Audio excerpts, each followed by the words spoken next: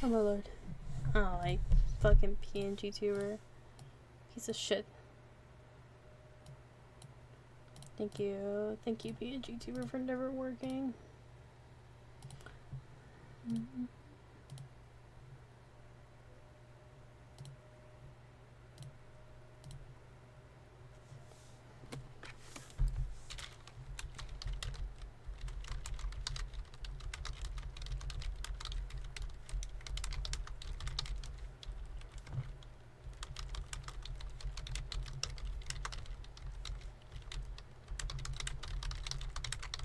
Oh, Firebot's not on.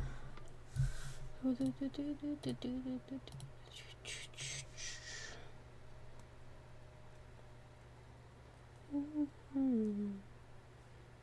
my nail. I messed up my nail today at work. God damn it.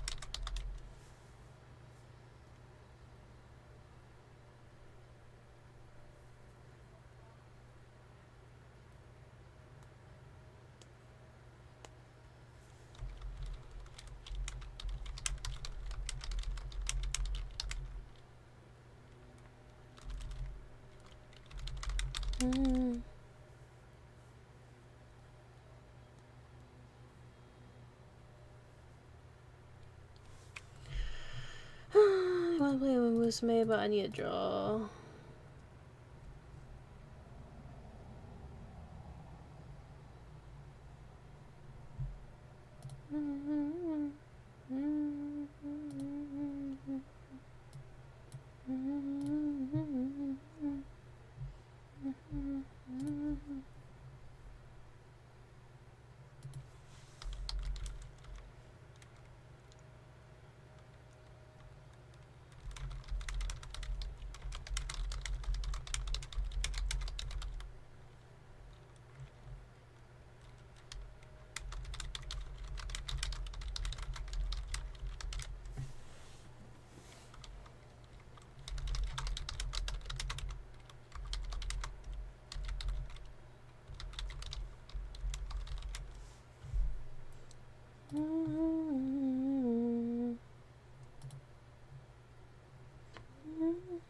What is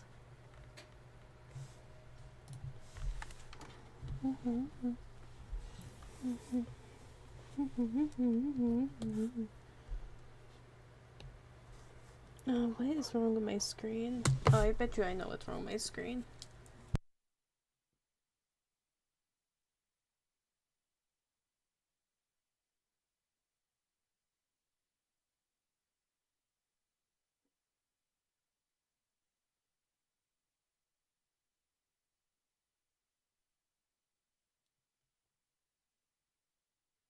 My fucking iPad. I had to wipe it down.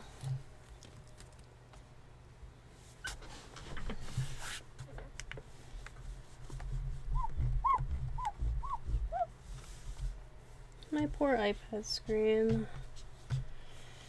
It's so dirty. Nasty.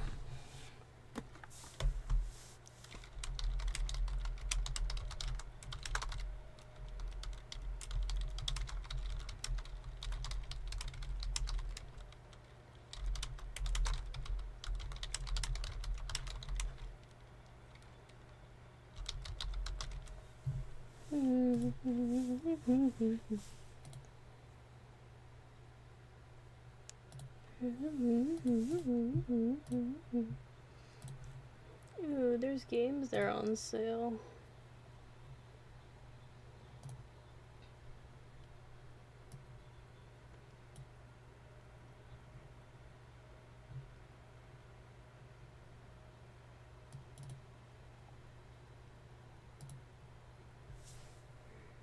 Bongo Cat.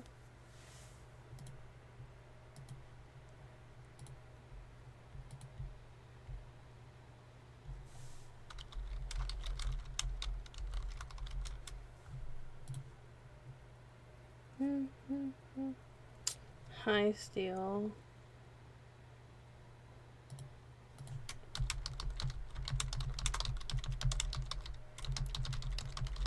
Steel, weren't you gonna come in here for Pathfinder talk? I don't remember.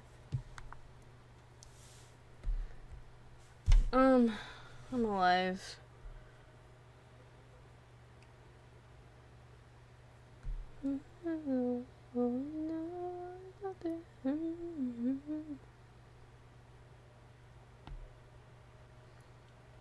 I gotta figure out how to do dappers.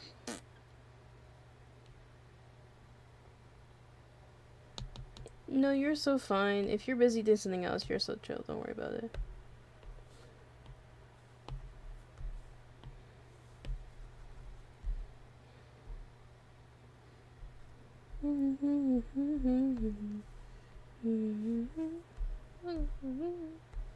They're kind of like this.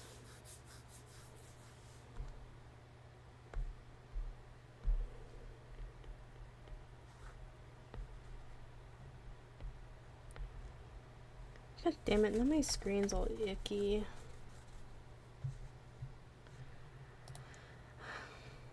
What?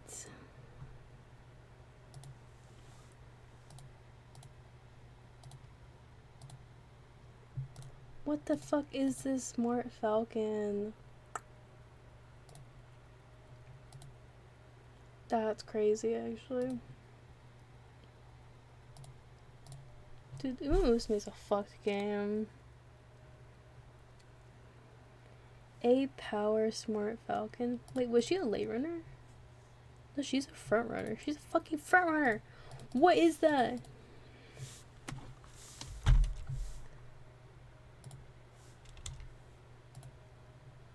That's crazy, actually. That's so crazy.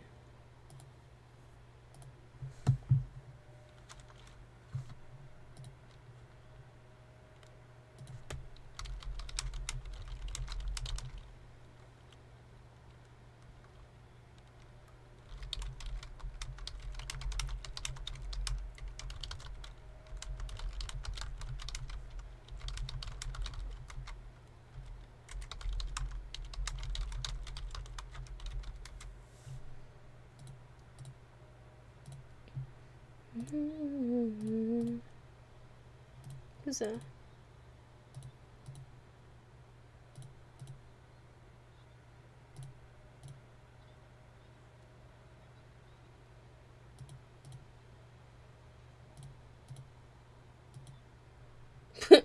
The fucking goober.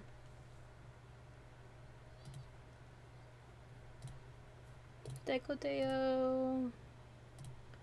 Oh, I can actually level you up now. Yeah. What is race planner?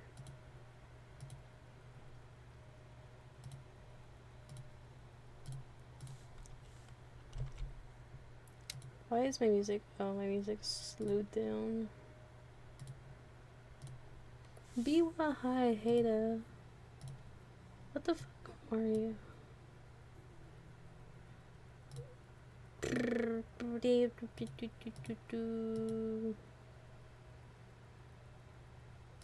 I guess I can do this.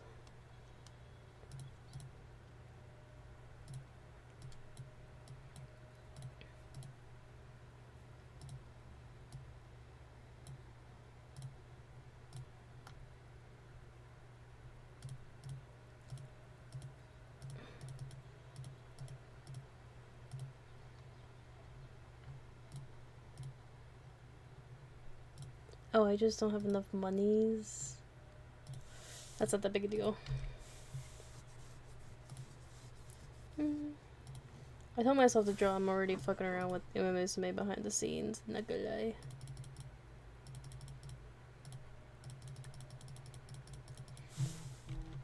I'm trying to see something about Uemusume.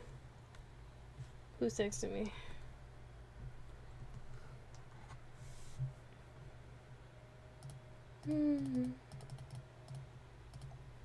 Daily sale. Alarm clock.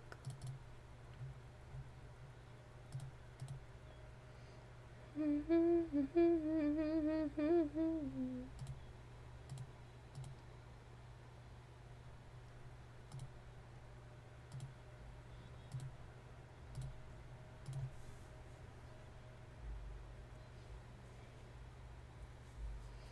I'm so mad that that fucking SS did not. Ugh. Why did you get a long spark? Why did you get a long spark? Why?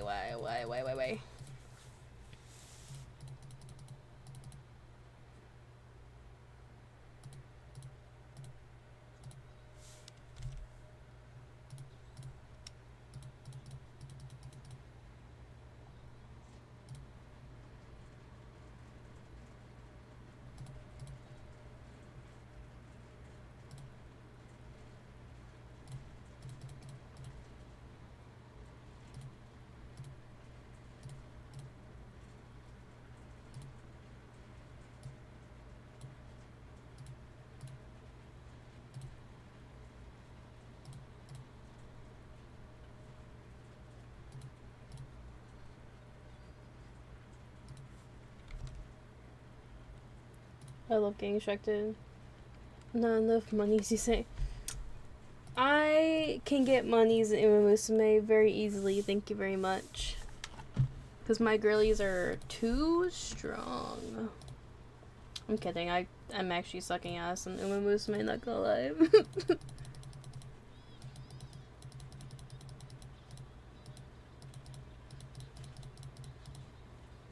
Uma Musume literally fucking... Wait, is Uma Musume open on my phone? No, why is it doing that? Uma Musume just like close.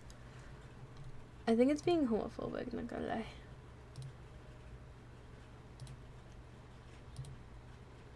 Did my daily missions. I got this. Complete 250 career playthroughs. I'm one away.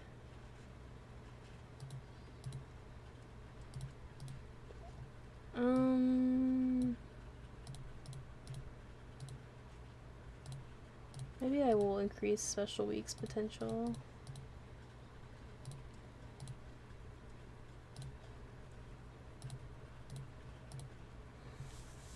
God, my Umas are such a fucking... What a disaster.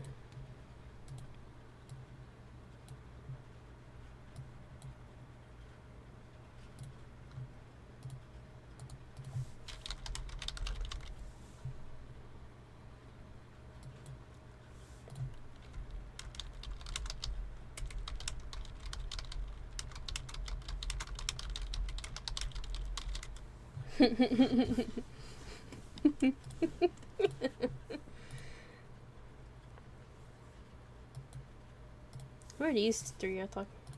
Fuji, Burn, can I ask for a favor? Another 1-to-1.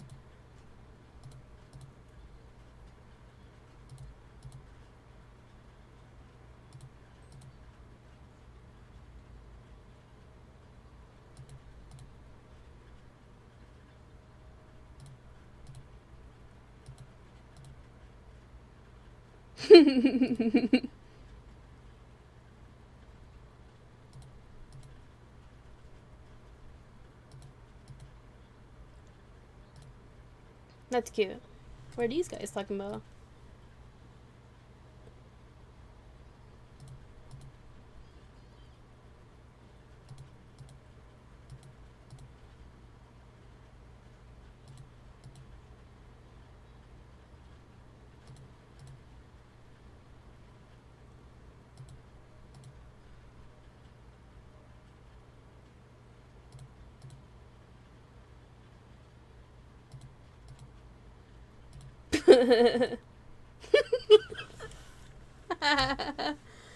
What fucking goobers, dude.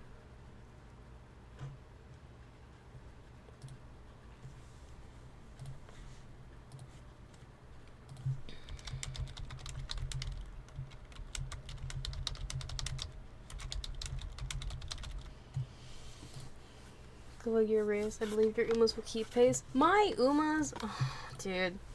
Musume's rough right now. I'm not doing good. I'm not gonna lie. I'm not gonna lie. Musume is rough as hell right now.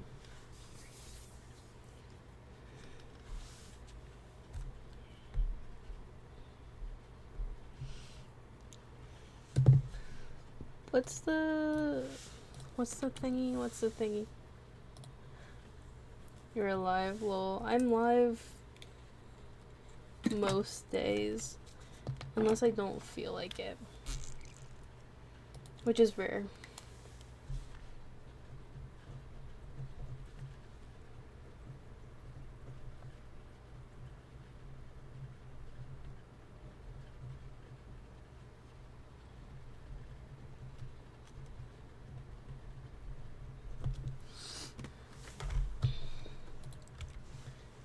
Here, let me... It's the Wolfman. Hello, Malum. Oops. Hold on, I'm putting... Musume can go in the corner. Well, like, here, I guess. I'm making a room match. It's just, I'm trying to make sure it's the same exact conditions of the thing.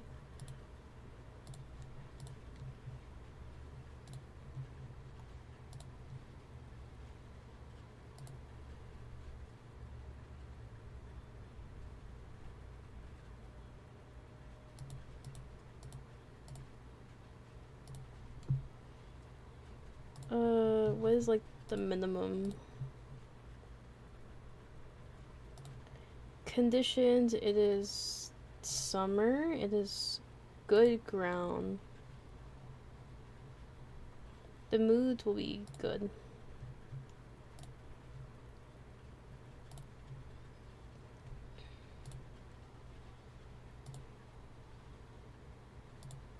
Cause I think... Where's that rice I just had? This is the one I have. This is the Daiwa I have. And also, surprisingly, this one Gondor pasta has been, like, popping off, not gonna lie.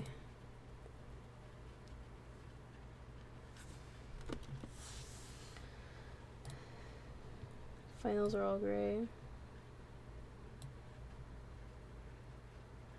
Mocha is the correct look, 9. Yeah, I just kind of, like, did the custom one. Can you see that? Is that code big enough? If you can't, then just tell me.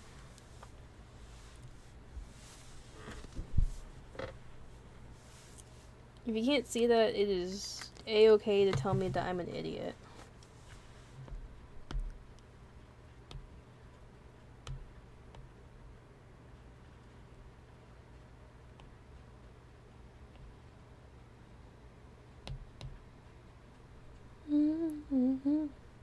Also, tell me if the music is too loud and I'm too quiet. God, you got a vodka. Dude, my ass has been beat by so many vodkas, it makes me want to lose my marbles. I think it's so funny too because I use Daiwa.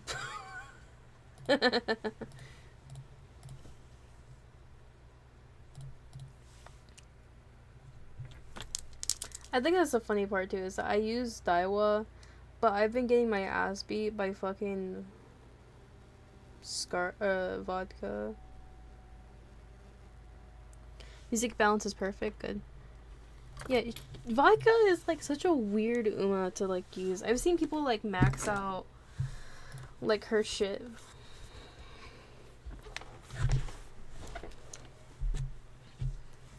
One consistent front. Yeah, you have late runners in the front. All of mine are pace runners. Honestly, I was debating on making Rice a late runner, but I'm just gonna keep her as a pace racer. There's no fucking reason to, not gonna lie. Oh, you can't even see the race. Here, I'll put it like right here.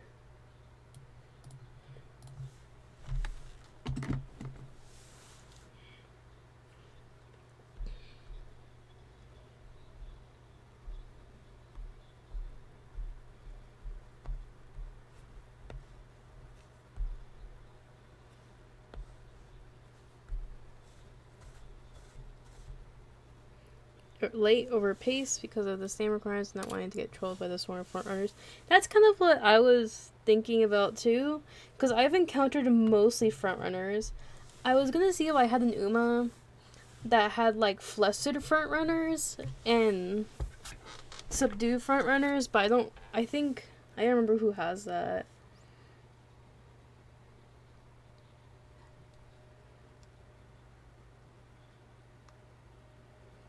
This is that rice that I actually just trained versus the rice that I used in my thing.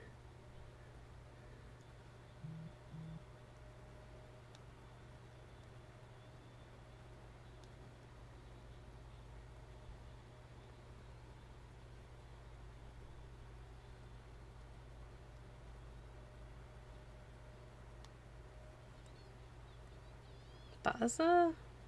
The fuck, girly pop? No.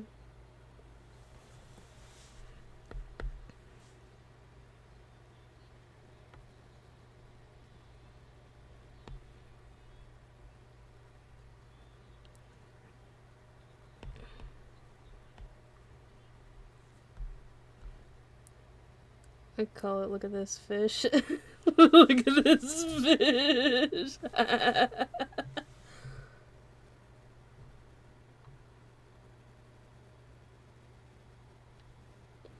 By like what? Like a couple lengths?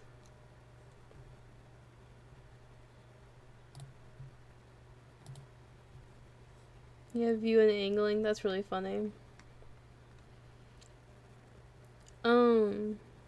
God.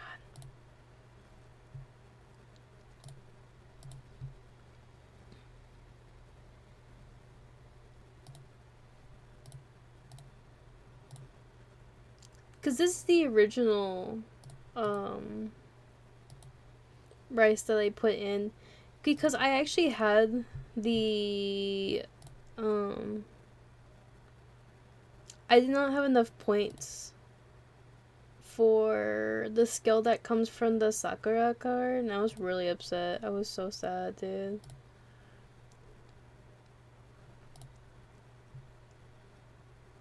I was like, are you like shitting me, dude?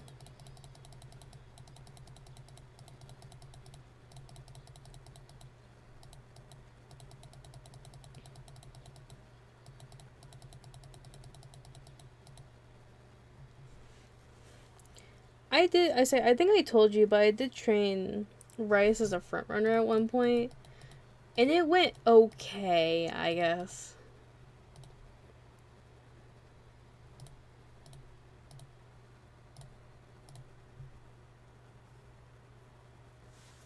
Like, honestly, it was kind of mid.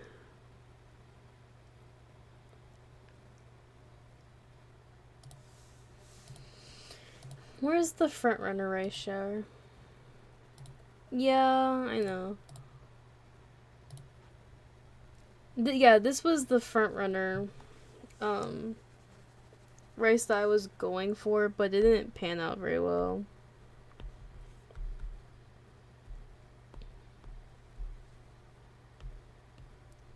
I don't even think you can see that. If you can't see that, please tell me. I will make it bigger again.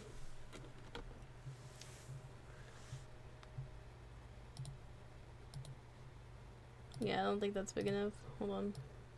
Pew! There you go.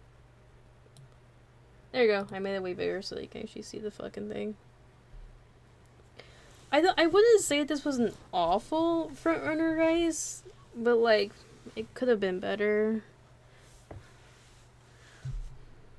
I think she won her races though.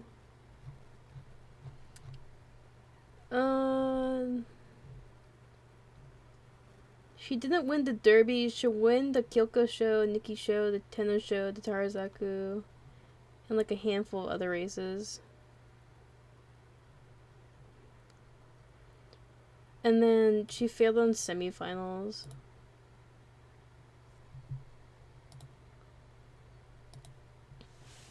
Yeah, I would have done normal league, but I didn't want to.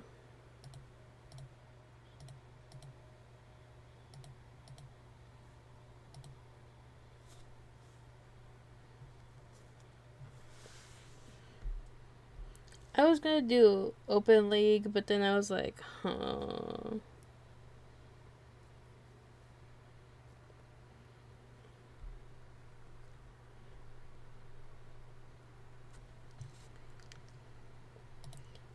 I wish I had a better Miles Spark. I think that's just the thing that's really pissing me off.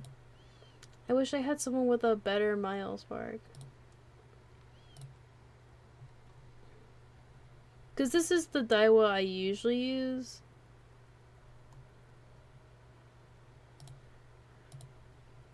Not this one. I think her Miles Spark's too weak.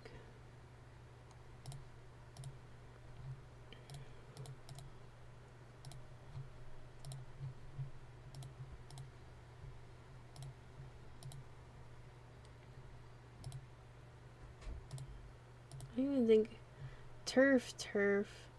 I don't know why this pasta has some fucking crazy turf sparks, but okay.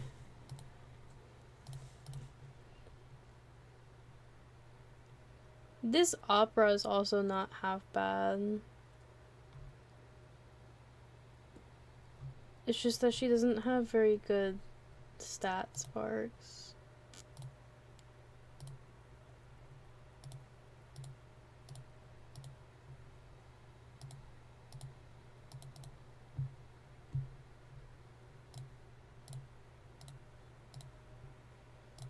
Honestly, the fact that I've been training so much race shower is driving me insane. Like, look at this. Look at this ridiculous amount of race showers I've been training.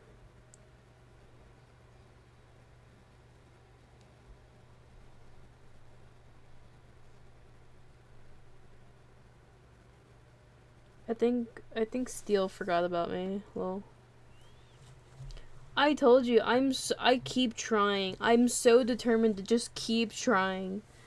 I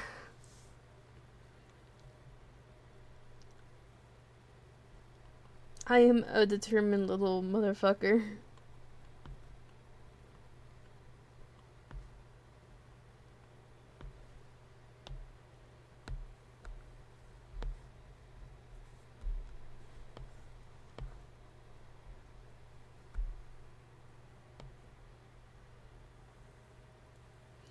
You would think I would have mental illness, which I do.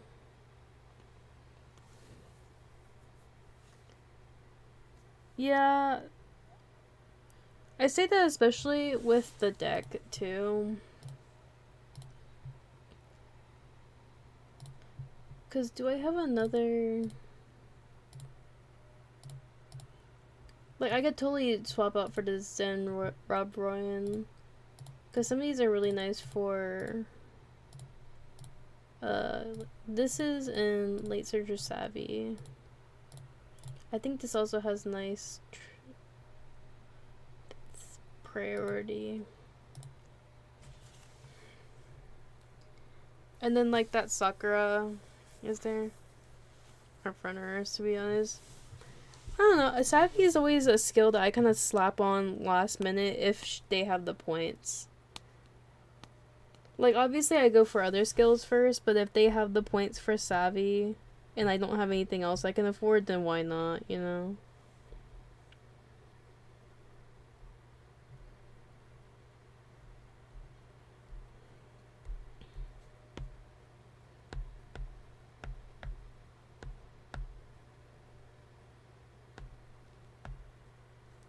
Are front runners like that stupid, dude? Like, what the fuck?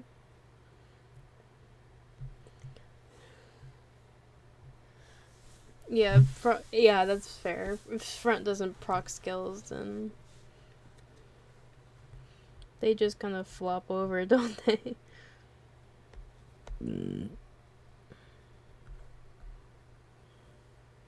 Feast or famine, first or last, exactly. Dude, ugh.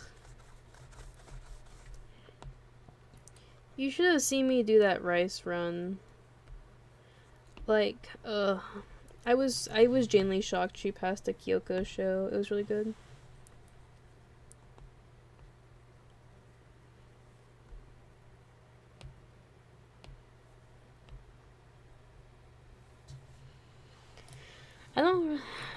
really have any more new cards, to be honest. Cause like I want the skills from this card.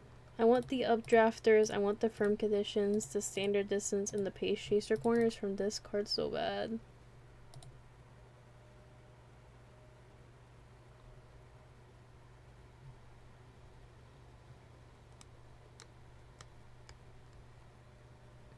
Oh yeah, I maxed out my Haru card for funsies. She's a silly little goober.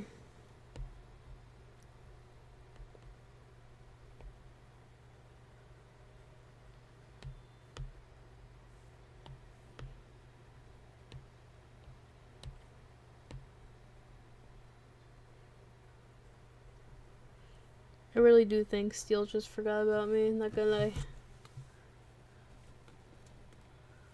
Hold on, I'm gonna close Musume for right now, because that shit's loud. It's been real rough though.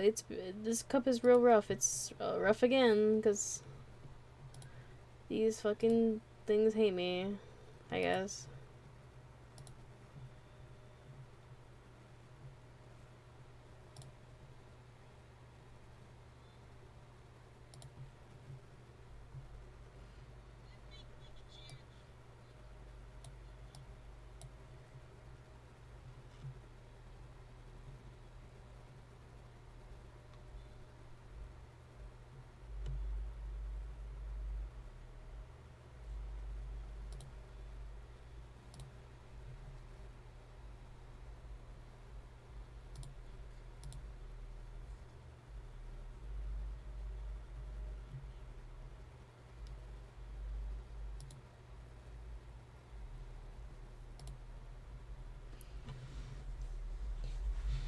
Man, I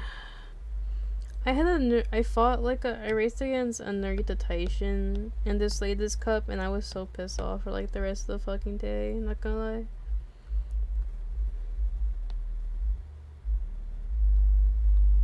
Very cool car outside my house.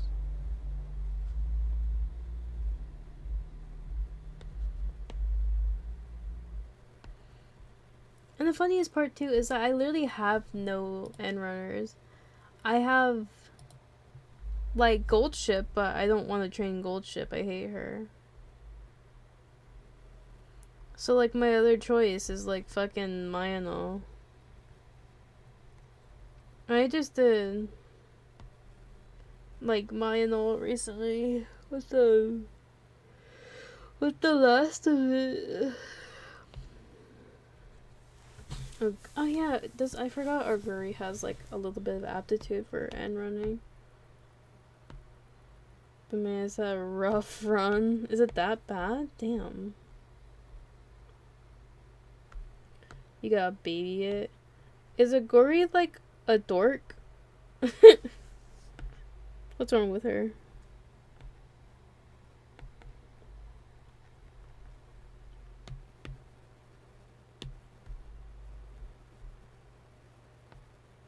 She's strong as hell. Dude, my friend who doesn't play Uma Musume said that they would try it for my birthday, and when they showed me what Umas they fucking got Suzuka. And I cried.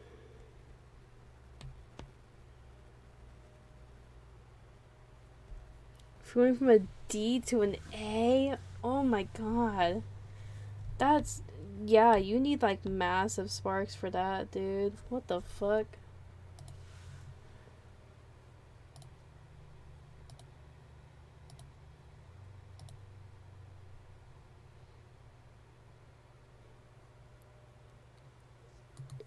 I mean, well...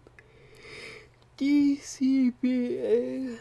You have some strong sparks, dude. What the hell?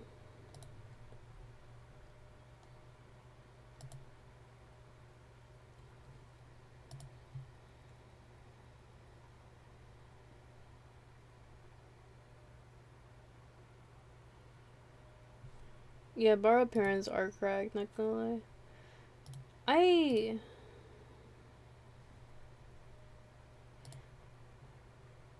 Colonel Janice or Uma, thank you for searching. I didn't even know that was a thing. I didn't know there were people who like fucking lending out their Umas like that.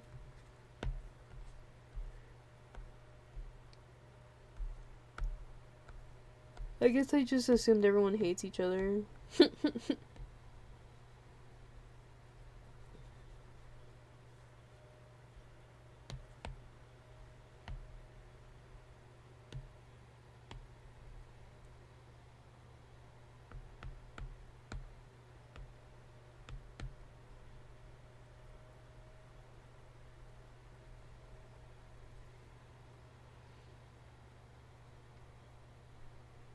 Scrapes the top 1,000 clubs list for everyone.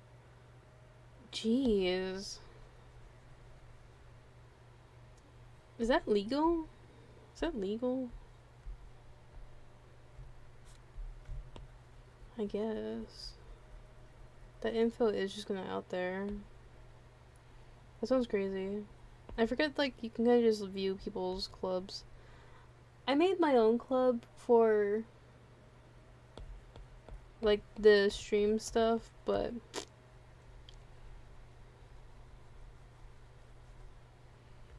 we have 3 people, which is me, my best friend, and then, like, another friend.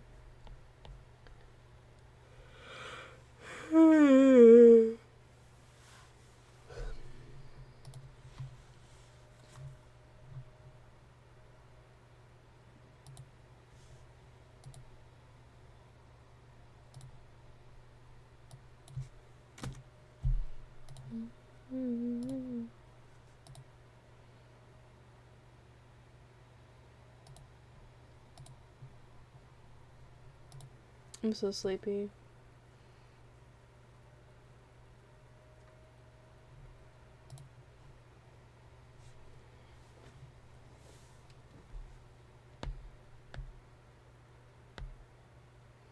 I'm trying really hard not to fall asleep, but yeah, work in half an hour. Damn, bro.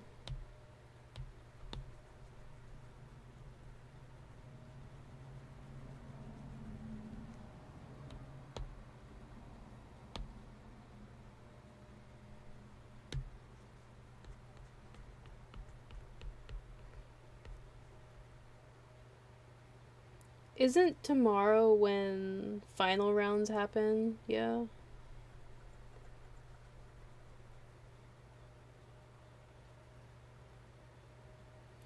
Cause I might stay up tonight and train some Umas.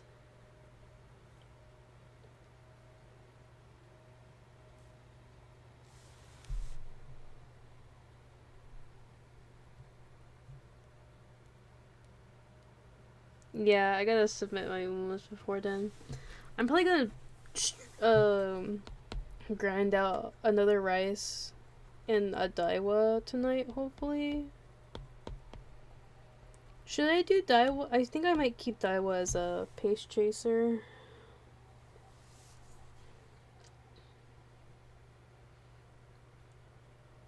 Should I try to do a special week though?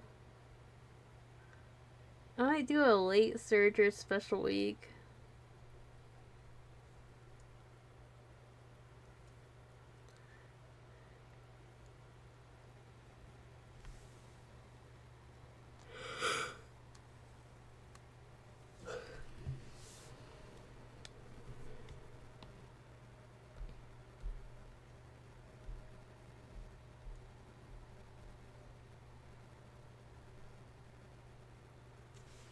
Say who appreciates being in the moon.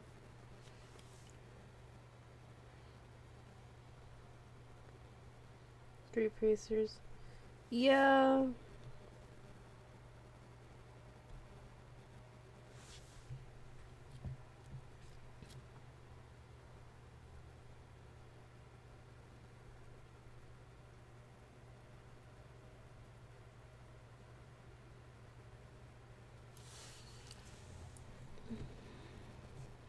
I might do a pace rice Actually,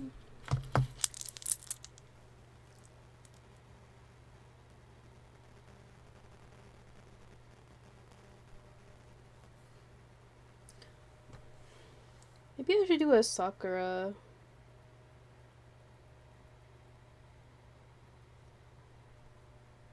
No, I don't want to do a Sakura. Pace Rice, Pace Daiwa, and a late Rice, Pace Daiwa, and a no, I'm a liar. I keep fucking up my words.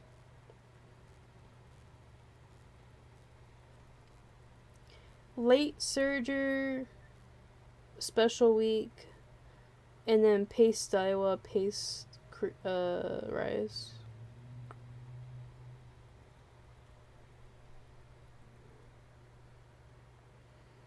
If I do a Pace Special Week, I'm gonna change her card that I use to that Nisha no Flower so I can get that power I need.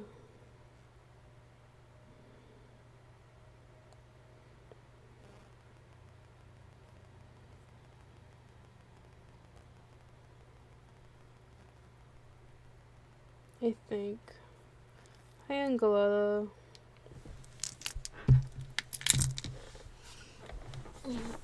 Ay.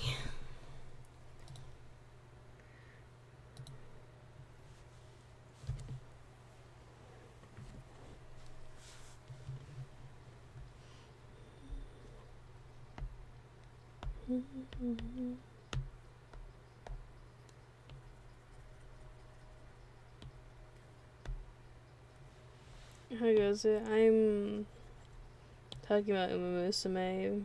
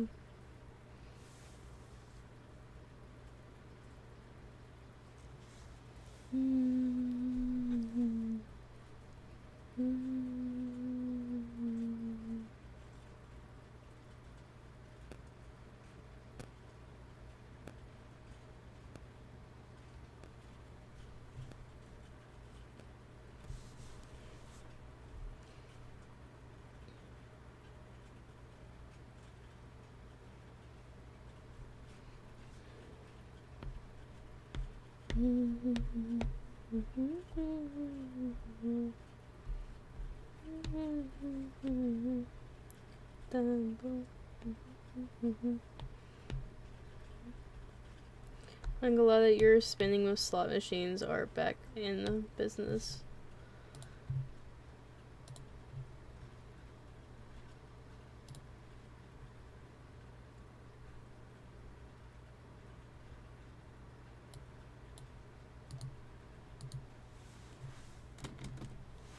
Your gambling is available.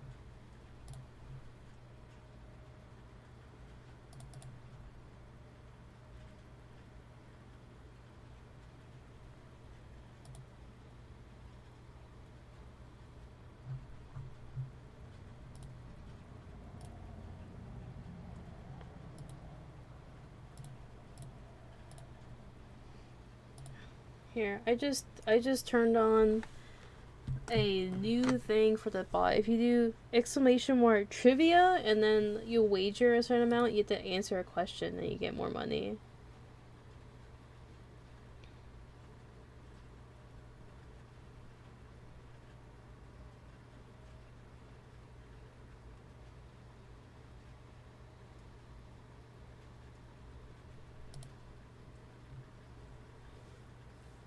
You have to put a certain amount in.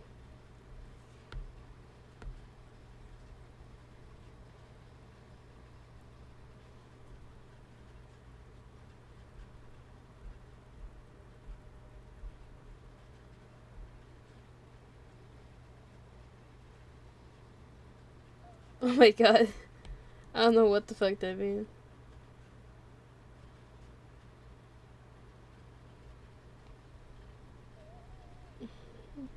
Persons. No.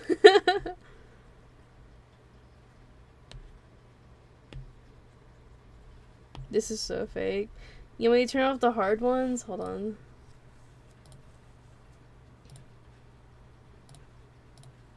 Okay, we have medium and easy difficulties now. Antidepressants. Good tonight. Microphones are used not only to pick up sound, but also to project sound similar to a speaker.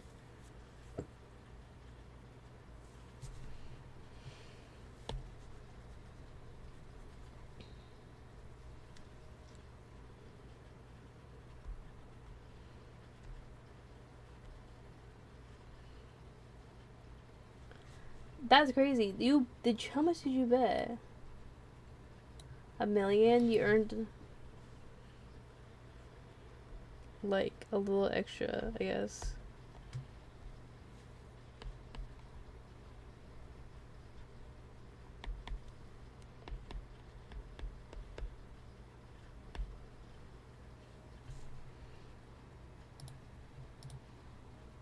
I think Steel's dead, not gonna lie.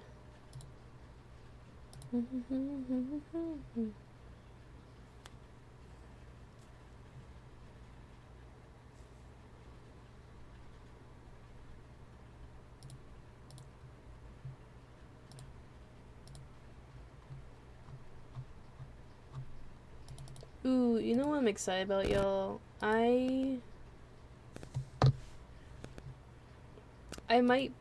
getting it's not a situation of might. It's the fact that I am getting a commission of Lemon Gear, hopefully, in the future soon. And it's actually gonna be her and one of the Don't Starve outfits that I designed.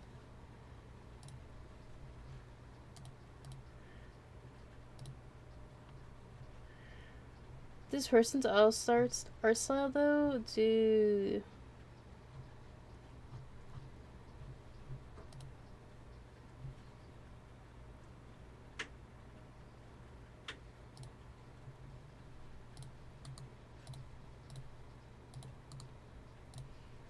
I think y'all should see this thing.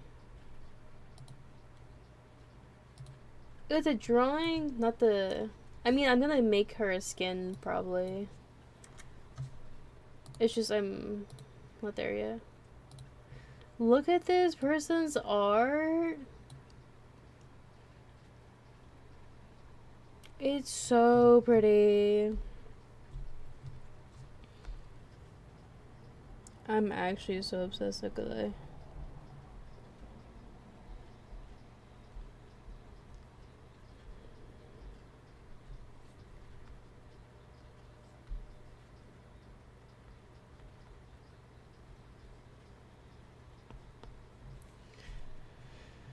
Dude, this Ursula, that Ursula is so fucking thick. I'm so happy with it. I'm gonna get her drawn, in, let's see if I can pull up. I'll say, hopefully this outfit. Like, this person's style is so good for a don't starve inspired thing. Like, I saw it as like, that is so scrumptious. I'm eating this art right now.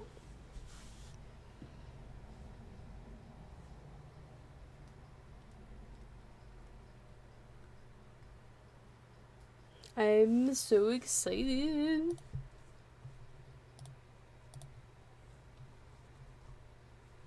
The prompt is for these types of drawings. What? For the don't starve ones or for that person's art? Blah, blah, blah, blah. The person's art? I don't know, but they're just a banger artist.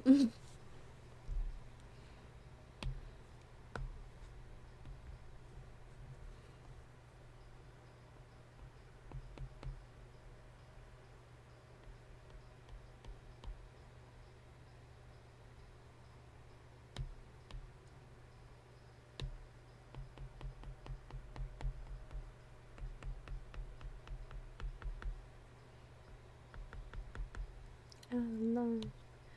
In my name without the dollar sign. Hey, 0, 0, you're so handsome, you're my hero. Hey, 0, 0, this is my life. Listen, he's my hero. Hey, 0, 0.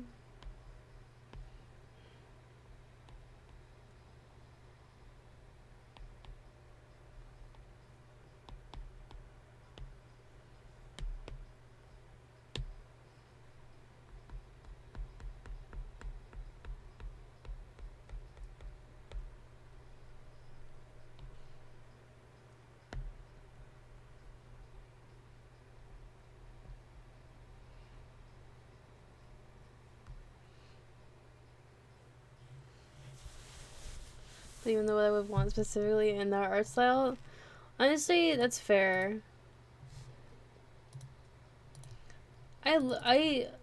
There's some people whose art style I like look at and I'm just like, oh my god, I kill for my character in this outfit and this style.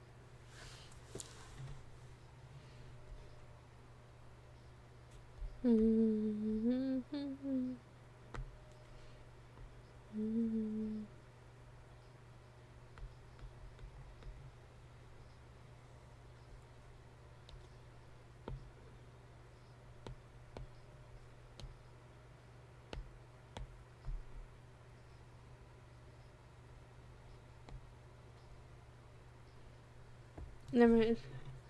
I say I've been waiting for that Friends reference from you, Angalada.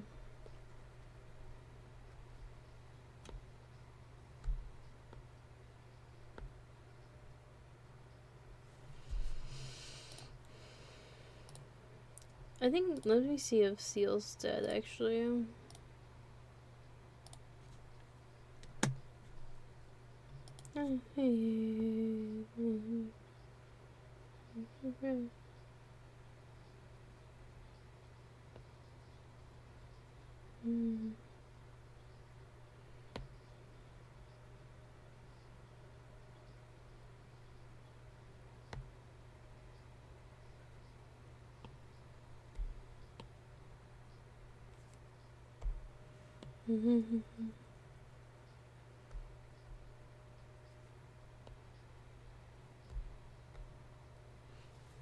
She looks cute like this. She's a cutie patootie.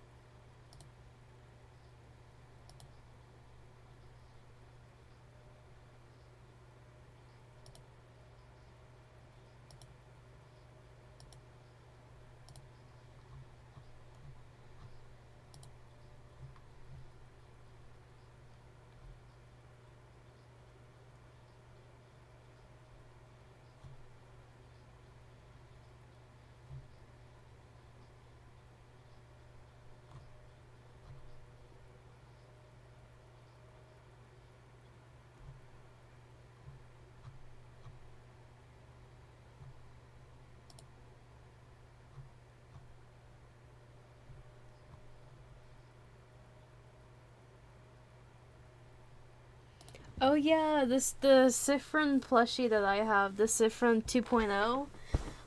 He's back. People can buy him again.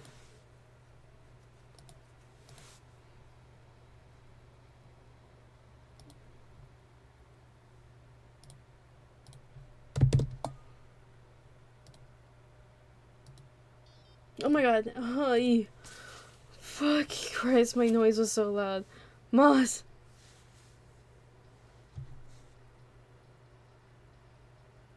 Oh my god, why that scared me so bad.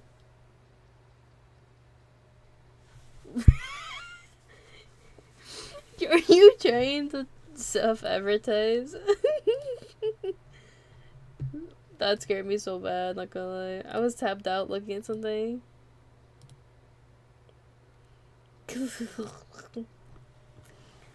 New strat. Okay. I do not have a shout out thing, Angalada, and plus I don't think you would have access to it because you're not a mod.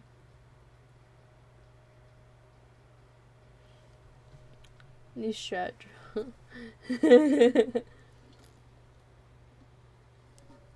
How was your stream, Moss? Welcome in.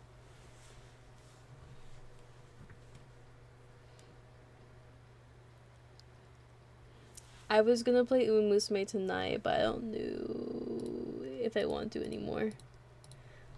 I'm drawing.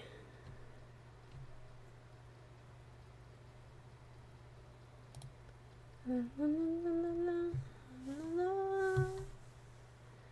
don't know, maybe they just want to go with what they already. They've been busy. We're gonna hang out much either. Oh my god, no. It's good. I nearly died to a boss. 11 HP left at the end. God bless.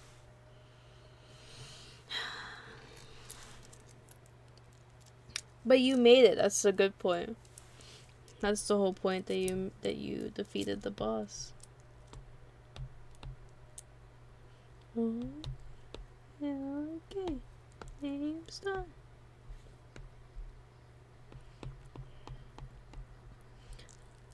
Was clutch. Big fucking win. I'm trying to draw this for Thursday, but like,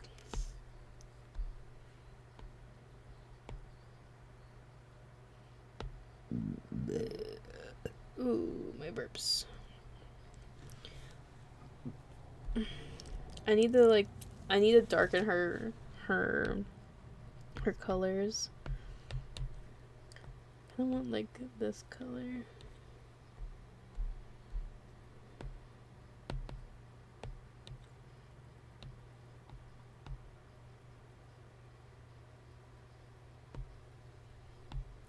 What's that, like 20 opacity?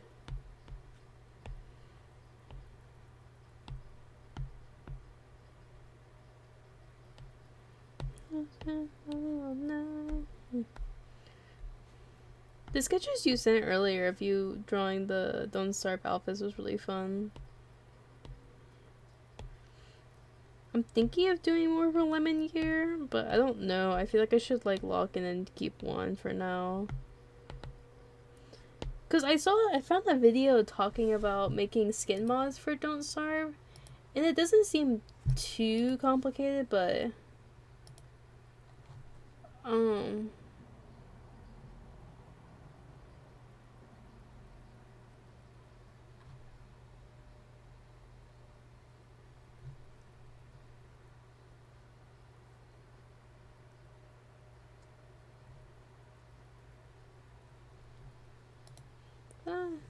yeah, I did see those doodles. I enjoyed those doodles a lot.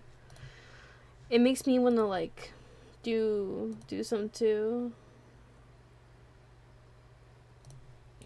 Don't you know you like I want you, baby? Don't you need me like I need you now? Hey, tomorrow I go crazy. Leave me at the opposite. I'm currently trying to tone down Lemon Gear. Chimera! Do skins and use those as a prompt. Me too. Chimera, what the hell? You're bullying me. And then you just leave. Can't believe this shit. Lemon karaoke when? Bullying you? I don't think I'm bullying you quite yet. Oh my god, why is your PNG huge? Large. Because I gotta make a statement. Swashbuckler became grizzled sailor. Yeah, no, I see how it is, Moz. No, I like the prompt you use. Large. No, I shrunk you down again. Down. Well, you know what? I use a streak ray on you. Dude, my... Ow. My arm really hurts all of a sudden. Man. How are you, Chimera? Apple. You have an apple? Apple. Fair enough. I did not do D&D today. Oh, yeah. Instead, I played Minecraft because I have a problem. Okay. I honestly would do the same if I didn't fucking have work.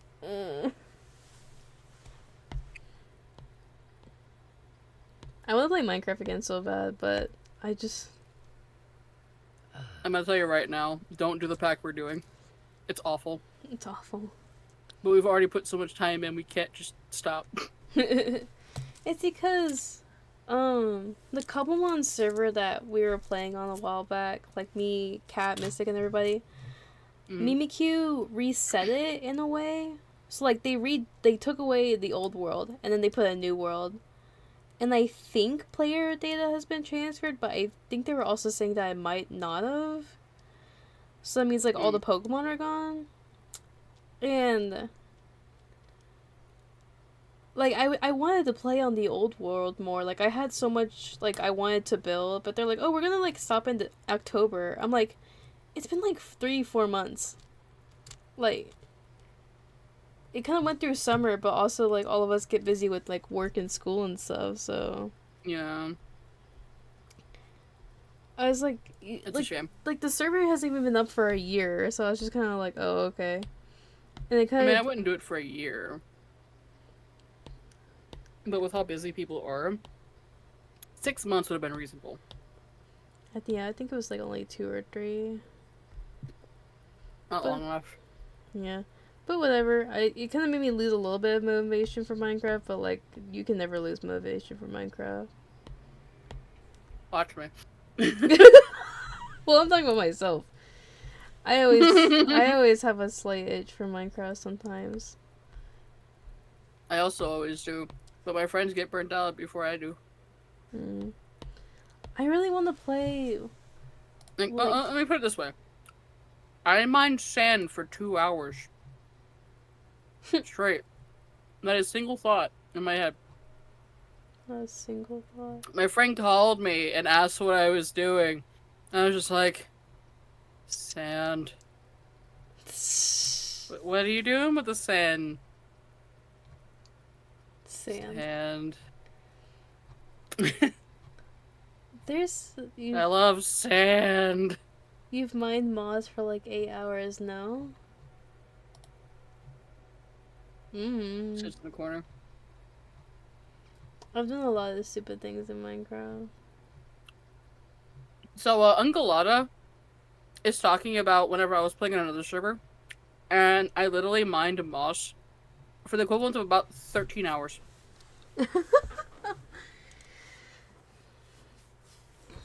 was just 8 hours in stream. I'm trying to remember, on like an old server I was part of, I completely took away an entire mountain in like 8 hours because we built like a park there and then that was it. So, I was using stone and iron. I didn't have armor. That's kind of funny, not gonna lie. We literally got on the server, claimed an area,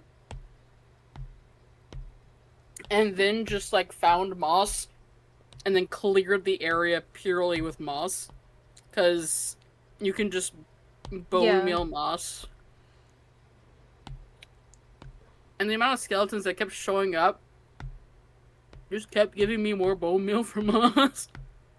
That's funny, actually. It was a perpetual cycle of moss.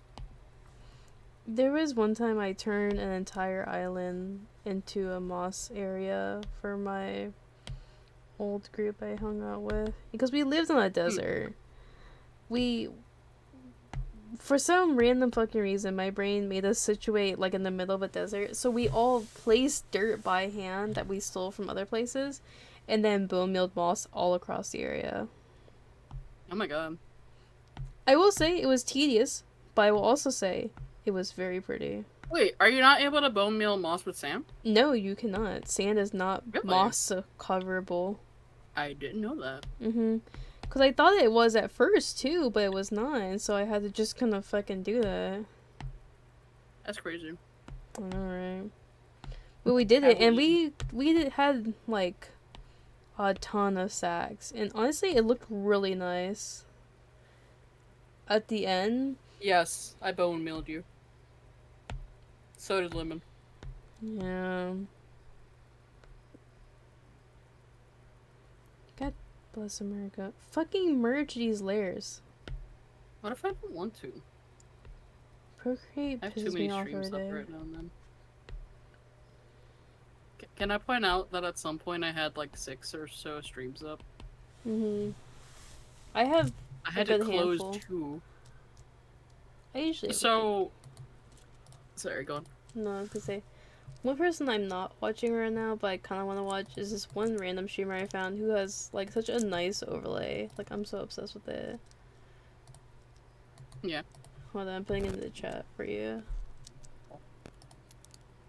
I love this person's overlay so much. It's so cute.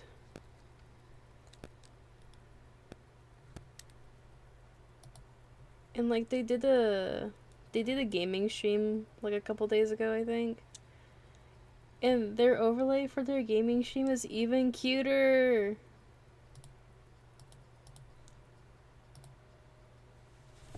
I love that.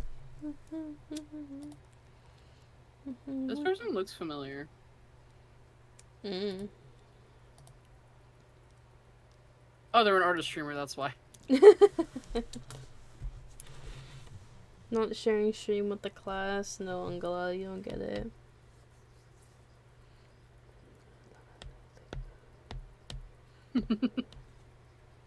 I have so many fucking people. Jesus Christ, let me close some of these. I have Elise, I have you, I have Vi, and I just closed one. Ooh, did you see... I should show you the artist that I'm commissioning right now. Sure. I don't know if you saw it a minute ago, but I can show this now too. Because I showed it the stream.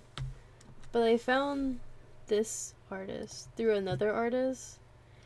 And I was like, oh my god, this art's so good right now. I gotta get that shit up. I'm kind of curious how you would be drawn if my buddy Onyx drew you. Onyx? Yeah. Lemonade because I'm stupid.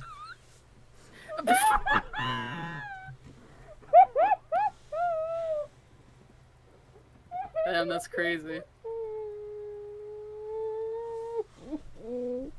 Hold on, where is it? Where is it?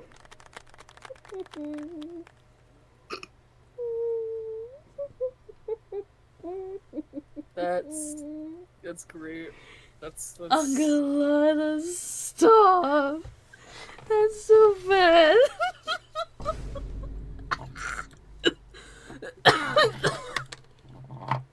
Jesus Christ. I have a question for you. Yeah. The hell? Oh, I just popped my hip real hard. Man. What's your question? Oh, that was the question. Just a sniff. Oh, I can't hear it very well because I have music blasting in my ears. You're all good. God. I'm glad it brings this up because you remember whenever Steele and Horace were in here, right? Yeah. Like the other day, a little bit before that, I asked Steele if he was like a straight white guy, and because Angela's a straight Mexican guy, and then Steele's a straight Asian guy, and then Horace is another straight white guy, and he has a girlfriend that I didn't even know who. It was the other Pathfinder player that I didn't even know that was his girlfriend. Damn, that's crazy. The deals I did the Snowfall and Triumphant concert, my favorites. Warner and Moonbender are out there as well. I need to do more of the Don't Starve, but like, anyways, I was like, why were there like, what's with like all the straight guys coming to hang out? I don't know, man. I have all the people with ADHD and autism. This is a fucking call out. I was just playing Umusume earlier too. Man. Well, I was playing it at work, and like, I got really, really lucky with my character's stats. Like, she was very close to having max speed, but I didn't get any hints for good skills. So, like, good stats are fine, but you need the skills to help boost that, and I was kind of pissed. Because then I had a different run. I mean, do I count? I think so. I'm a pan furry. I'm a pan non-binary furry. Yeah, I think that Does counts. that count? I think that does count. Yeah, that counts. I don't know. I show up in Moss's stream more than they probably realize. I don't know what to consider myself. Like, as like a category of a person. Small. The way I just like I was moving something, I like whipped around. The lurker. Oh, you know what? Yeah, I lurk at a lot of places. I just remembered the other day me and my coworker were closing, and like we were just like walking towards my 5-foot demon. Damn, 5 foot. This is I hate when people not the fucking. Wait, are you 5 foot? Yes, I'm 5 foot tall. Oh, you're still the shortest person I know. It's fine. God, what I was saying earlier, I forgot it now. Picks you up. Oh yeah. So, I was with my coworker, and we were closing, and she called, her daughter, which is my manager.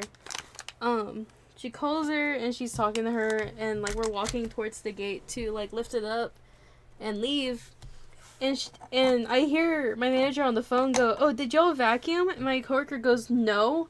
And I whipped my head around so fast because she literally saw me vacuum. Like I was about to get on her ass about like, "Are you telling her that I didn't vacuum?"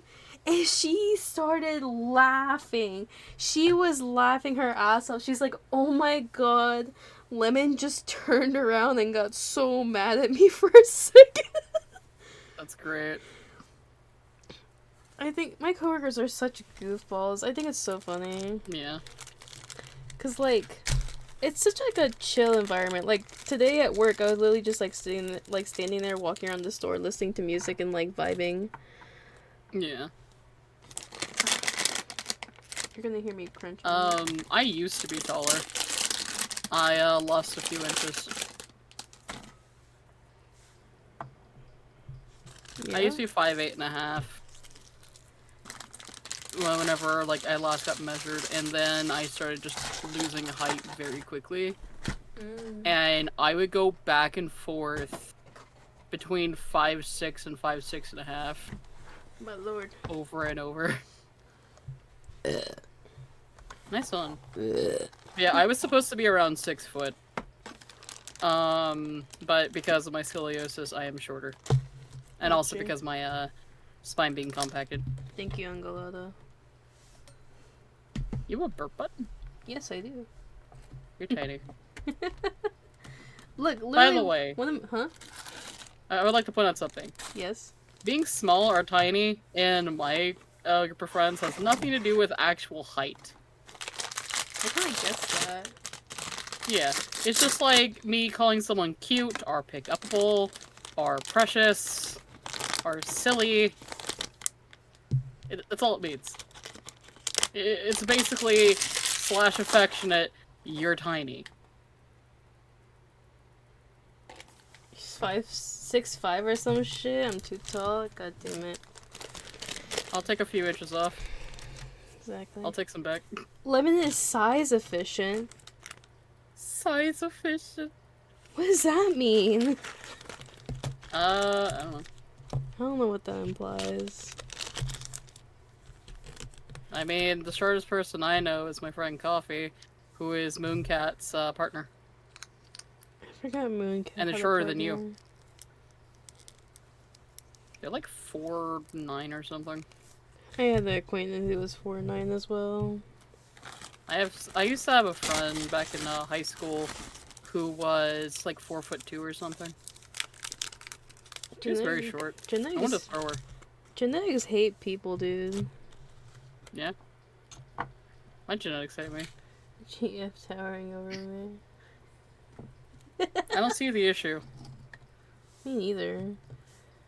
Dude, I wish I had a woman towering over me. I mean, what?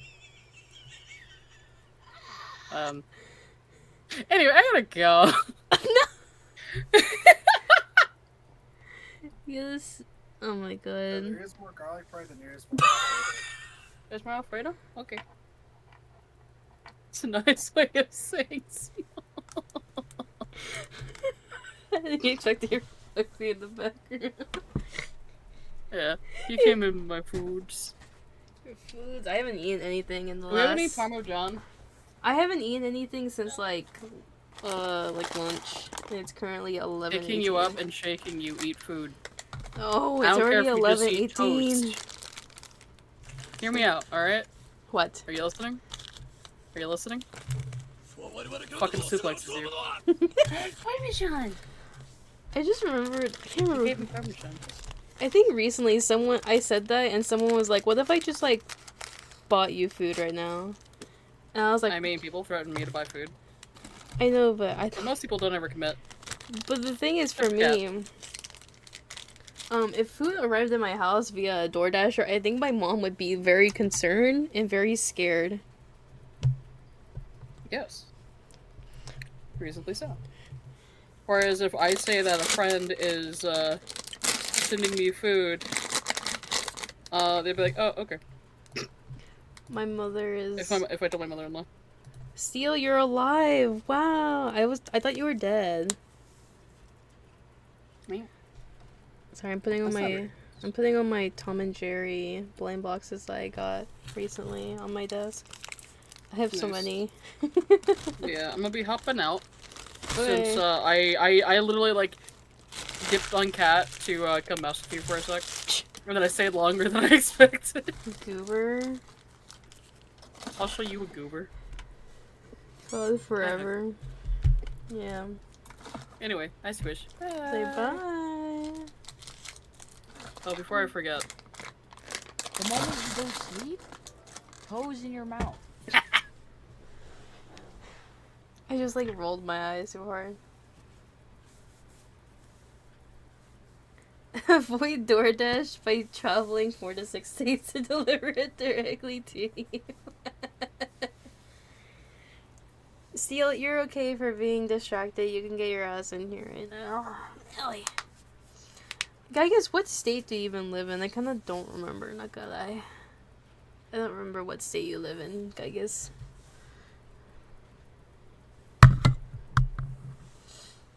The Canadian.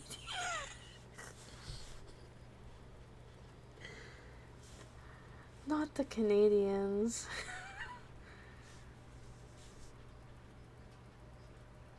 Hi, Steel. Hello, Lemon. I was really waiting for you to say something, but then I realized you probably wouldn't.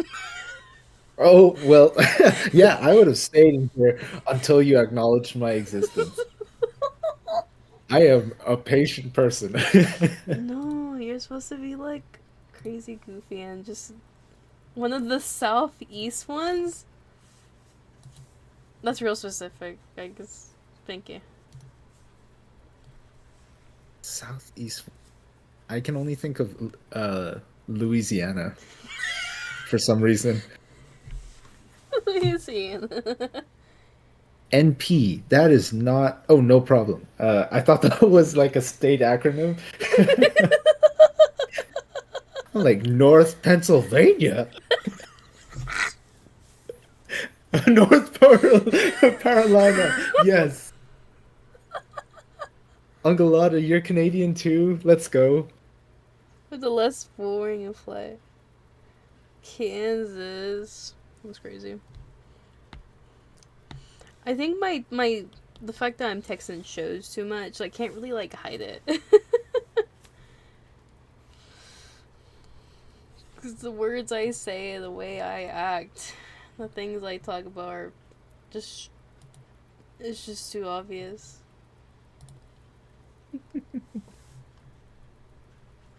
We're absolutely valid for that. I can't stand y'all. I'm kidding. What? The Canadians. You said the Canadians, though. I'm so sad now. Oh, you're Biden the Canadians? I got you. I think so. Yeah, I think that's what they're going for. Oh, gotcha. I can't.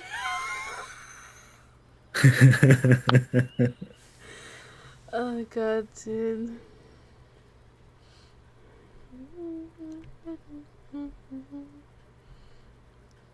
Oh, I'm dying, but like it's so fine. Hey, it was a long day. It was long-ish, not gonna lie, but like.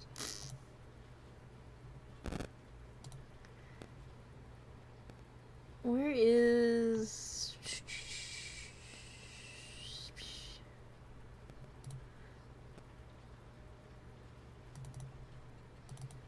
I need a duplicate of this program to open. Is my PNG tuber fine? Oh, I can. Wow. Let me ask what state you're from, and I remember you're from Canada, so that's why I said it. That's a fair answer. See, people remember where you're from, Steel.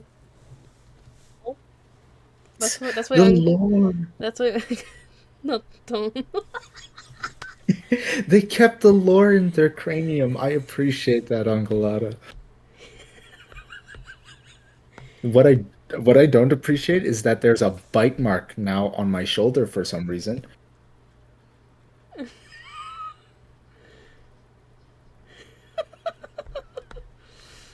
That's funny. Is this I think it is a Don't Starve Together persona or style. Yes. I like it. It's really cool. I'm trying to set this up for Thursday. Nice, nice. Because Thursdays when I play Don't Starve with Noun, Cat, Dapper, and Moss, so. I'm trying to see if I can throw this together. I have good memories some days. It freaks people out a little bit. They're like, why do you remember all that? I'm like, I don't know. I wish I had memory. That's unfortunately something I don't have. One thing that, like, I feel really embarrassed about is names. I know faces so well, but Oh, really? you can tell me your name, and unless I write it lower down, autism. oh my god, it goes deep. The lower autism's crazy, actually. I don't even know if Ungalada is autistic. Are you autistic, Ungalada? Because then you'd just be a straight, like, Mexican autistic guy. My gosh, what type of build is that?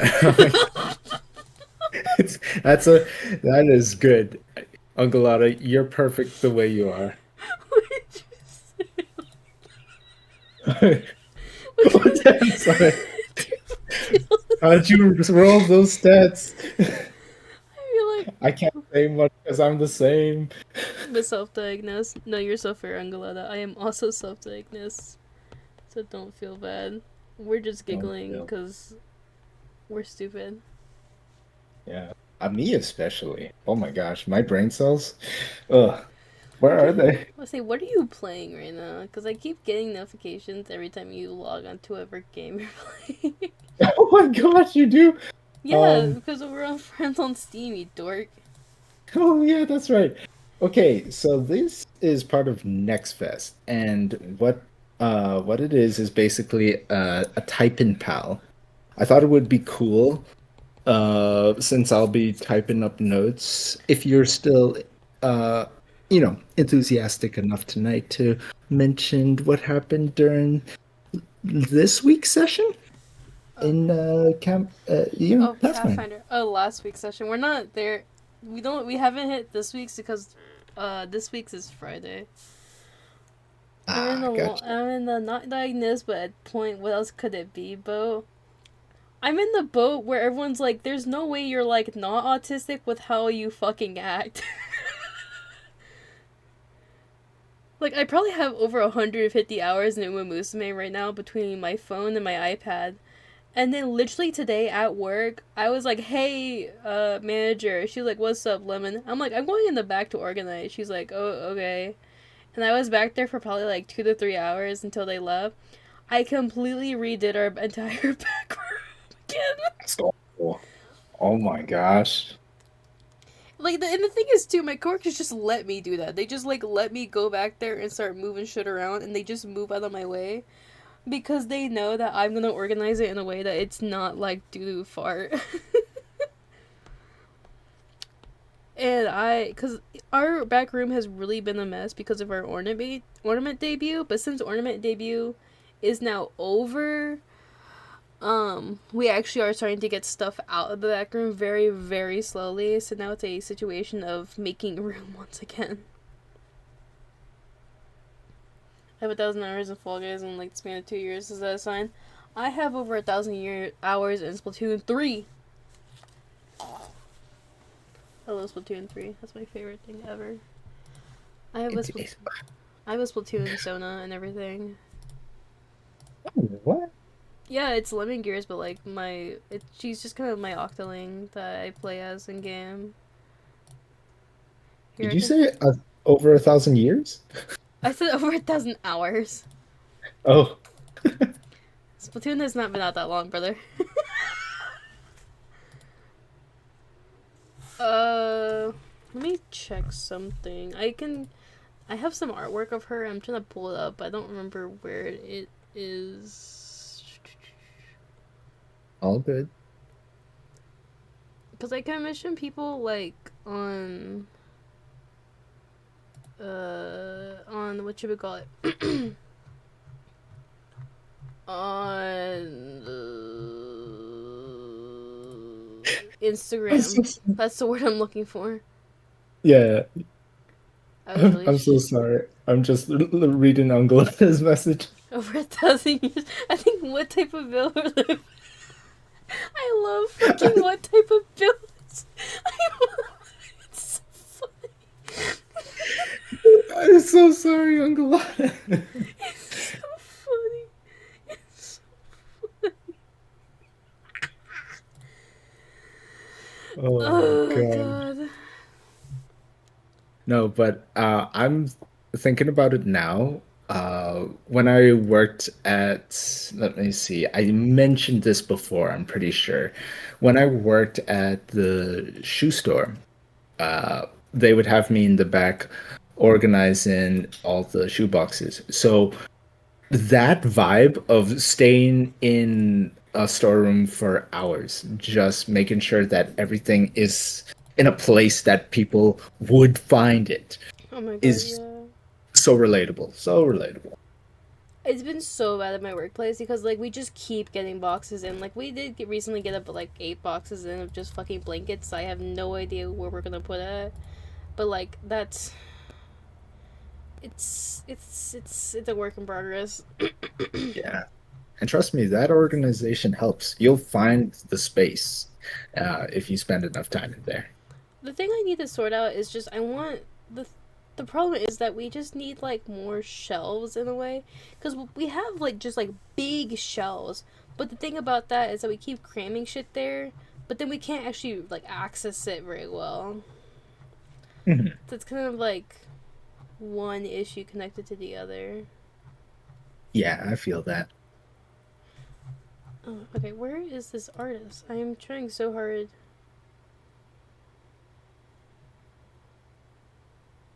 To find this one artist that I've commissioned in the past, but I cannot find it.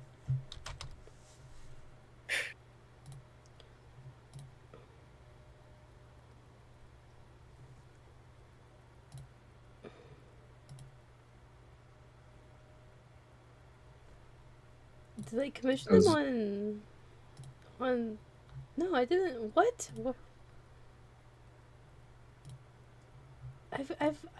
I've messaged this person before, but now I don't know. Is it in my Gmail? Let's see. I feel that well, you would have found it. It could have been like something you put in your stories in the past, and I think Instagram keeps your stories, but just for you to view. But I don't know. Yeah, baby. It's just yeah, leave voice. Voice. Uh,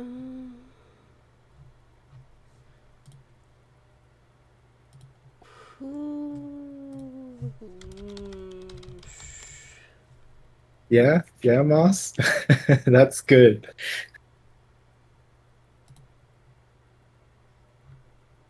Oh man. Maybe it was wiki browsing and lore building. Lol. Moss, have you ever done the I think it's 4 connections or 6 connection game where you have to connect one wiki page to another via I think 6 links, either 6 or 7 links. What? That's a thing. Yeah, it's kind of cool because there's scientific evidence that there's just this brilliant network due to how many hyperlinks there are within each wiki page. That's actually kind of crazy. Yeah, I'll find the right name for it while you're searching for your com. Because I got a commission of my Splatoon character forever ago, and I loved it a lot because it's really fucking cool. I just cannot find it for some reason.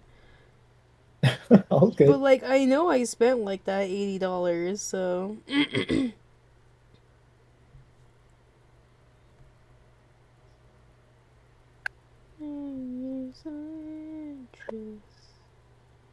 But yeah, Moss, if you ever want to, just search up 6 degrees of Wikipedia. It's based off of the idea 6 degrees of separation, where anybody in your social group is connected to another person, including celebrities, anybody else, by 6 degrees. There's going to be somebody who knows somebody who knows somebody, right? Interesting. In other words, Lemon knows, I don't know, Taylor Swift by 6 degrees. Top of my head. I can't think of anyone at this time of night. Alright, I finally found the fucking photo I've been looking for like the last 5 minutes. I don't know why my voice died. It's take care of it. You wait, did you hydrate? I have been drinking water, I will admit. Okay, that's good at I have been least drinking a little bit of water. because Chimera also said you haven't eaten. Yeah, I have not eaten actually tonight. Gosh. Okay. Here's this art piece, and then also these. Here's my octoling.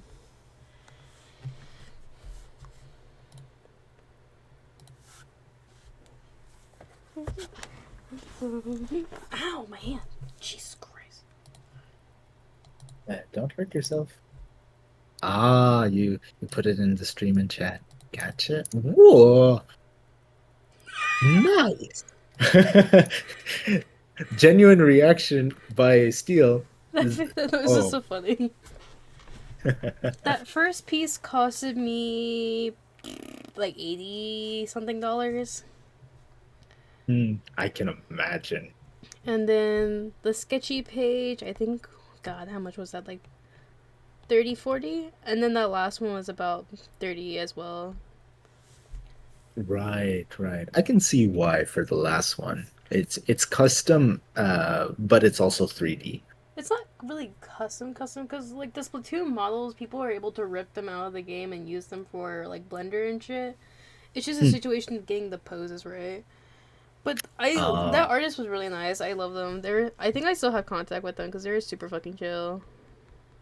Sweet. Yeah, they always keep contacts. Um. Ooh, I didn't actually show my favorite piece of this character. Give me 2 seconds.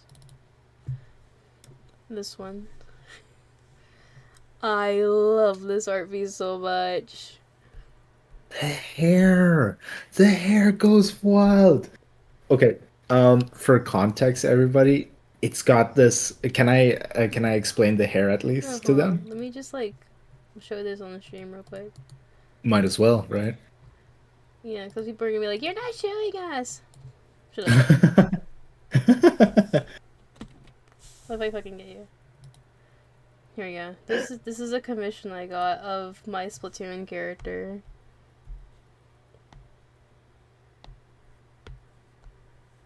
This is Fire, absolute. because the thing with Lemon Gear or just Lemon in the Splatoon universe is that her left eye is partially sanitized. And because in Splatoon there's this like it's not really an infection, but it's kind of like uh your ink is sanitized by the octolings. It's kind of like a fucked up process that causes memory loss and loss of self. Mhm. And she managed to get out with only a little bit of sanitization, but she can't really get rid of it either. Cause like that shit is like permanently fucking like in your DNA. Gotcha. So she usually wears her glasses to hide them. But I was like, I was like, hey, I got to this artist. I was like, hey, I want like her. How old was Mama? Die. He's still alive. 61. I added the trivia thing to my chat, so it's kind of funny to watch. I like that. Wonder what they'll choose. But I wanted like her fucked up eye to be like shown off, and I love that. Angelada. Oh shit. Nice work, Angelada. God damn, you doubled your money. That's crazy. That's a lot.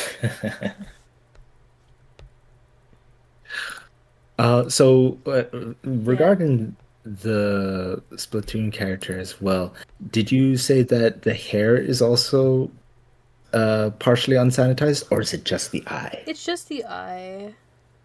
Okay. It shows a little bit on her skin, but like it's mostly like her eyeball, like the inside of her eyeball. It's all kind of I fucked up see in that. there. And I think it's I think the funniest part too is that on Splatoon I play Dreadringer, which is a bucket weapon, which means I just kind of toss ink, which isn't too bad. But then I also started playing Splatterscope, which essentially is the snipers of this game, and it's hilarious. But also, she actually has a tail. You can't really see it in these art. Well, in the only one you can see it in is in the sketchy one. But normally, obviously, Splatoon characters don't have tails, like canonically. It's a whole fan made thing that it's just like a random gene that popped up in some squids and inklings. And I just added it to Lemon Gear because, of course, like, what? Because she's a dog normally. There we go. It works. It's very funny. She's got a squishy little tail. Cause it It's cute. it grows out like the hair does, but she keeps it as long as she wants, and then she cuts it whenever it gets in her way. Yeah. That was super cool. So I'm a big Splatoon nerd. I've been into Splatoon since Splatoon 1, but I couldn't play Splatoon 1 because I didn't have a Wii U, and I only joined Splatoon 2 like super late because when when I was in high school, my mom was very against the idea of me getting a Switch because she wanted me to do really well in school. And I did really well. I got on like the honor roll, like small honor roll, I think. Not like I didn't get like perfect A's, but I got like high grades, right? And despite that, she didn't give me a Switch, and I was really sad about it. And then my aunt for like my birthday or something or Christmas just gave it to me without my mom knowing, and she was so pissed. Oh man, the bypass. I'm glad to hear it. And I think it was so funny, but even with my Switch, I was still doing really well in school. And I still am doing really well with like most things I do with my gaming stuff. That's So, great. so like, I put in like 600 hours into Splatoon 2, then I've put about 1,100 hours into Splatoon 3. But that's because I got Splatoon 3 day of release, and I played a lot of competitive for like a little while. But then I stopped playing competitive because I got tired, and also my schedule's conflicted with most of the tournaments. You've got any plans in the future though to do it casually on stream, like get a capture card and I do show everyone your skills? I do have a capture card. It's just that the issue is I only have one monitor. Fair, fair. I do want to stream Splatoon at some point, but also my capture card seems to like OBS more than Streamlabs, and using OBS makes me want to skin myself. Fair enough. So it's kind of just a get a capture card at some point.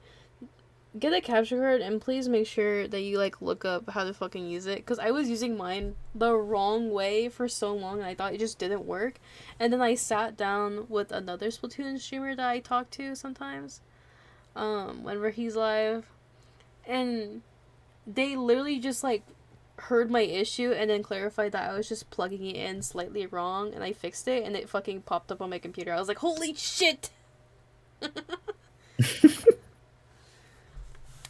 Eureka! I was like, holy shit, it actually fucking works. It was just me being a dumbass. I'm glad it does.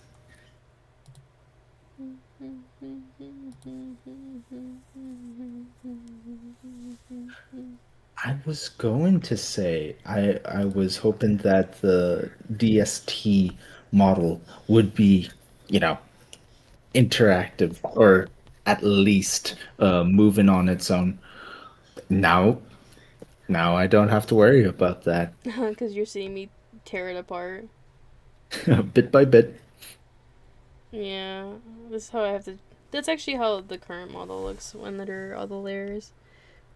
It's a little funky. It's how it is. That's cool. Oh, I don't have the throw on. I'm sorry. We we worked so hard for that throw. Shit, hold on. Interacting? That's so. Wow, Moz, thank you. I accidentally just opened up VTube Studios by accident. No, VTube Studios, go away. I can't. I say VTube Studio doesn't fucking work. Because my camera's my iPad, so like.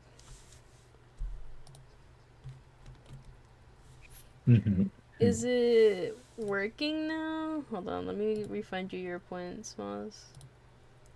Because I'm kind of a dumbass and I didn't realize it didn't turn on.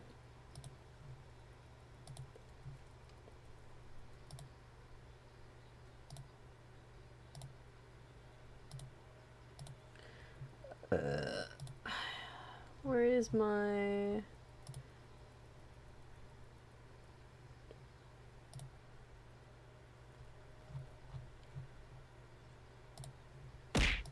Okay, there it is. I heard it.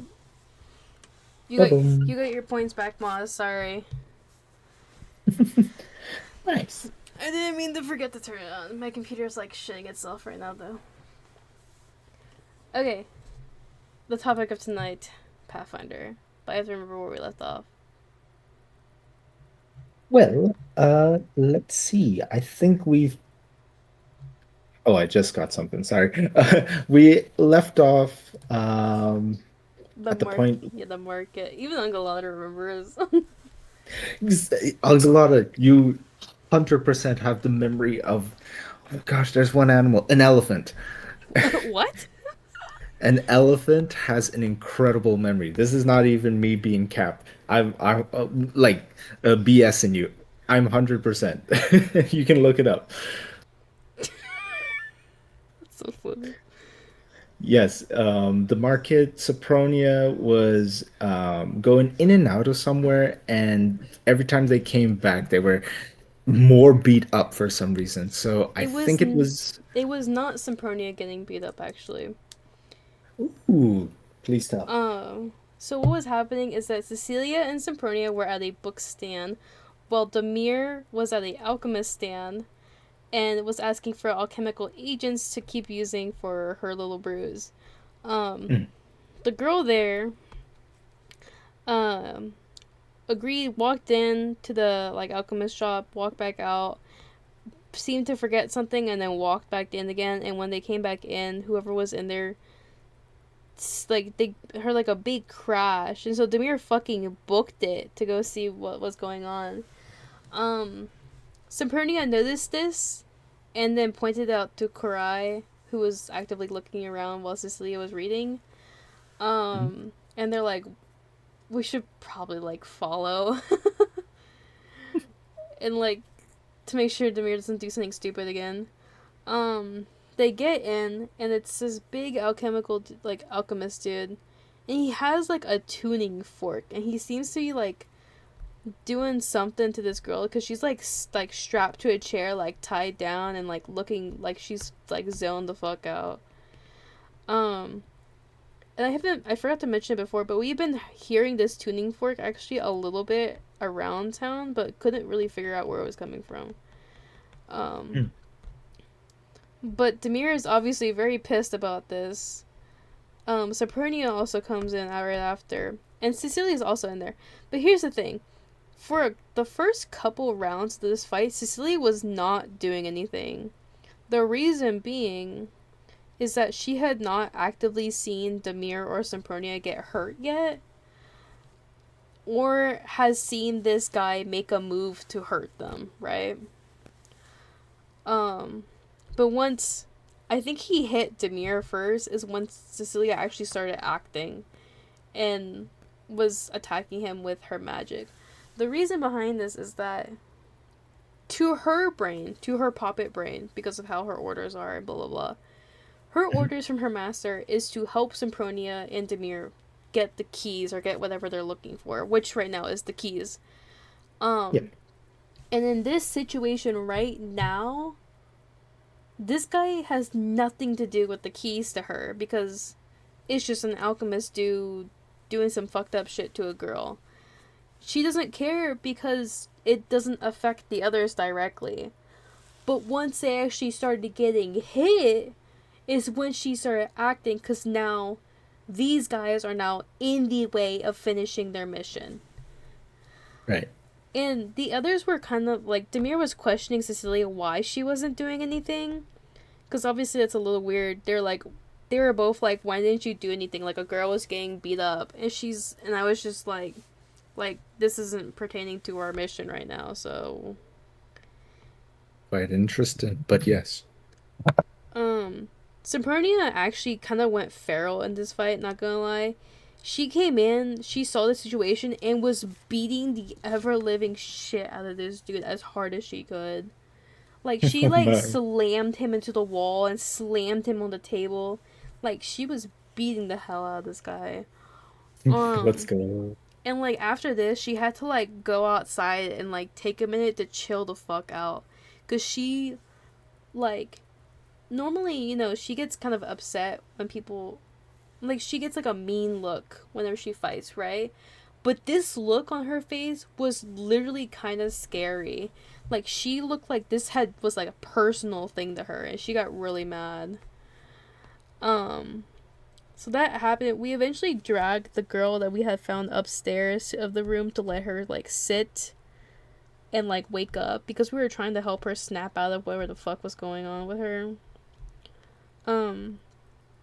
Eventually she did wake up, and she was like, what happened, blah, blah, blah. We didn't really tell her that what really happened, because it was kind of awkward that we killed the guy, and she was, like, a little freaked out, because I think she saw the blood of the dude that we just killed, and she's like, oh my god, she's like, what happened?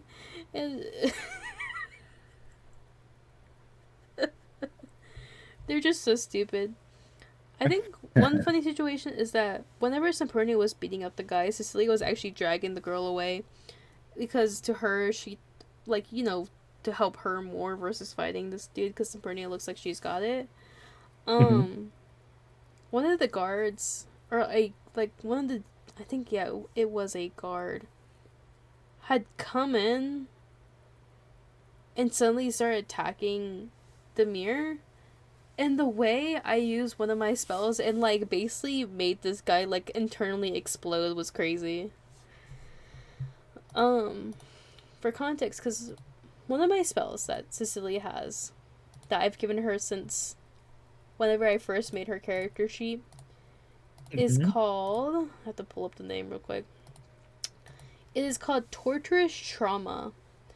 It says you batter a creature's internal organs, leaving no external signs of the immense pain you delivered. The target takes bludgeoning damage equal to 3d4 plus your spell casting modifier with a basic fortitude save. Sweet. It's just all there, internal. Oh my, Yeah, beautiful. so 3d4 means with a 3d4 that means my max damage can be what, 8? Like 12. Yeah, Um and then a save and throw is needed. if the target fails, they're also fatigued until the next start of their turn. Perfect. Um this spell too, here's the funny part. Because of Mhm. how Cecilia's built stat wise, I have 5 cantrips I can constantly and repeatedly just cast out like all the time. And Torturous Trauma is one of those spells. Which does what in relation to the implosion? Um which just allows me to keep casting this again and again and Oh again my and again and again. gosh. Let's go. Just combo him. Um because I have 3 spells I can only use 2 times and then 2 spells I can only use. Okay, well, restart. I have 2 rank 3 spells I can use twice per day, 3 Mhm. rank 2 spells I can use twice per day, and then my 5 cantrips I can use basically infinitely. But so hang on, you have cantrips that work with those rank 3 spells, right? My cantrips are heightened to level 3 because of just how much fucking magic I got shit going on. Perfect. Infinite, meaning that you can still cast things that you would not be able to. Yeah. Awesome. It is ridiculous how much shit I can fucking whip around. This poor dude, like, I killed him in like 2 turns or like 2 rounds because I just did like a fuck to the damage. It like you, and I think the funniest part too is that because of how the spell says, you literally just can't tell anything's happening to him. He's just like, he like falls over, like his heart probably fucking exploded. The damage is done without a trace. Exactly. Which I think honestly fits into Cecilia's character of not liking to really make a mess. That's Um, perfect. Another spell I have is Gouging Claw. Okay. Um, it says you temporarily morph your limb into a clawed appendage. Make a melee spell attack roll against your target's AC. If you hit, you deal your choice of 4d6 slashing damage or 4d6 piercing damage, plus 4 persistent bleed damage.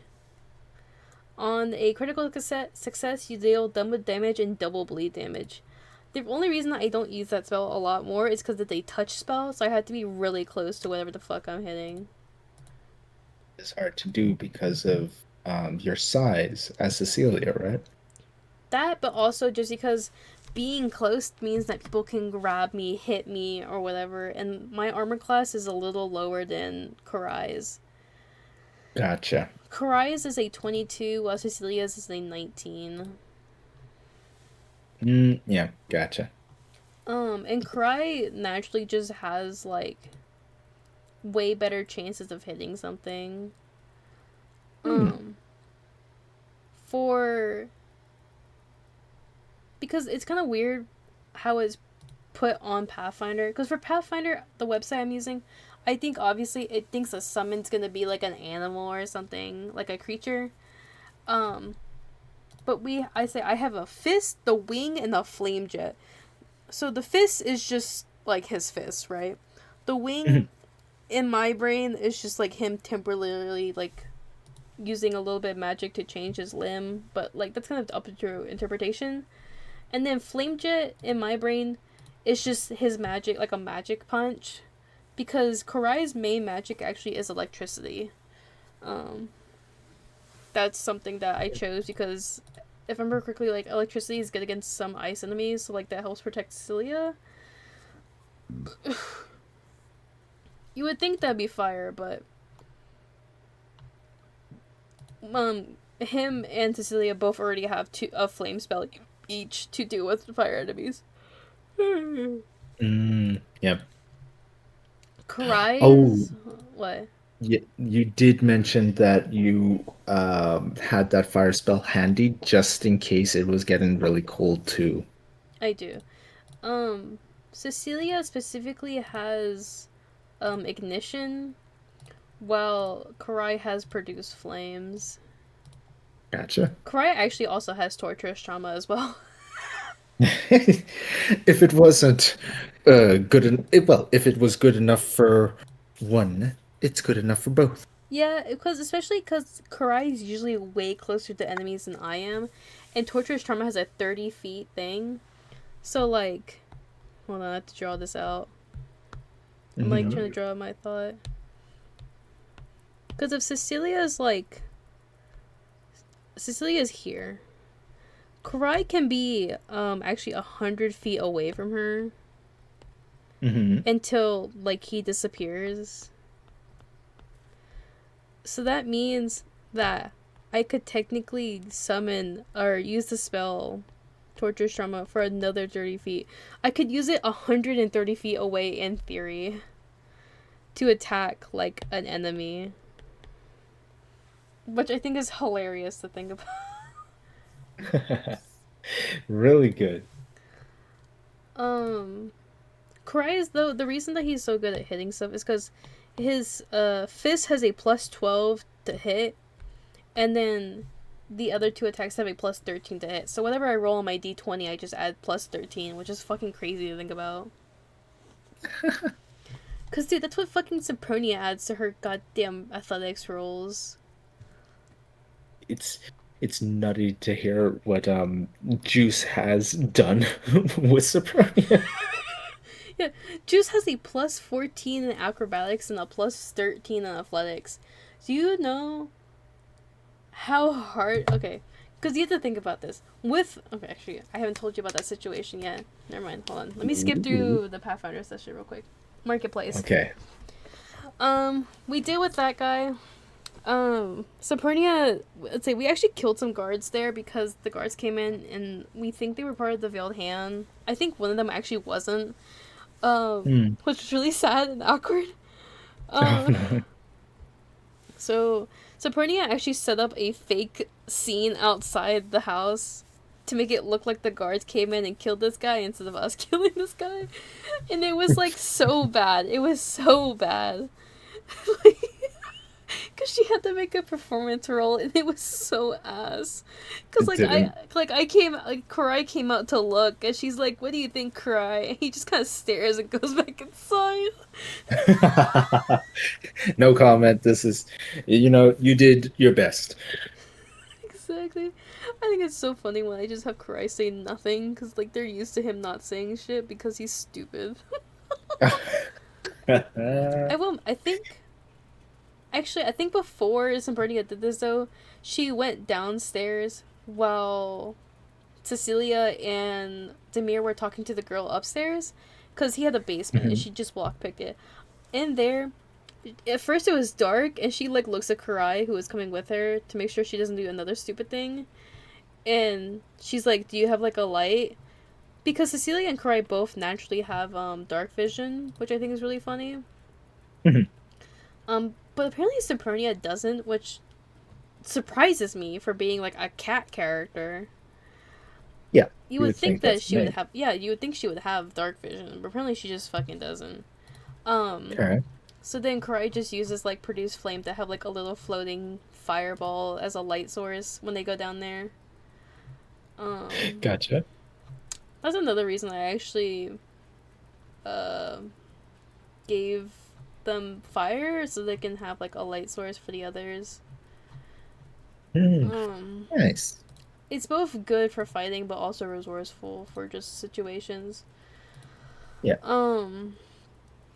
Down there they found like I think Sabrina found like a bottle of like an odd liquid that she wasn't sure what it was, also found a room with a mirror down there and locked that shit up so fast. Like, she unlocked it with a pick lock and then locked it back up because the mirrors are how the veiled hand are scrying on people and spying on them and shit. So, like... Don't want to be spied on. Yeah. We eventually went back upstairs. I think Demir joined Sempronia to go downstairs after letting the girl, like, go to, like, a neighbor's house to, like, rest.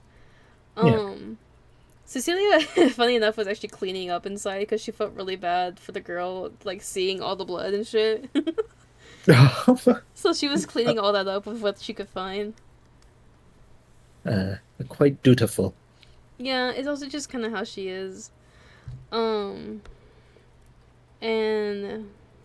whatchamacallit. So Sempronia and Demir went downstairs. And Cecilia doesn't know this, but I'm about to tell you. But I do as a player. Mm-hmm. They went down there, and Sempronia gave Demir this vial of, like, cloudy, like, swirly liquid, right? And she kind of looks at Sempronia with, like, an odd look, and she, like, looks back, and then she just chugs it. What? Daredevil. Demir is very prone to, like... I think she said something about, like, you know, Sempronia, let me drink it because I have a little bit of poison resistance. Like, I'll be totally fine, and chugs it. It was some sort of memory potion. I actually don't remember what the memory was inside of it, because I think Demir took notes down on that since I didn't see it. Because, you know, why would I take notes down on something that I didn't see and Cecilia doesn't know about, blah, blah, blah, blah. Came back upstairs, the scene played out. I think... I'm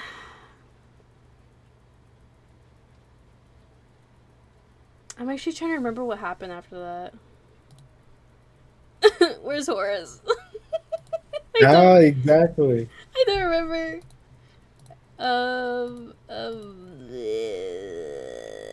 I have yet to ask Horace about anything regarding the campaign, mainly because I wanted to wait to see if this most recent session was going to be wild enough that I can put all my thoughts together. I sent Horace like a thing because I actually don't really remember what happens. I have to kind of think about what happens now. Because okay, if I'm wrong in the storytelling, then it's so fine. But like, it'll be fine. After this, we we're thinking about going to the temple again because that's like the whole thing we're supposed to be going to. But then once okay, no, I'm like putting together things in my head wrong. We came back out and I think I'm actually, oh my god, okay, I remember now. I remember. Let's go. Okay. So, we went back inside. We went upstairs to go dig through this guy's stuff. There was, like, a weird box that we opened. I think Sempronia opened it and almost got fucking, like, gassed or some shit with, like, poison. It was kind of crazy. We pulled the box out. We dumped it over to see if, like, maybe there's something inside. I think the single thing that rolled out was a black cylinder. And I tried to figure out what it was. And it was, like, I could tell it was something magic-esque, but I couldn't really figure out, like, what it really did. So I handed it over to Demir. I was like, hey, like... No, I was like, Demir, can you watch me, like, pour magic into this, and if something happens, then, like, you can stop me? And Demir's like, well, do you want me to just kind of, like, try and use it first? Or, like, do you just want to do this and then let me heal you afterwards? And I was like, I was like, okay, I'll let you try it. Demir grabs it and figures it out that you're supposed to pour magic into this, pours magic into it, and, suddenly it pops out into, like, a staff, and suddenly she goes glossy-eyed. She probably is zoned out for about 10 minutes before she finally comes back to. But obviously, Sempronia and Cecilia and Karai are just standing there watching her, making sure, like, you know, is she gonna fall? Is something gonna happen? And Sempronia keeps trying to fucking stick a bar of soap into Demir's mouth because she's zoned out and can't do anything. And I have to keep fucking fighting her about it. I literally had to do a roll to see if Karai could act fast enough to stop her, and I actually succeeded that, which was really nice. But when this was happening, we were there, and it was really funny, because my DM's like, can y'all do, like, a perception roll for me? I'm like, okay.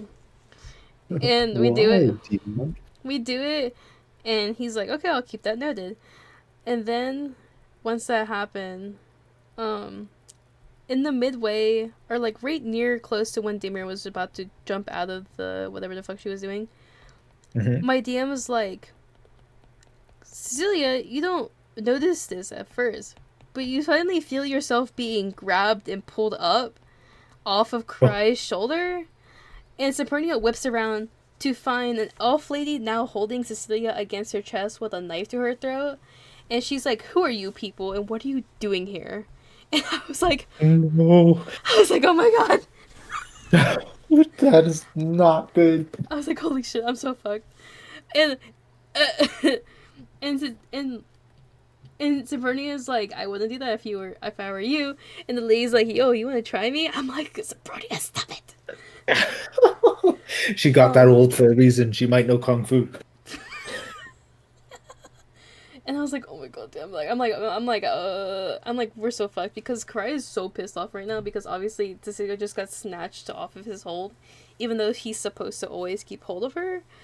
But then Sapernia's like, aren't you that elf lady that worked at the library?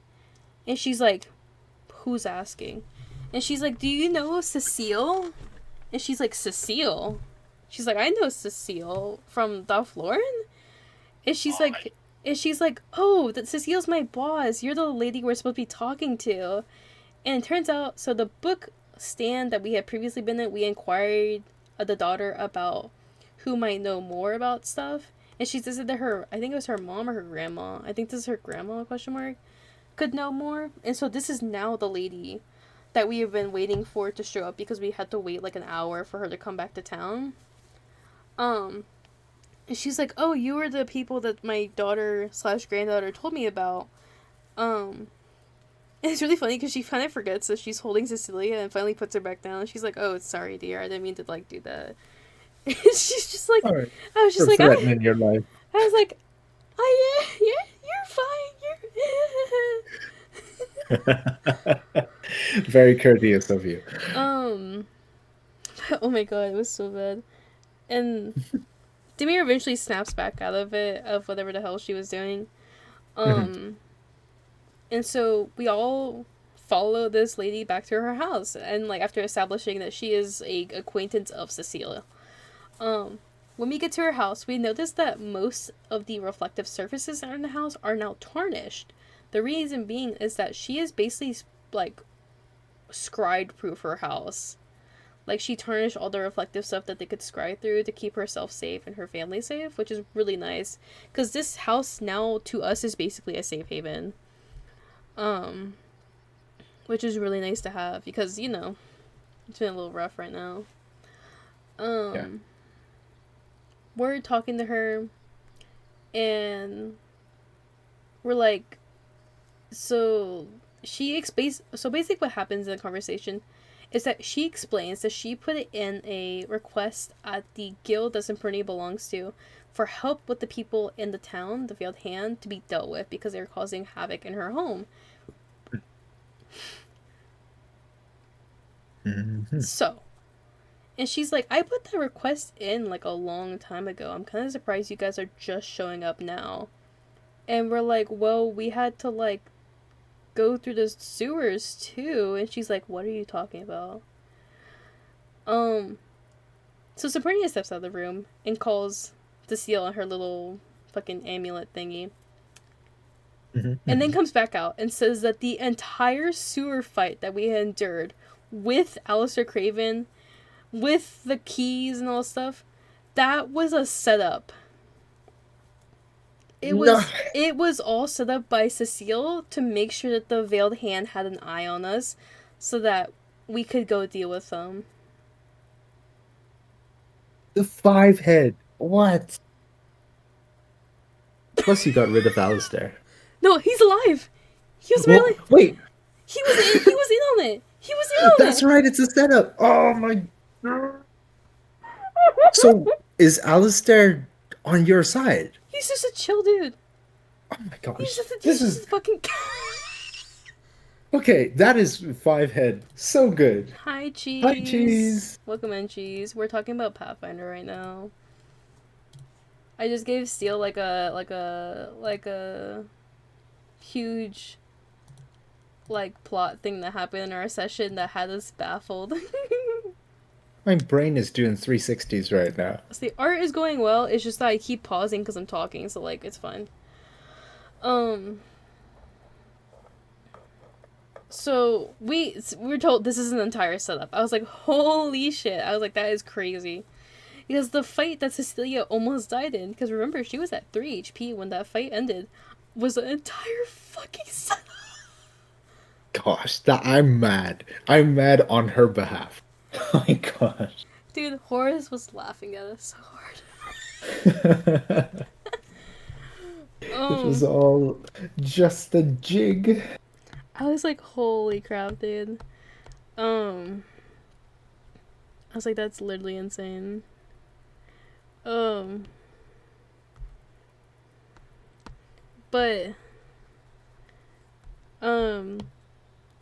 we all talk about this. We're all kind of, obviously kind of upset. Right. But Demir is asking more to this elf lady. I cannot remember her name off my head.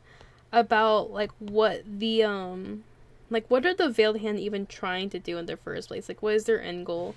And apparently, she says that their end goal is apparently trying to become immortal. And this obviously upsets Demir, like, a lot. Because Demir's the one who believes in, like, the flow of just life and death happening naturally. So someone trying to be immortal is obviously very against everything that she believes in. So she's pissed. Actually, funny enough, this turned into, like, a conversation between Demir and Cecilia. Because Demir's like, okay, guys, we gotta blow up the temple. I'm like, can we, like, not blow up the temple? And Demir's, like, fighting the argument of, these people are bad because they're trying to reach immortality, which completely goes against my beliefs. And she's like, well, what's your beliefs about immortality? I'm like, I don't think it's good, but, I mean, technically some things can be immortal. In the sense of herself. And, hold on, everybody, I gotta turn off the thing real quick, because I have to pull up a reference. But I don't want everyone to see my fucking gallery. But she said all this, and I was like, oh my god, dude. I was like, that's literally insane. But this turned into a not an argument really, but like a conversation between them. And she's like, well, like, because I said, like, oh, I don't really know how long I'll live. But Horace is like, actually, you do. I was like, oh, really? Then what's, like, a puppet's, like, lifespan? Because I didn't know this from the fact that, like, when I was looking up stuff about puppets, but Horace said that, like, in canonical stuff, like, Cecilia knows, right? And the canonical age limit, quote unquote, for a puppet is 30 years old. Short. Cecilia is 25. See, oh my gosh. Oh. I was like, what? I was like, what do you mean? And I'm like, but like, Cecilia can be like fixed and repaired, right? By her master, and that's how she's technically immortal. And he's like, that's what you know. I'm like, what do you mean? No. Time is up. Literally, Juice was calling me a grandma after this revelation. Oh, come on. Juice. Making the best of a bad situation, at least. And I was like, what? Mm-hmm. Because, okay. So, Horace said for me to literally find out if I can be fixed to continue living on my current point, if I want to know more about my lifespan, I need to find the person who created me, which is back in Excelsior, dude. Like, my creator is way back home. Goodness, you don't have a lot of time, too. I was like, holy shit. Well, going back home is not that hard of a trek. I can get there about a year. Like, a couple months travel. I think. At least a month, I think. I don't remember actually how far it is from Dothlorn to Excelsior, but that means I have to go back home and find my creator to like talk to her about like yeah, I can be like fixed up continuously, right, to live for like a long period of time. But I was like, holy shit, that's so crazy. Yeah. Because I put Cecilia as 25, expecting that the life expectancy of puppets was quote unquote infinite, in the sense of if they get continuously repaired up, then they could just kind of get a tune up and then they're fine, you know? Hmm. Like well, this is very crude, but like a car in a sense. Yeah. Actually, I was going to compare it to a car, but I was going to compare it just to any machine, like a computer or anything, where, it might get old, but if you just kind of fix it a little bit, then it will continue going for a long while. But I was like, Yeah. holy shit, dude, that's crazy. Um, Cecilia after this was a little quiet.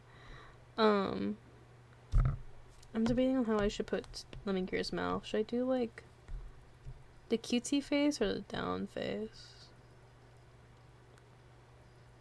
I like the sharp W, but it's up to you. I think, like, the down mouth might make sense more because, like, they're all supposed to be depressed. Right, right. Don't starve out there.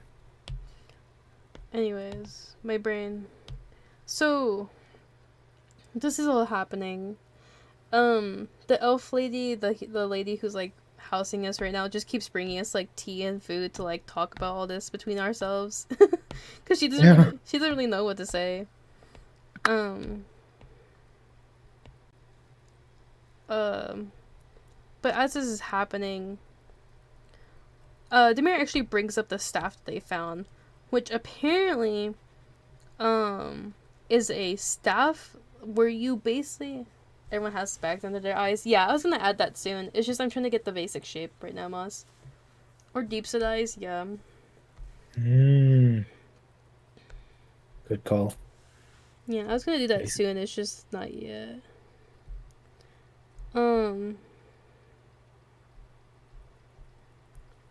I want her mouth to like be a gift for whenever I talk. It's just I have to figure out how to do that. Anyways,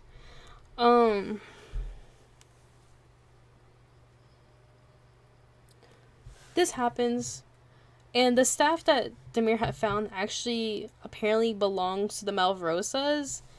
It was really funny when this popped up because the lady who was there saw Demir had it, like in the small form, not the staff form.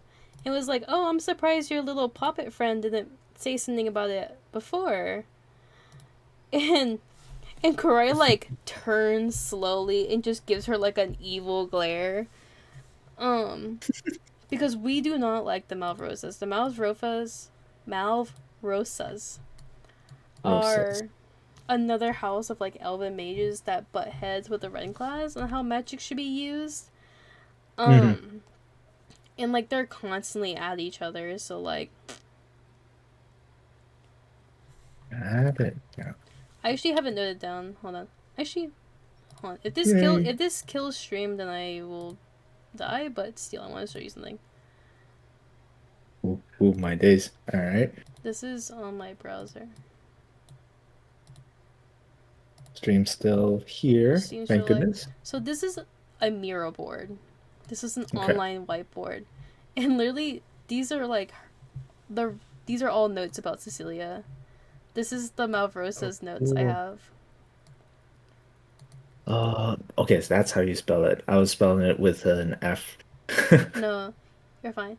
But like these are the two houses that she has the rank class have tension with, so in a sense her as well. These are two houses that are just kind of chill. This is a neutral house.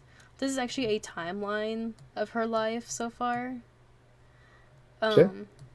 This is town blurbs. I've read to you these before. This actually is funny enough. Horace said that apparently before I joined any of this stuff, they did a one-shot in Pathfinder that was set in Excelsior. It was a different house than Ren class, but is the Hemdales. And so this little snippet is how her master would have mentioned it in passing. I see. So like it's connected, and then all of this is how she views people. Nice. Because we have the party Okay. members over here, and then Karai's there, and then this is her master, and then his parents, her creator, and then her Okay. dog is right here. Oh yeah, you want look at her? This is her Google Doc. Woo! and That's cool. then this is my page. I actually have to look at whenever I'm playing.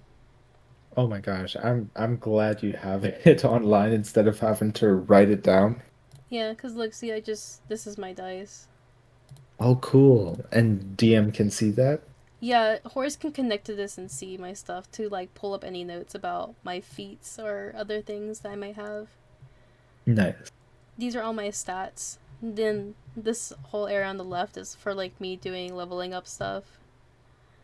Cool. I actually need to go back to this because we might level up to 6 soon, so I need to make sure that these are the feats I want for myself. Okay, sweet.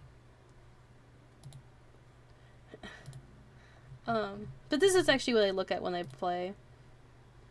These are all It's a Karai stats as well. oh, so okay. Yeah, character name and then okay, you can it shows up as pets, but it summons, right? Yeah, he's considered a pet since he's like an add-on to my character. But he's there. I know. So cool. I know 3. These are all my feats because of my race and class. And you can click through these to get more details, I imagine. Yes, so like I can pop up this. This is my mythic calling, which is my caretaker's calling. Yeah, unlimited signature spells. Helpful poppet. Getting a +2 circumstance bonus to check on aid. You don't give an ally a -1 circumstance. Basically, like, Cecilia is made to help people. Like, that's literally how I built her, to just aid people in doing tasks. No, but she does immaculately. Yeah, this is what I have to look at all the time, but Jesus Christ. Yeah. I have 2 weapons, actually, funny enough. She has 2 knives. They're hidden in her coat, but Sweet. they're not real. You're not closest for you. I don't want my stream to start shitting itself. But that's actually what I have to look at whenever I play Pathfinder. It's really nice, but Copy. it's so annoying. Anyways, back to what we're doing. So, we're talking to this lady. Karai gives her the evil eye, and she's like, oops, sorry, because she didn't realize that we don't like the Malvarosas, which is really funny. But after that, we finally discuss about actually finally going to the temple. Because we need to go to the temple, we need to deal with the Veiled Hand. Like, this is ridiculous. We could have gotten here like a month earlier, and things could have maybe not have been that bad. But because of Cecile, it is now bad. It's funny. It's so funny. Okay. I have to look at how many layers I use, because Procreate limits my layer use, which is annoying as fuck. Fortunate. Anyways, so this is happening, and not Cecilia, Sopronia pulls out a bottle of wine that she seemingly has from her bag, and this wine has been in her bag since like chapter 1. Like, she's had this for a long time. But back then, they weren't skilled enough to really figure out what it was. So she asked Demir, like, hey, can you, like, make sure this, like, isn't poison, you know? Because essentially what she wants to do is get really drunk and then go fight guards, because she's really mad about Cecile playing them. Yeah. And Demir kind of looks at it and is like, yeah, I can, like, give it a look over. Kind of glances at it really hard. And then she takes, like, a cup and pours a little for herself and takes a sip. And she, like, kind of glows glossy-eyed and, like, zones out for, like, a hot minute. Then she comes back to. She's like, hold on, y'all. Goes into the separate room and then takes, like, a full glass of it and it's gone for, like, a solid 10 minutes. And What did she do when she returned? she came back and she's just like, this is, like, not normal wine. Like, it keeps, like it shows you something, like a vision, and it's just kind of odd. She's like, Ooh. I would recommend drinking this like in the side room so you can have a time for yourself. Sapronia says fuck you, literally gives her the finger, and then just pours her a glass for herself and chugs it. Zones out for a couple minutes and then comes back to, and her hand is like really shaking. Like her hand is like shaking really hard. She should have listened. Um, and we were about to go on with the mission. I was like, Sempronia? And she's like, yeah. And she, like, the way I describe it literally was like, Cry holds out, like, a glass, and she's like, my curiosity is eating away at me. Can I have a cup of that wine as well? And they kind of look at her funny, but they do, Mm. Sempronia does pour her a little glass for Cry to hand over to her. Mm-hmm. And here's the fun part. Okay. So, I'm trying to remember how Horace described this. But like,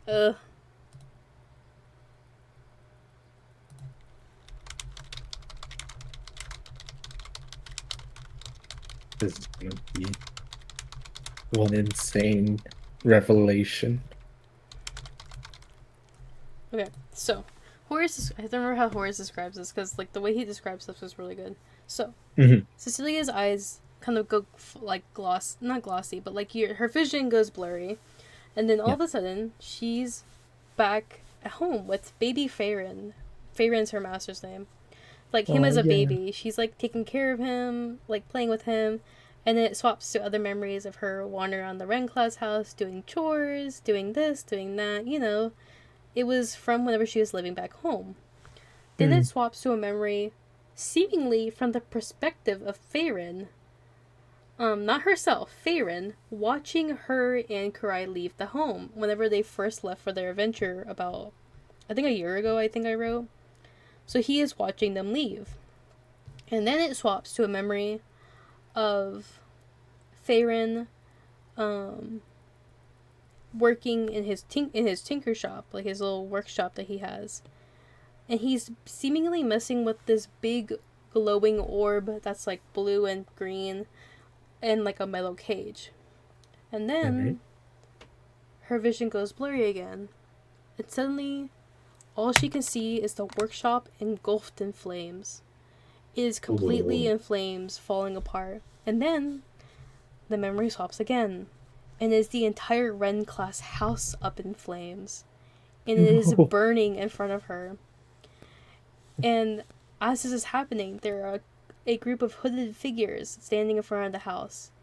And they seemingly disappear into the shadows, but they leave behind a familiar red flower. And then she just wakes up from the memory. No way. Oh, boss, have a very good night. Have a good night, Moz. You sleep Okay. well. Oh my gosh. She did Cecilia really want to head home now? Yes. The way I had to like pause, I had to mute my mic for a second to like continue the roleplay thing. Because I was genuinely so shocked. I was like, oh my god. That is shaking. That is Um, jitter worthy. because Cecilia, like, on her face, looks totally fine. She just mentioned how the wine has a interesting taste. But Karai looks a little uncomfortable because his leg is bouncing. Because you know how, like, people's leg bounce when they get anxious or whatever? Yeah. Like, he looked calm, but his leg was bouncing, which is kind of out of character for him, because he never does that. Because once Cecilia saw it, she gave the memory over to Karai to also see. And they both are very uncomfortable now. Yeah, shook. Absolutely.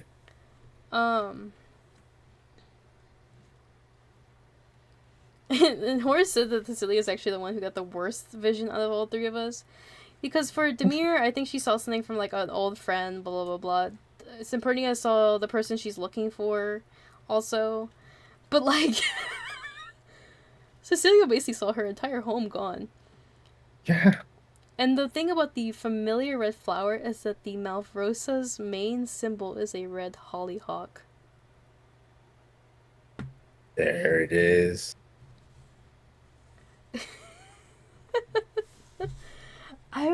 I sat there and when Horace said a familiar red flower, I literally, my brain, like I could see that board I just showed you like pop into my head where he put them, because all the blurbs about the houses that were actually on that board he actually gave me, Okay. because we sat down for like an hour one day and put all of that together just so that the information was accurate. So he's the one who Sweet. noted down that it's a red hollyhock flower. That's their main symbol. I was like, oh my god. Now it all makes sense. I was like, this is so bad. Oh, But we eventually put ourselves together finally, um, and start leaving the house to go towards the temple. Finally, mm, finally, we get to finally do this, right? But as we're leaving, we notice that there's like a lot more guards, obviously from like the multiple people who have been killed in like the last couple hours. And so the plan that we do now is that Cecilia goes into Demir's bag, which she can hide in because she's small enough. While yep. Sapernia causes some sort of distraction. Sapernia proceeds to run out the house and fucking blow up an alchemist stand. Well, on character. And all the guards proceed to come over, and then she just kills them all with like another fucking explosion. I'm like, holy shit, dude. The next session kind of goes on. This next section goes on for a long while of just us trying to avoid these guards, but then Demir actually gets pulled aside by a couple guards, and we have to follow him because he's like, oh, the city's on lockdown, and we need registration for you because you're not from here, blah, blah, blah, blah. Following him, blah, blah, blah. Sapernia causes another fucking big commotion. They did get distracted again. Demir tries to sneak away, but on this warehouse that's closest to Sapernia, actually, we actually spot like a hooded figure, and he speaks into something, and then the next thing we know, Demir has a fucking knife in her back. Not cool. But Cool. when this happens, Cecilia sees him, and she pours magic into a small wind crystal that she found in Demir's bag, and manages to push the guy off the roof in like a strong gust of wind. Which is pretty cool. Horace actually gave me a mythic point for that one because he thought it was good thinking. Hey. We scramble off again. We get caught again.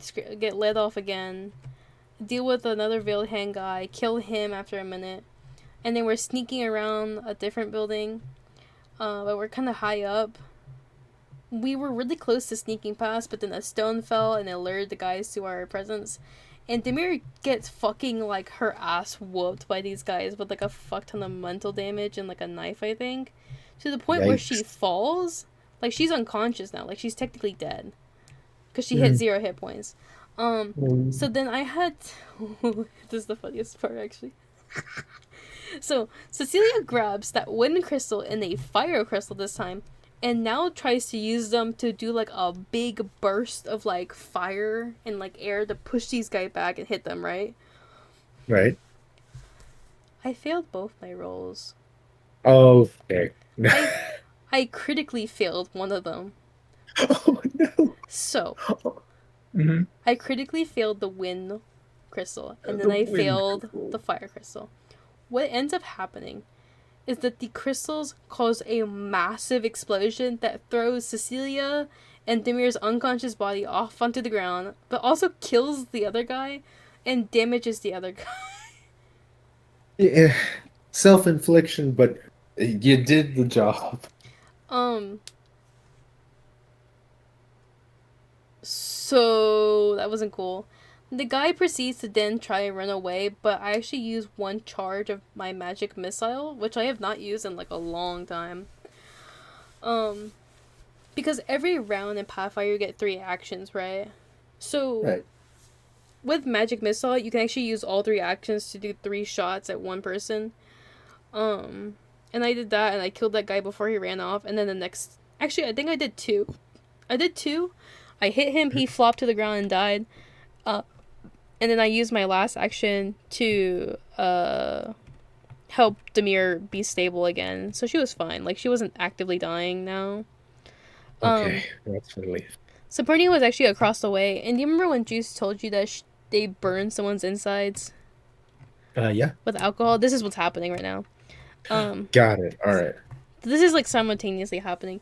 Sapernia stops that, sees us, and she's like, "What the fuck did y'all just do? Why'd you like explode?" And this is just like, we need to get out of here like now. And once Demir was like stable again and now unconscious, she like got out of Sempernia's hold because Sempernia was like picking her up over her shoulder so they can take her to the inn.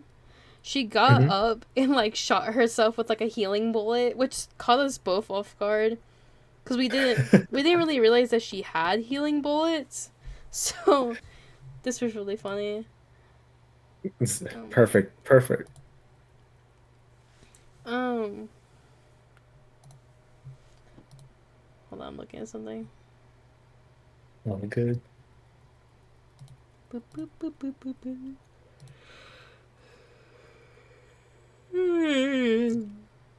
Okay. This happens, but we eventually all crawl back to the inn. Yeah, Demir has healing bullets. It's just that we didn't know that, so then we all kind of got spooked by it. Does Demir have a weapon that shoots the healing bullets? Yeah, she has a gun. Okay, there we go. She just recently actually got that gun, funny enough. Cool. She's a stupid idiot. This gun has caused us nothing but issues, because I don't remember if you remember whenever we were in that warehouse and she shot that guy and then got arrested. Slightly remember that. Like, it's just called issues. But anyways, Demir is fine. We all crawl back to the end because we're all kind of beat up and now it kind of hurts bad. Um, Mm-hmm. Demir, like, Demir's actually quite a bit better at healing than I am, but only because she has the alchemical agents to aid her. Um, and so we all get healed up pretty fine. But then we stay the night because, like, we're all kind of out of it. Like, we need, like, a good rest because even the healing, I don't think brought Sapernia back to full. So, this is actually really funny because this is the turn when we find out that Demir has apparently been lying to Sapernia about actually sleeping because Demir cannot physically sleep. Like, she is fully incapable of sleeping, and so she just lays there and like pretends to sleep to make Sapernia feel better. There it is. So like this Okay. entire time that they've been traveling, every time they sleep, they're not actually sleeping. Just doing the NPC planking pose. Because the thing is, also, Cecilia and Karai also both don't need sleep. They can sleep if they want to, but they don't need it to survive.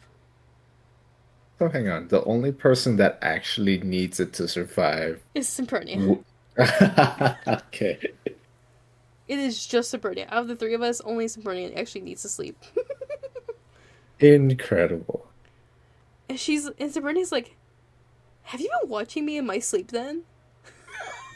That's a valid question. What are you doing? And Mira's like, no, I just lay there and like think about stuff. Oh, okay. All right. I think that's Like, hilarious though. So then we're actually, let's say, we are actually now into the most recent section that I'm going to talk about now. ooh, we finally here. We finally caught up, bro. Okay. Oh, Before you get to it, I do have to ask, where exactly did the fight with the crystal take place? Was this at the temple? like whenever she blew it up? Blew it up. No, this is just like out in the town. Thank you. Let me change that.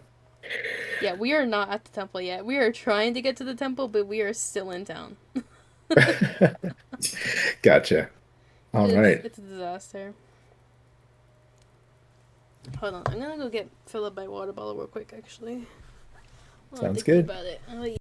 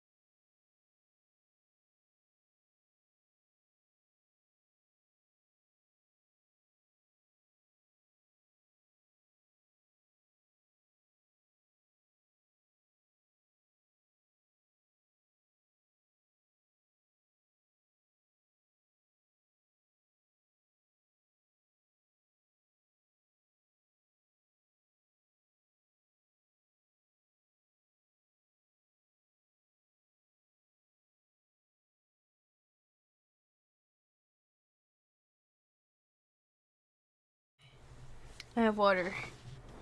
Hey, nice. Welcome back. Why is my... Oh, I'm in a gray square of prison. It's my PNG tuber being funny. Oh no. PNG tuber, come back to us. It's because I have 2 instances of the app I use open because I was going to start editing my Don't Starve one, but then it also texts the same one that's currently being in use. Anyways, Welcome back. I'm alive again. Honestly, I want to play more Helldivers soon because I made that Helldivers thing and I'm so proud of it, but like... Hey. It was fun to watch everybody go ham on the autonomous. So you were talking about how it was so hard, but like we rocked that shit really good. Yeah, I was happy to be around people so comfortable with their equipment. That's what you gotta be when you fucking Helldive. Once you get comfortable enough, you just rock your shit. Copy. I just think it's so funny how you like mention how I seemingly seem really confident in like really hard games. I kind of get it now. If you just, take it in stride, everything works out. Because you will find how your comfortable playstyle and then it just becomes easy. I see. Because that loadout you saw me using in Helldivers, I have literally never changed it except maybe a couple times. Okay, word. Like, that setup is just so nice for most things that I just use all the time. It didn't have any flames, did it? No. I used, uh, the autocannon mech suit, the supply backpack, the machine gun, the heavy machine gun. No, it's just normal, not heavy. And then a 380. Okay. Why not a heavy machine gun? Is it because of the reload speed? Yeah, well, I think it also just takes up more bullets, but the machine gun is just good enough to penetrate most enemy armor, so. Sweet. Yeah, really does help out on the field. I changed my weapons actually when we go fight bugs. The only thing I change is the weapon and my backpack. My backpack, I usually will swap to a dog variant, the gas dog or the laser dog.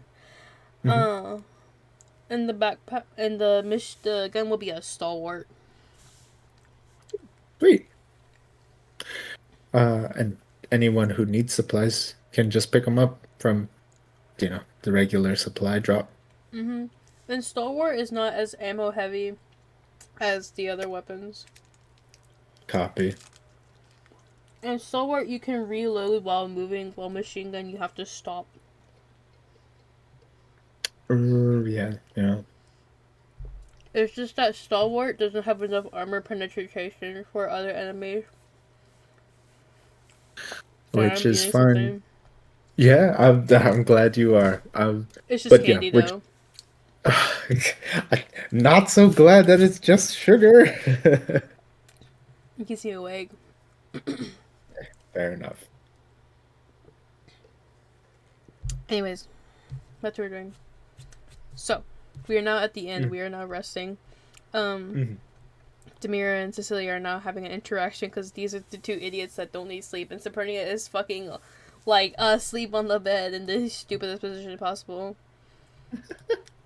Actually, I think I have the photo that Juice sent. If they're not upside down, all my days.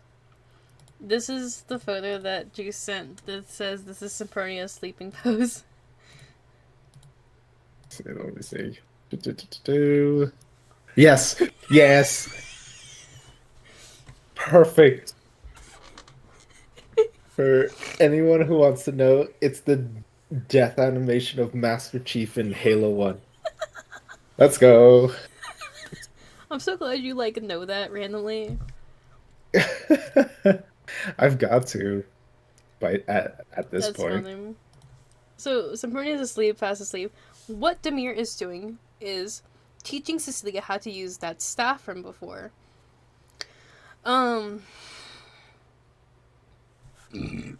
Excuse me.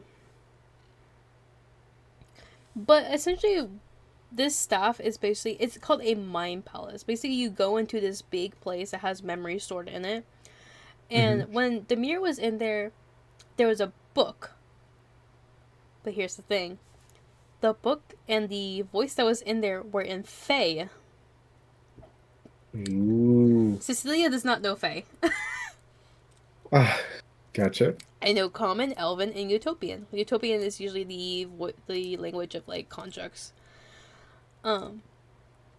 So Demir had to, like, sit down and explain how the staff works and give very clear instructions about how to use it. Because whenever she's inside, she can't read anything to figure out how to use it because it's all in Fae. Yep. And because she's giving her the staff to look for the memories of Celine Malrosa. Right. And so Demir has to, like, she, like, writes out Celine's name in Fae and like shows it to Cecilia to, like, look out for these symbols. Because, you know, if you can't, like, read Spanish or Japanese or anything, even if you're shown, like, the kanji or the letter, you can still typically match it, right?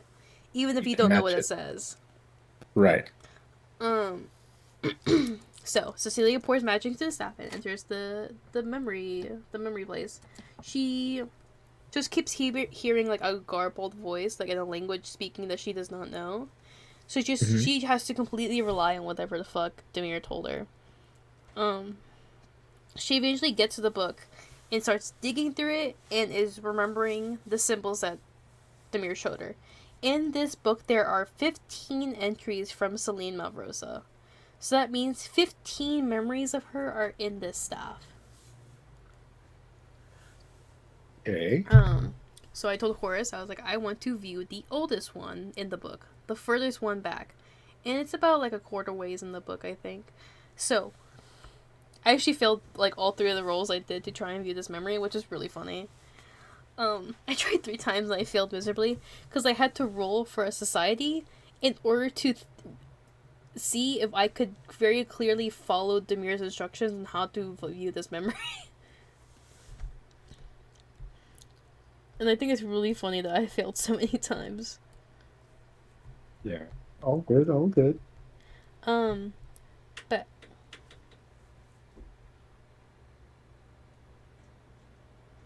sorry, I heard my door move. I think it's like mom closing it because I'm being too loud. Oh no. It's fine. I'm always a little loud, unfortunately. But essentially this happens, and I was like, okay, I'm giving up on this old memory. I go to the most recent memory. Yep. Actually, let me find it. I wrote down what the memories are. Because these are actually really important. Right, and while you're looking for that, so that I get the names right, who is the person that knows Faye and Demir. wrote down? Okay, and who is inside the Mind Palace? Right now, Cecilia is inside to view memories.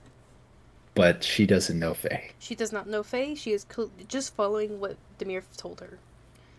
All right, thank you, thank you.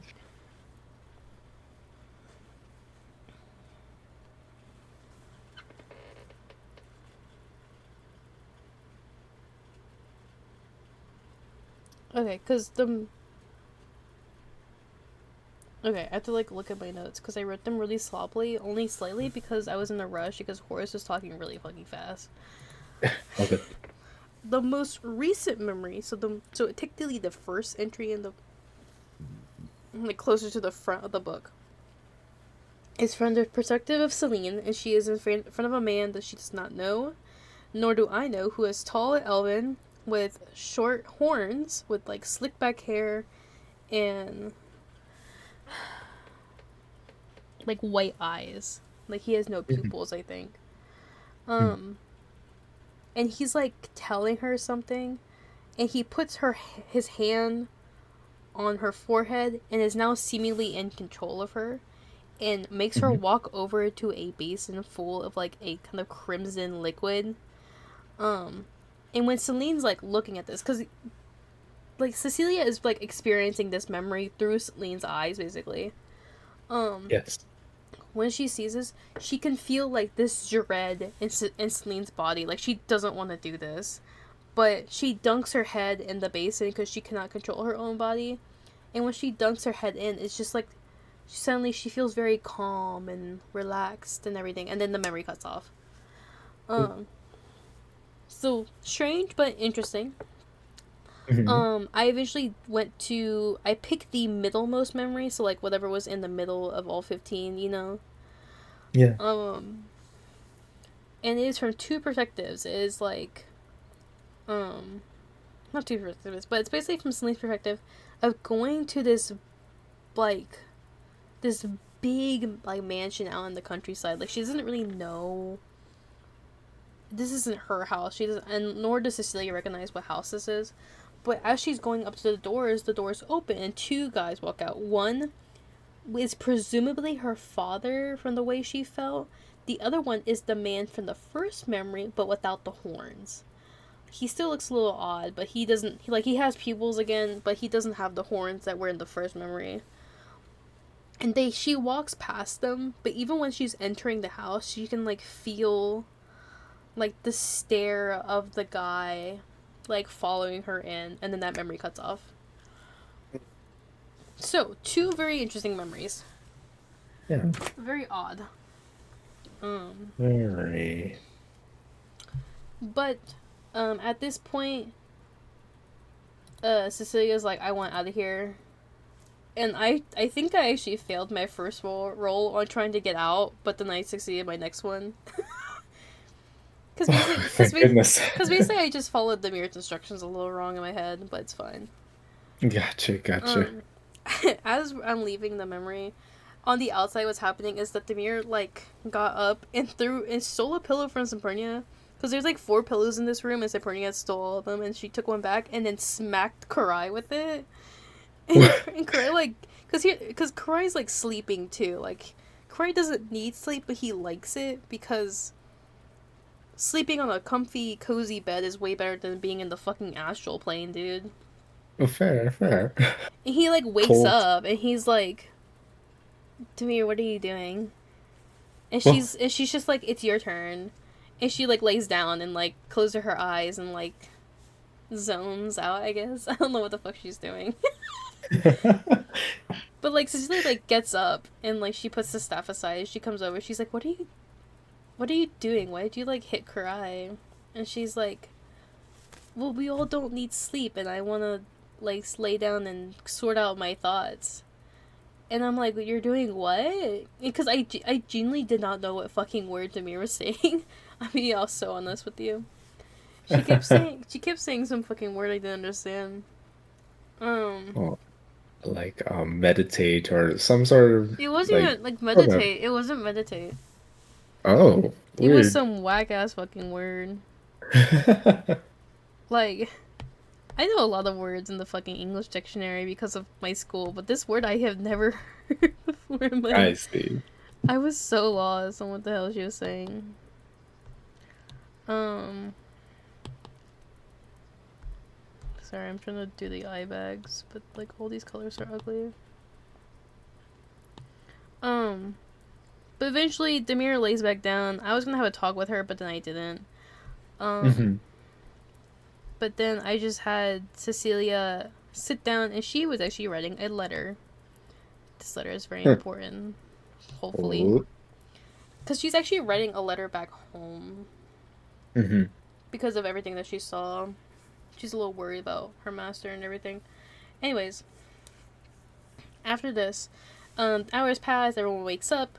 Demir is actually the first one to get up and leave the room. And went downstairs and ordered food for everybody. Like, all 3 of them. Sapernia woke up next, obviously. And kind of looked at Cecilia, who was sitting on the desk still writing something. No, actually, she wasn't writing. She's just holding her letter. It's just that she was sitting there talking to Karai mentally. It's just that they don't look like they're talking because they're fucking silent. Exactly. Right. Right. But she wakes up and she's like, "Where's the mirror?" We're like, "Oh, she's downstairs." We all eventually go downstairs, and Sapernia's like, "Man, I didn't know you ate that much." And then Demir pushed over 2 plates to Sapernia, like quietly, and she's like, "Do you think I eat that much?" And Demir's like, "No, no, I forgot that the papa doesn't eat." Oh man. I think it's so funny because like Cecilia can eat if she wants to. It just kind of it's like if you know like if you feed like a robot that has like a fire stomach, it just kind of burns into more energy kind of situation. Yes. Where just the food just turns into like an energy source for her. Hmm. Hmm. So it's not wasted. Like she can eat, she just doesn't need to survive.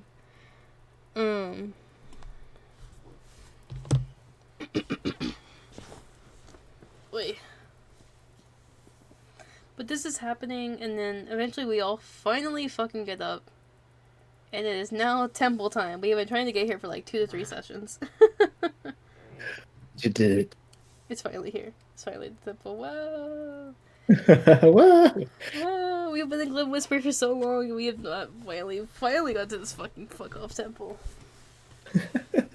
So the plan. The plan that is now established. Cecilia goes with the mirror inside. Korai and Sabrina are outside. So, everything's fine. Everything's going swell for the part. So Demir and Cecilia go inside. It's fine, kinda. But the first thing that Cecilia and Karai both kind of notice is that they can't hear each other mentally. Interesting. Like usually they talk back and forth in their head as if they were right next to each other, right? But with Cecilia being inside and Karai being outside, there is now like nothing between them. Yeah. Yeah. Which is obviously a little strange that they can't hear each other.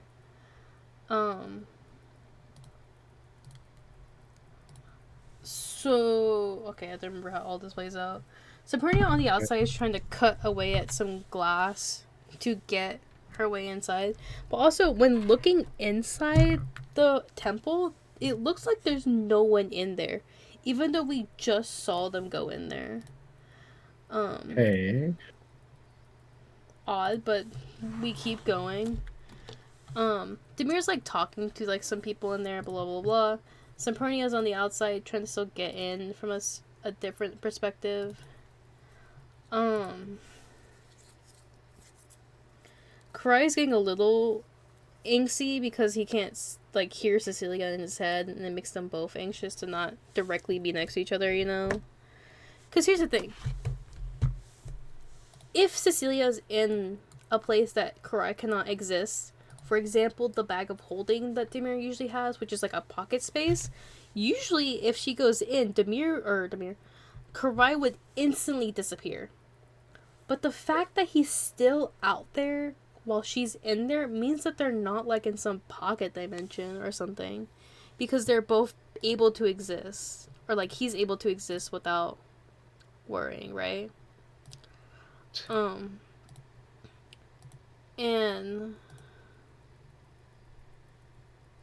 God damn it, hold on.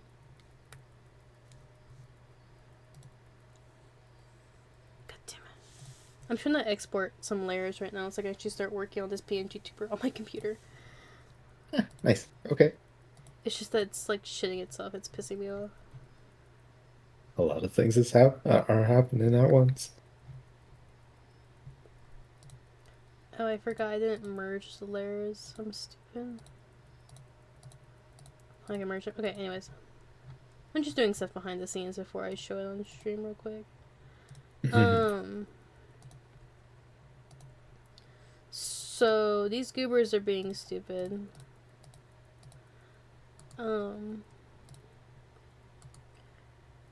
Sempernia and let's say at some point Demir kind of gets awkward inside because the people are being a little strange and like super vague. So she's not really a fan of that. So she comes back outside and like Sapernia and Karai come up to her. But Sapernia doesn't stay for very long, and Karai doesn't really say anything about the whole situation of not being able to see inside. But also like the fact that Cecilia and him can't really hear each other. Actually, I don't think they realized this yet. But, like, he just didn't mention that they couldn't see her. It was so funny because Demir really wanted Karai to, like, say something about the situation, but he didn't. And That's per usual. the way that my friend described it was that he was probably giving, like, the fucking Gen Z stare. Oh my gosh. And I was like, dude, stop. I was like, he is not giving the Gen Z stare. Like, look at all this insane stuff that is happening right now. What do you have to say? Uh, no comment. Yeah, it was really funny. But eventually Demir goes back inside. On the outside, Sempernia is finally cutting away at this glass. Kind of fails. Karai goes up to help. It completely shatters the glass. There you go. And so then, Sempernia fucking grabs him and throws him at the window. And when this happened, he just smacks into an invisible wall that's right there in front of the window. Well, there you go. And It works. And like Karai voice I do was really bad, but I was like, Sabrina, what was that? And she's like, I thought you were gonna go inside. And he's like, what? I did too, but that was completely uncalled for. I like the voiceover. That's nice. The voice I do for Karai and Cecilia change every session, dude. I can't do them accurately. Because Karai is supposed to sound like my friend Akari, but I cannot mimic her voice at all. Aww. And Cecilia is refined, a tad bit English sounding. Yeah, I do like a slight English accent a little bit, but I can't really do anything right now because it's really awkward and embarrassing sometimes. All good, all good. Sapronia threw Korai because she thought that Korai would enter the glass. Yeah, because they thought it was just like an open like window, you know. Oh, wow. Which honestly is hilarious. I was laughing my ass off, I'm not gonna lie. I was like, holy shit, Juice, what the hell was that? So, this invisible wall, what is it? So, once Sakura actually does Sakura does look at it a little bit further. It is a magical barrier. Is it basically like a ward set up so that people cannot see inside? Okay. Double, like, oh gosh, those mirrors that you see in cop shows. Oh, like a double-sided mirror? Yes, that's the word. Yeah. Kind of like that, because the people inside can see outside, but they can't see inside. It's a whole situation. Mm-hmm. But that's happening. Demir is just still fucking talking to people inside, I'm not gonna lie. Gotcha.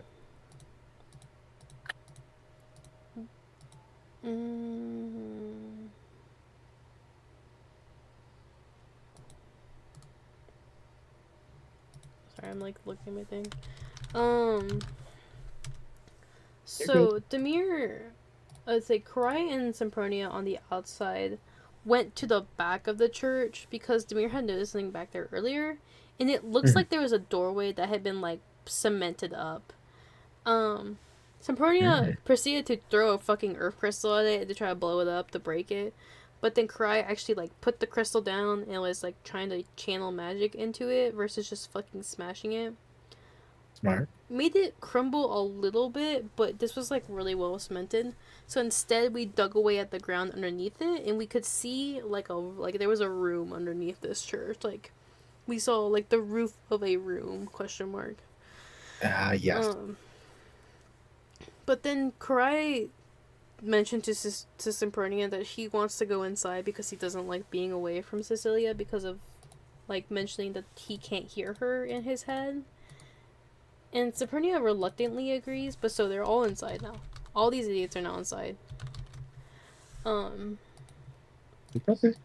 Finally together again. Woo. As this is happening, Demir and Cecilia go up to the front of the church or the temple to like talk to whoever, but also to read some stuff that was there.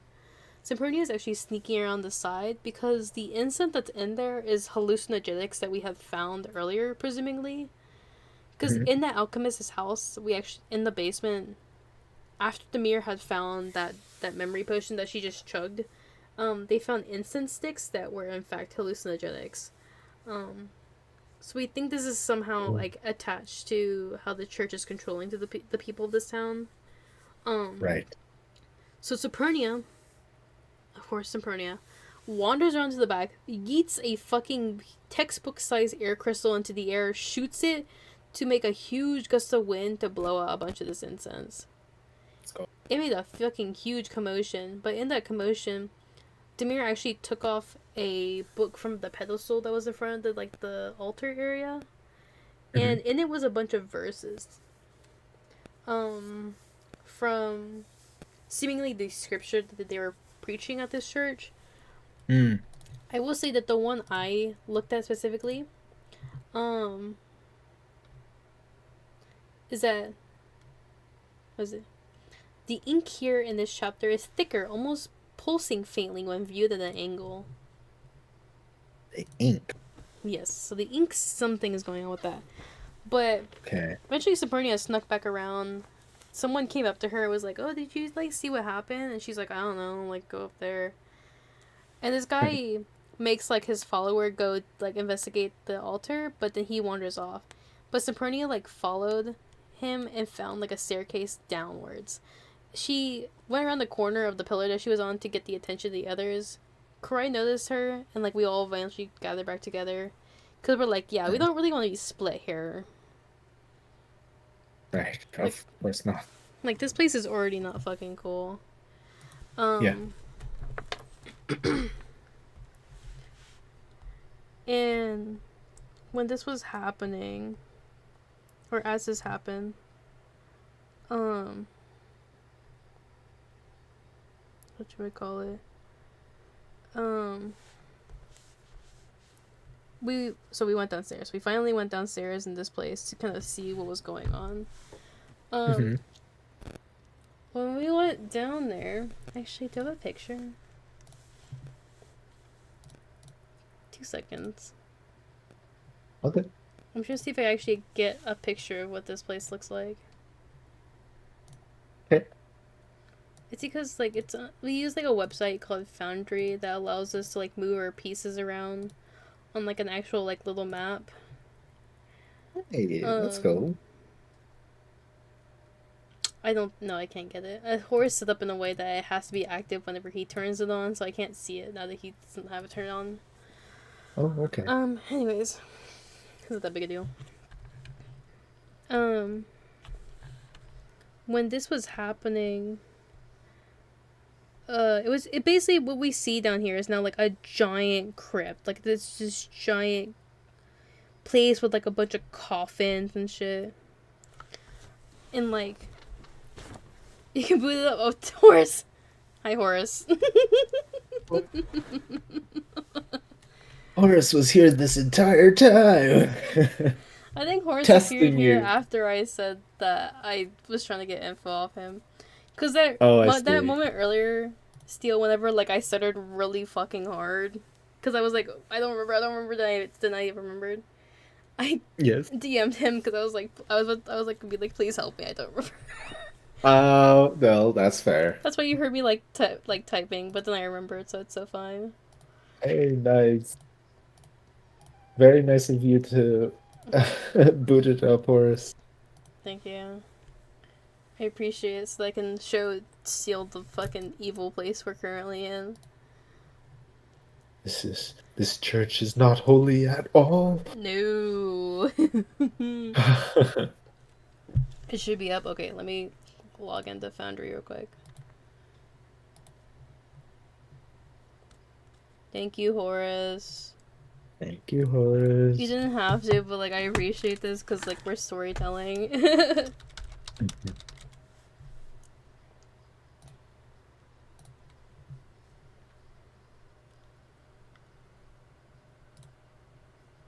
Let's see. Okay, for my notes, it was Cecilia that used a wind crystal to blow up the incense, correct? No, it was Sempernia who blew away the incense. Bronya, thank you. Cecilia is not that stupid. Nice. Nor could she do that, I think. Oh, okay. Here, MVC chat, I posted Let me see. an image. Of the room you're in now. Okay. This is the room that we got into. The left corner is like the staircase that we came down, and then we see these like big tombs. Sapernia wanders off to the south actually. Mm-hmm. And goes down there. And then I wander into I go to the left. And then let me get a snippet of this for you to see. Mm-hmm. This is what I see in the left room. Okay. Well, there has been some struggle.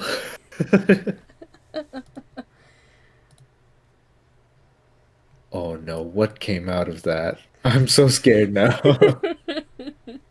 I just showed Steele the snippet of the of this Horus from because Horus on Foundry. Actually, Steele, I can show you this really quickly. How we actually play this on Foundry. Gotcha. Yeah. You can Game see my mouse, Master. right? Yes, I can. Yeah. So this is Horus. We can actually see each other's live mouse movements and thing. Ooh. So if Horus wants to like show us something specific, then we can ping it. Gotcha. Went this way. I read this book that's here. This book, when I read it, turns out to be a ledger of names of people that I had just found a little while earlier that are presumably people who are currently fucking dead. Yeah. Because the book that I had read previously and the clock tower was the bell tolls with people's names connected that had gone missing in the town. And then this ledger seemed to be keeping track of those people. Yeah, gotcha. Yeah, so I'm drinking water, sorry. That wasn't cool. No. But so wandered in here. Demir went up this way to read stuff up here. I went down here to read stuff down here. Totally fine. But then Sempernia came back in from this way while we were doing this. And then Demir came out and went to go investigate these tombs. Sempernia grabbed this candelabra, actually, and started, like, swishing around in this liquid. Which I would have checked eventually, too. Yeah. So Cecilia came up, too, to look as well. And the thing is, the way this liquid looks similar to the crimson liquid in the Selene memory that I had just seen earlier. Ooh. So I didn't really know what this was, but so imagine Sempernia is here where my mouse is, right? Yeah. And then I start walking away to go get Demir. I'm about right here. Sempernia found a sensor in this thing. Do you know what a sensor is or a sensor is?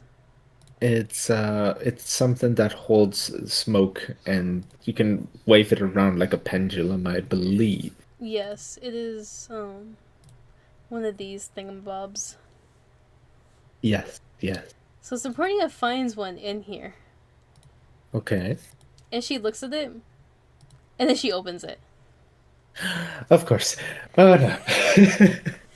And what proceeds to happen is that this smoke comes into her face, and suddenly she hears a voice in her head, and now she is suddenly compelled to go take a dip.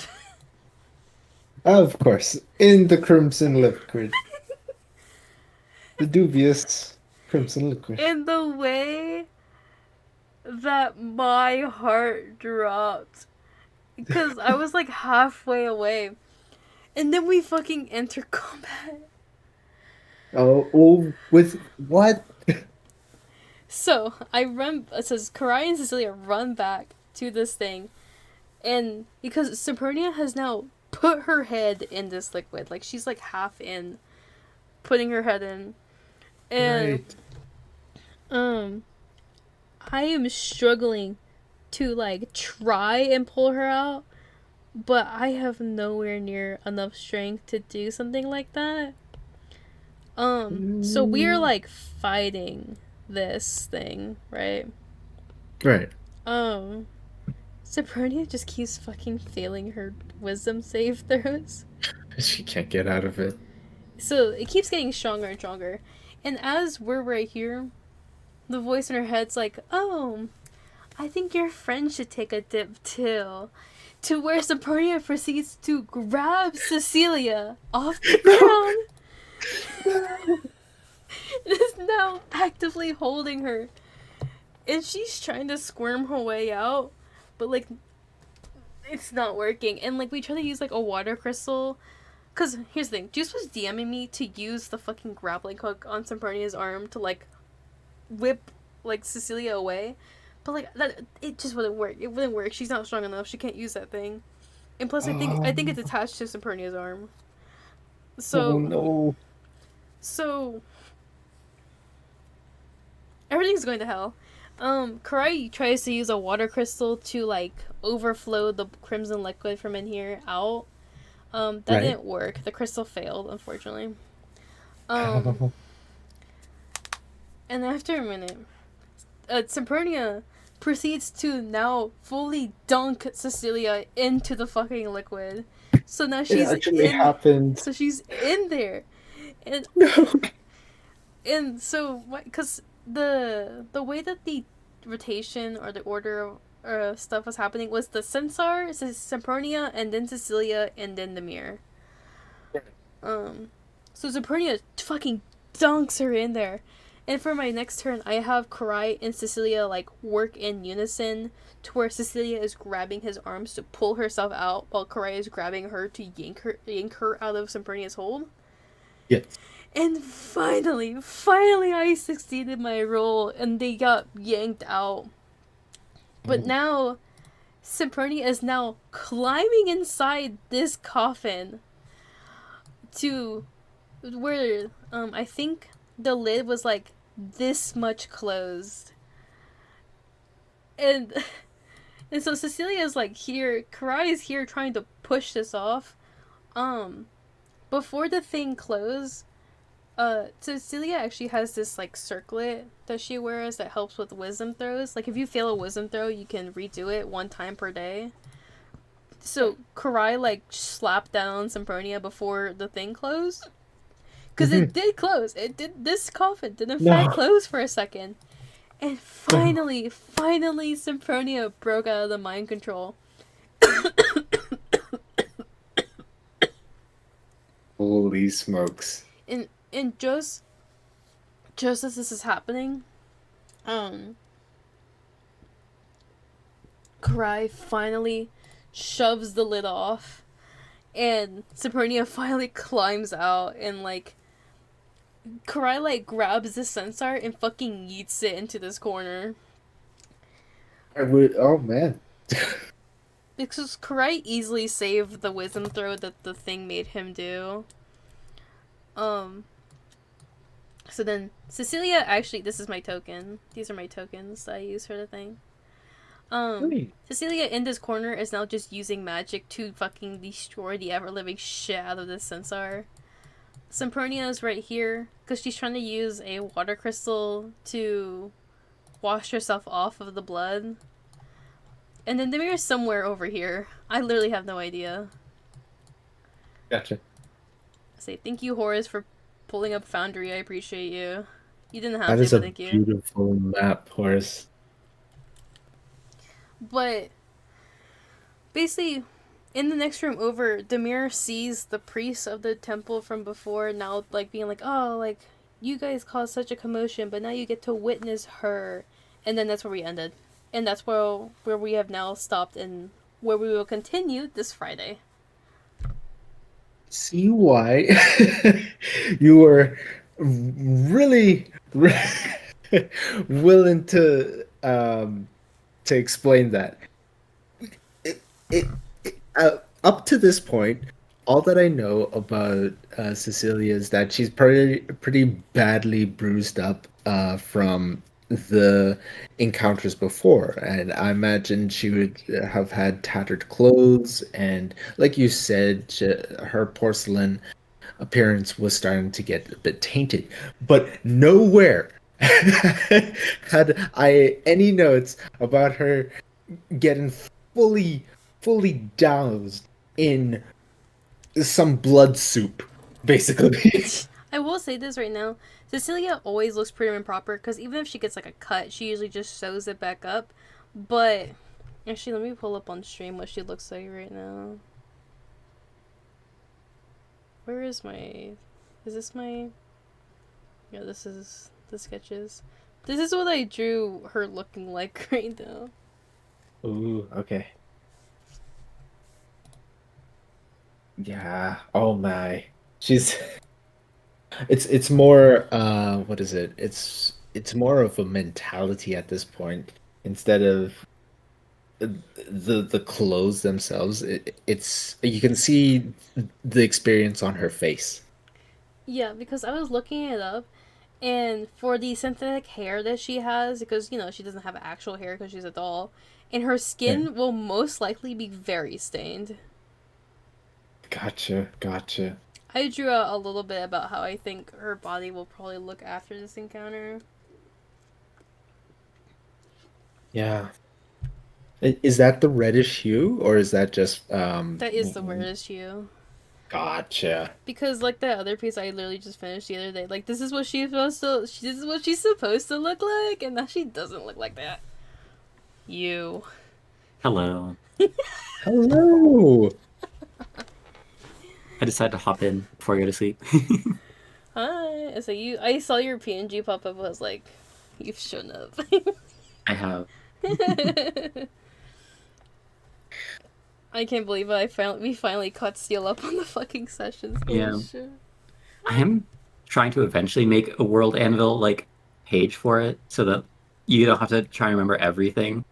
But It's okay. We'll see. It's okay. well, that's also for my own sanity because the number of times I've like, oh, I'll give you guys a wiki page for it later, and I never did it. I'll get there one day. But the nice thing about World Anvil is I can make them public as well so that other people can read them. So in that way you can be like, you can just give them that instead of having to like remember every minute lore detail. That's My Gosh. God. honestly though, these Yap sessions have been fun. Yes, absolutely. I love sitting here and yapping. But holy shit, dude, I cannot believe we caught up finally. And given that, I want to say that it's it's ramping up pretty nicely. This shows that hey, this is the end game area for the Veiled Hand. Well, I don't know that, but it does seem like a pretty They're decent approaching the end game battle. area. Okay, well there you go. I did not hear what you just said. They're like, the temple is important, but it's not the end game quite yet. No, there. I had no intention of thinking this was the end game. Gotcha. And to your point, Horace, it would be really cool to see, um, just so that I could reconcile as well, Mhm. uh, a world anvil or a wiki page that is publicly available Yeah. whenever you have the Um, time. it is still in progress. I think the only complete like wiki page I have is on Lauren and its history. Hmm. The rest of it is just like scattered notes at the moment. But Akari! Akari! we'll It's get there. Akari! Akari is actually the person who's supposed to be voicing Kurai, but because of Akari's time zone, they cannot be present for Pathfinder. Fortunate. Because That's honestly, good if to they see. could, it would be like a setup of where Akari can like hear everyone, but then they can't hear them unless they want me to. Because I just would Mhm. simulate these two idiots talking in their head all the time. Oh, they're so bad.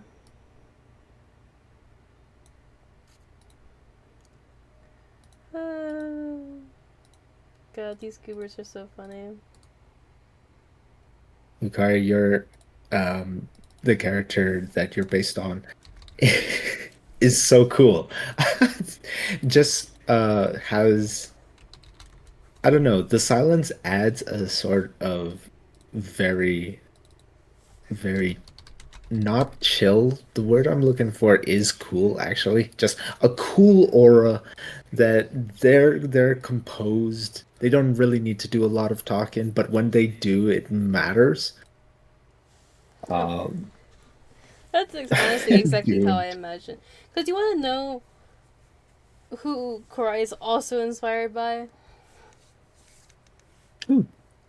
One Lycan.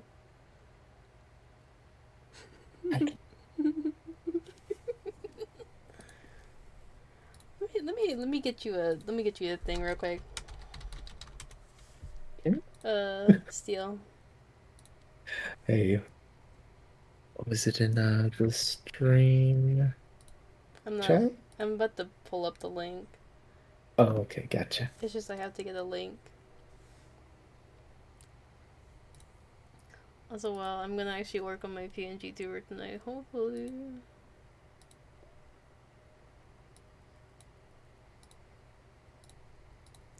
Here, it is now in stream chat. This is the character that also inspired Korai. Oh, Lycan. I'm I'm so Sigma. I just know them as I'm so Sigma.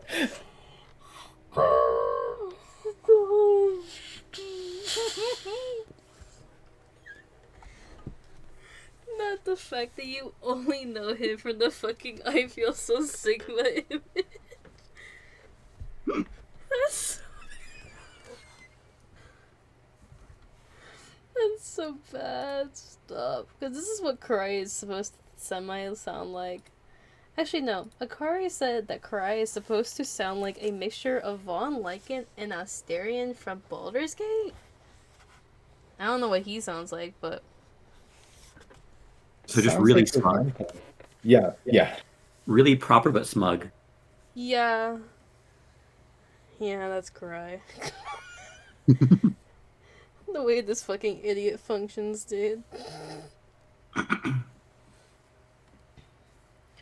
is so funny to me every day. Sometimes whenever I tell Akari about the situations that happen in Pathfinder, we actually discuss what they were probably talking about in their head. Because, like, they're always fucking having a yap session. It's just that the It's so others can't hear cool. it because it's in their head, so. Hmm. That's so cool. I feel like Tuesday. it'd be really funny at some point if, like, the others could hear everything they were talking about. It'd just be really embarrassing. Because they're in their own world and they have their own lingo. Yeah. It's just them talking about, like, Karai might sometimes, like, shit talk Sempernia in their head. And Cecilia's like, stop it! Stop being mean. But Craig's like, but like, Semperni is being mean to us. It's like, stop it! You're being mean. She's always getting I get after that. him. And also, one other thing is that sometimes I think it's me and Akari have put together that Karai does have an astral plane name that he had before adopting the name Karai. Mhm. And only Cecilia knows it, presumably from the summoner pact that they have together. But what I like to think is funny is that like she'll use it. Lemon's always bullying me. No, I'm not. I'm not. Stop lying, Akari. You're lying. You're making me look bad.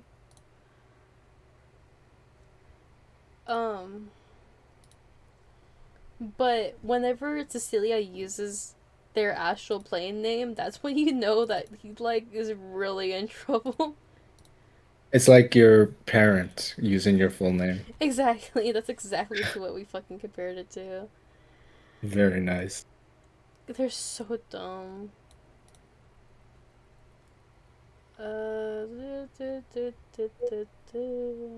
Oh, and pardon me, but while Horace is here, Mhm.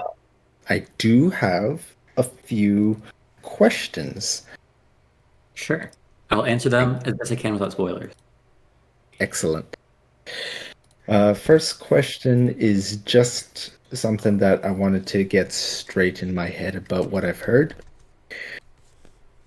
Demir, in the church, went away to speak to some people.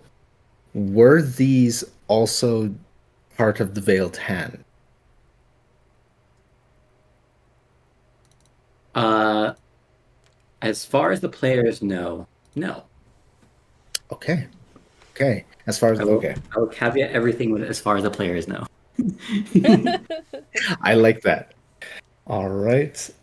Which makes sense because Lemon, you said that when Demir went up north, you hadn't really figured out what they were doing up there. Is that right? Yeah, where Demir is right now, I have no fucking idea what's going on. Gotcha. Gotcha. Demir's somewhere, I don't know where, but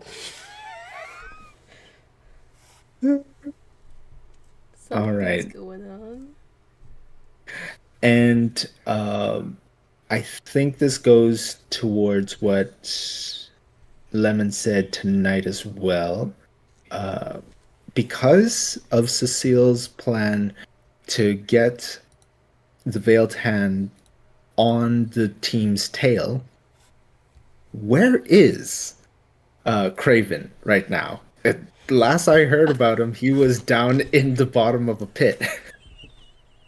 Wait, did you mention the part that Craven's in Glen Whisper? I Lemon? forgot. I forgot he's a Glen Whisper. What? There we go, more Lord. So when they met to meet Sarah Call, Sarah was the Oh, associate of Sarah. There we go. I couldn't remember her name. the associate of Cecile. They discovered that what's it called? Um, black raven-haired fellow had arrived, mentioning that some competent people would come to deal with her request, which was the party figured out was Lord Craven. There it is. Now they haven't actually figured out where Craven is in Glen Whisper or met with him, but they know that he is in Glen Whisper right now, and he did not in fact die by falling into that pit. How and why, they don't know yet. Cecile vaguely mentioned to them that this was originally Craven's mission, and what's it called? He was not a fan of them taking over his job, but also like there's more to it that they'll find out later. Nice.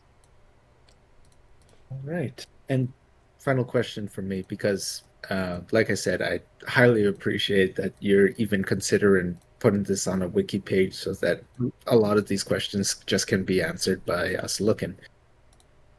Um, the so far, I mean, sorry, Lemon's characters, Cecilia and Korai, in the campaign setting, have only met up with uh are they called the Vandermeer house? House Vandermeer? Yes. What about Thank them? you. I'm just thinking of all the houses that you have already met with House within the Vandermeer and House campaign. Raven. Gotcha. And Scrappy is associated with House Virulent. Yeah. Okay, I'll write that down. I forgot. Not all of them are houses based in like Excelsior, but they're all houses of nobles that exist in this world. Mhm. Great. It's a it's an expansive world too. The goddamn Vandermeers. I'm so. Mm-hmm. Cecilia is so mad. I'm mad. Yeah. Now the real question is, was Vandermeer working with the Veiled Hand or being controlled by the Veiled Hand? You never know. Well, sorry, Horace. I am gonna go investigate that myself. I'm telling you this right now that I fully like. I've been thinking about it since the time of when we got attacked in camp about wanting to go back and fucking yell at that guy so bad. I assume so. Thank God. It's it. But yeah. Unresolved issues and can be resolved, right? Yeah. Cause Cecilia's so mad that cause to her in her brain, he just insulted her so bad by lying to her and putting her in danger, and just lying to the Ren class crest. Mm-hmm. She's so upset, but it's so funny. Yeah. I need to. This continent needs more fleshing out, though, because I have another continent that's more fleshed out, because there was a campaign in this world beforehand, Oh yeah. but that was on a separate continent. And so I was like, I'll do a different continent for this campaign. Oh, interesting. Yeah. I was talking about the God, what the fuck was this? What's the name? The Helmdales. Helmdales? Am I saying that right? Yep. I did mention that offhand because I think that's funny. What did Yeah. I split as per usual? Don't do that, Kari. We're talking about Karai. Oh no. Come do a Karai voice. Actually, you just woke up. Never mind. I just remember she just woke up. That would be so immersive though, if ever I stay around late enough that Lucari is awake. Akari's usually awake and available in the mornings. Mornings. Copy, copy. Because that's whenever it's like evening time for her. Woohoo. She's French. It's funny. Fair enough, fair enough. I didn't really think of that connection. Yeah, that's why her time zone's so fucked up. She's French. Yeah, yeah. So fun fact, the way I've designed like a few different places. So I've imagined like a lot of the like elves in one of the places in this world as just like French people. I mentioned that to Fun before. So there's like one city that's just France, and there's one city that's just Italy, and then to a city. Oh my gosh. But the French city is just all elves, basically. Oh, jeez. What goobers. Oh yeah, I just remembered I was reading something the other day about because I was trying to see how different sets of Pathfinder stuff talks about poppets, and I somehow found one that talks about how poppets in that rule set need to eat, sleep, and breathe. I was like, that doesn't make any fucking sense. Yeah. The lore behind the character, there's like base lore that Paizo gives out for their Pathfinder like base rules and lore. Mm-hmm. A lot of that I kind of throw out the window because it just doesn't make sense in my setting. But I try and keep it somewhat consistent so you can just look it up on their wiki. But a lot of it, yeah, I don't really use. I thought it was crazy. I thought that was funny as Like fuck. in the base rule set of remastered second edition, puppets are only these cloth beings that live for 25, like 30 years. That's crazy. Cloth. It is. Imagine if And imagine if I made Sicily out of cloth. That would look weird. kind of hard to get bloodstains out of cloth. Ugh. Oh my god, no. Stop. That's so awful to think about, actually. um, on the point of what was it? Yes, world building in general. I can't even imagine how much more you can add to this continent. But that said, I've only ever heard of two towns or three different Yeah. towns. This is So really spoilers, so I can kind of explain the layout of the world. sure. So this continent isn't a particularly big. It's still a continent. It's big, but it's basically split in half or split in two. There's the southern half, which is just a bunch of sparse city states. And then there's the northern half, which is basically just a big frozen wasteland that used to be an elven civilization. Oh. That's basically the whole layout of this continent. There is technically a small country in the bottom right, so what, southeast of this continent, but that has never come up in the campaign, and I don't. Sempernia's character might be the only one that knows anything about it. Fair enough. Fair Fucking enough. Because Goober probably won't say I'm shit. basing Sempernia's lore on coming from that small country there. Mm. See Yeah. that. But other than that, no one really, as far as everyone knows, it's just big frozen waste in the north and then a bunch of city states in the south. Born to have The friends cities- and you guys forced to be Hold on, I'm gonna run to the bathroom quick. Let's see, the city states that have come up in the campaign, there's Duthloran, which is the starting city. They're basically a city of guilds. More like you're familiar with like old European style guilds, like, right? Yes, I've Yeah. They're mostly seen. they're just those, basically. They're essentially just those guilds that run the whole country. Right. There's both technically a government and technically not a government. There's a small council of guilds that make up the government. That's basically Duthloran. Excelsior, you've heard a lot about from Lemon. Yeah. That's the Clockwork City. There is Imbriza, which I'm trying to remember what I have as so that one has another name for it. It's known as the Canal City and the Jewel on the Coast.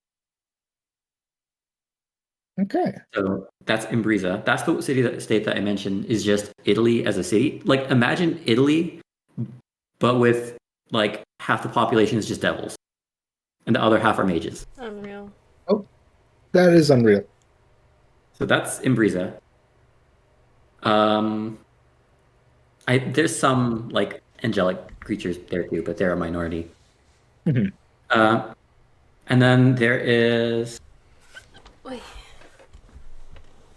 Trying to remember the name so I don't get it wrong. Port du Mar, which is it's the major port city on the continent. Their entire thing is they export or they handle like exports to other continents. That's their entire economy, basically. Just trade and shipping.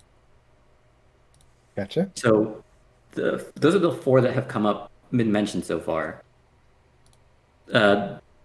Port du Mar, that's the port city. There's Imbriza, the Jewel on the Coast, that's a city of entertainment.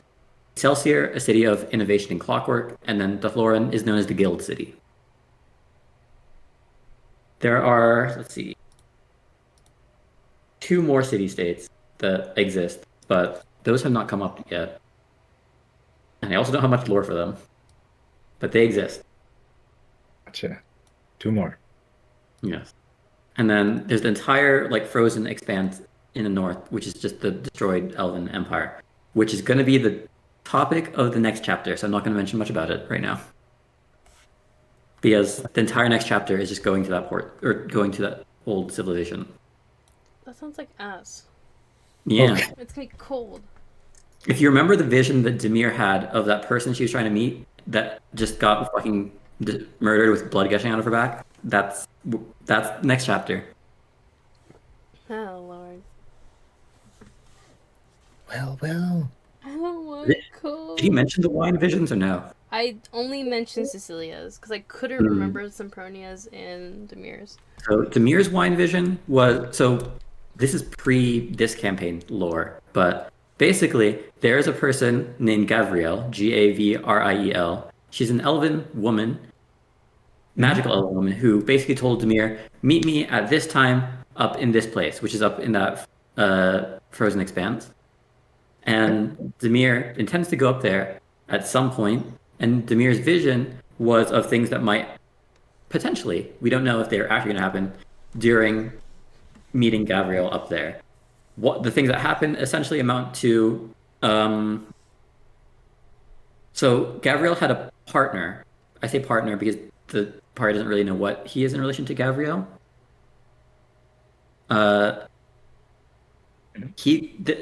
He is shown to at some point turn into a cat, while Gavriel gets. I think in the vision they don't see how Gavriel gets injured, but she sees her face down in the snow with blood pouring out of her back, and the little cat like pawing at her. So that was Demir's vision. Sempronia was from the perspective of someone that she's been hunting for, sailing across the ocean out of Port Dumar to another continent. This person was hunting Sopronia? No, Sempronia's looking for this person. Looking for this person. Copy. Mm-hmm. Bye, Angelada. Have a good night. Good night, Angelada. Hey, But yeah, like you said, the worst vision was Cecilia's.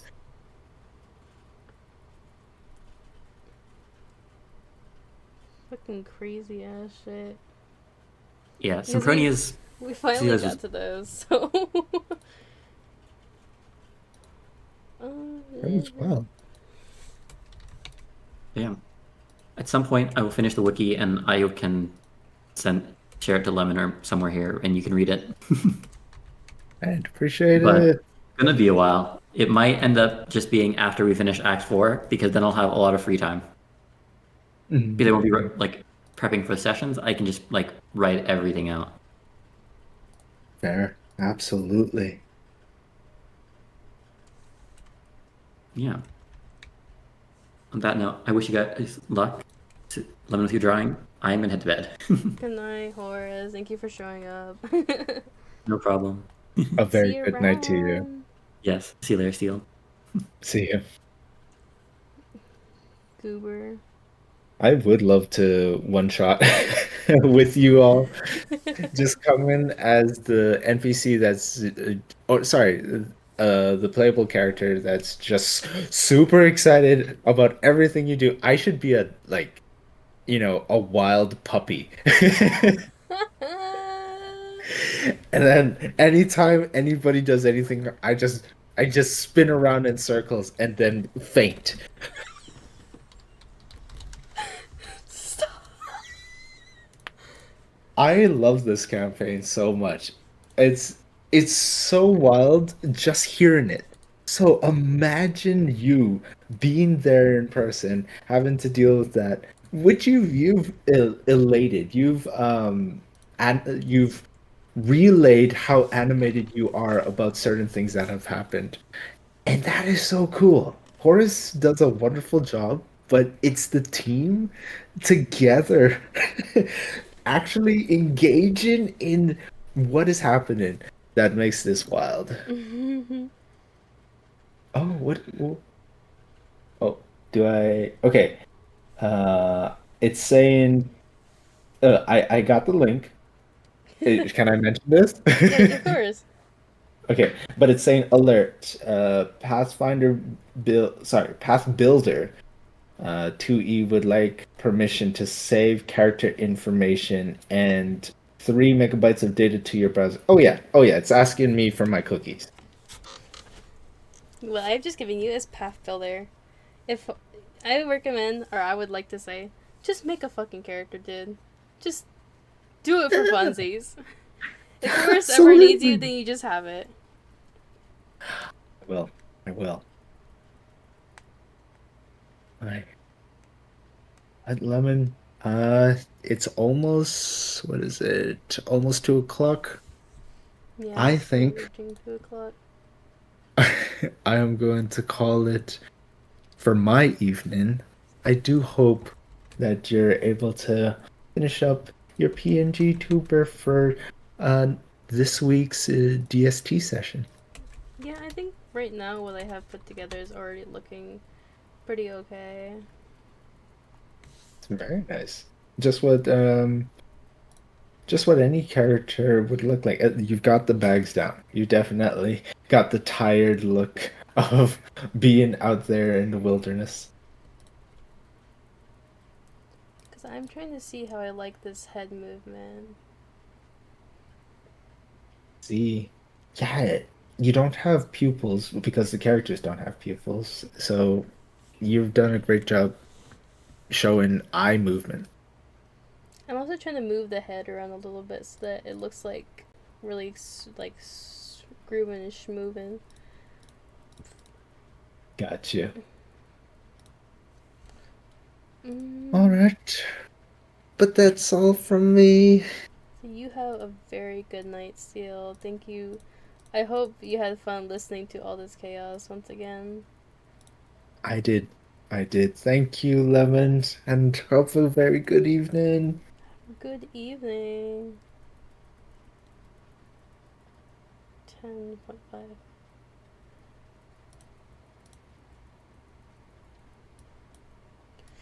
Okay.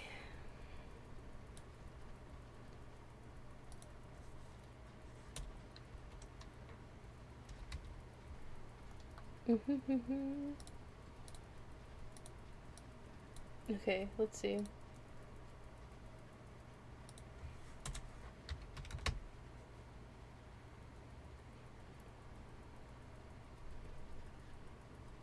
Enchilada.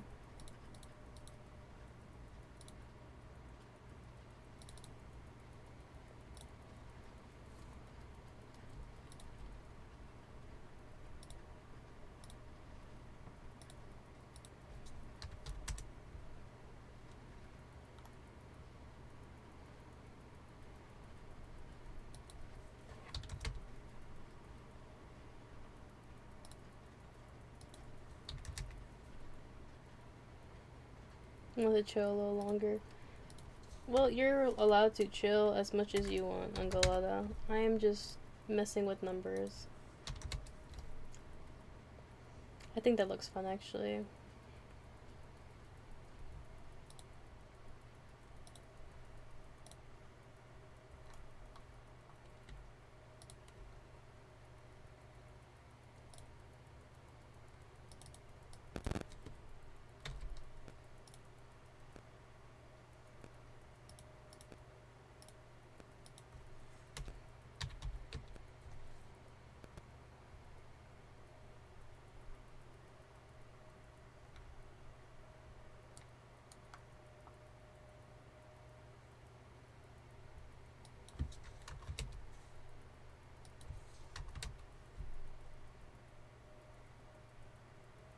Yeah, I think I like this going on.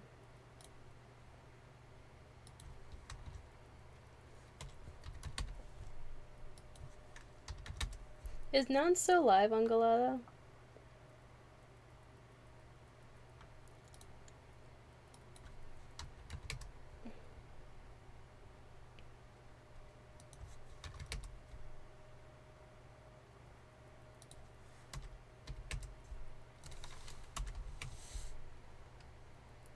I actually like that a little bit more. Because I was going to show Noun this and see their thoughts on wanting theirs like this, or did they just want like 2 fucking images?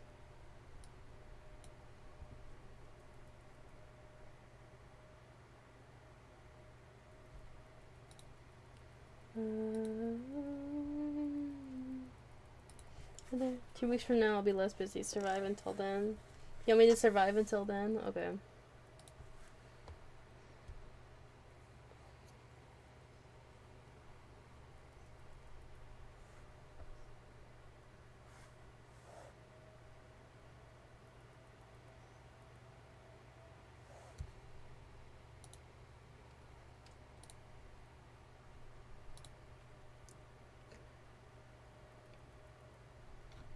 I don't know how busy Noun is, because I want Noun to see this, to see if they want something like this for their little model. What the hell do I have my drag as for this one? Drag is like 10 and then 0.5.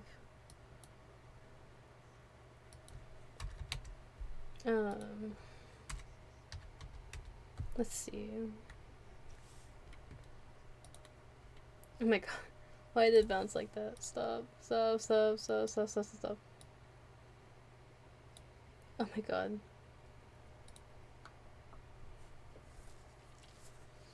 Oh, I need this. Okay.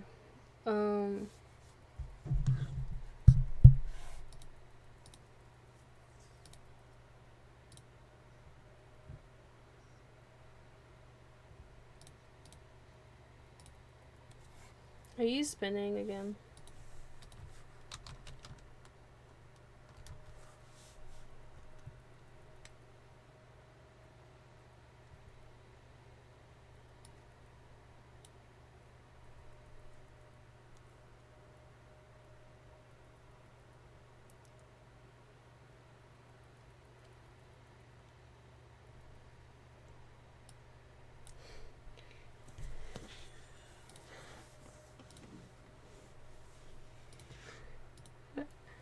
Maybe, are you judging me? No.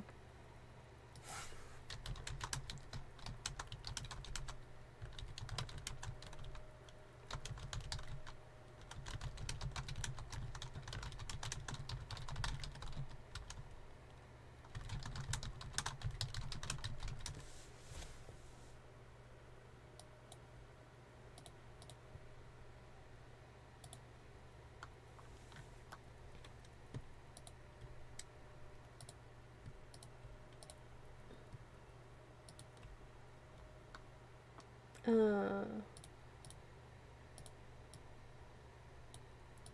my god, why don't this shit work?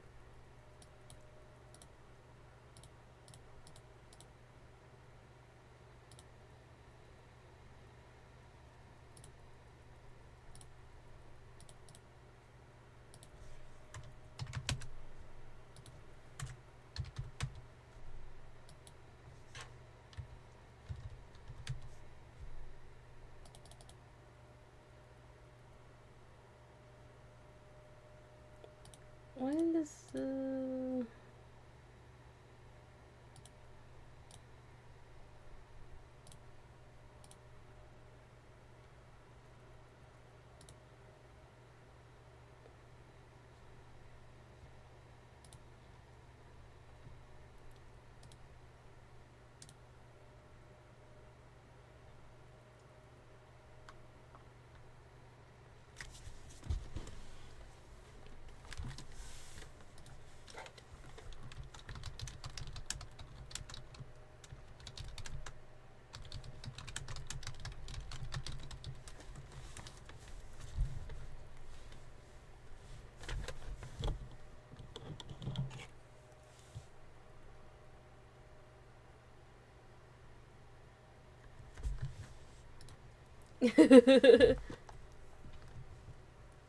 As if you made one.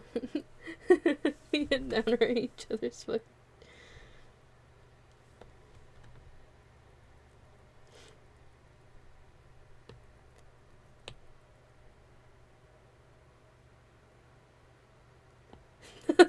stupid.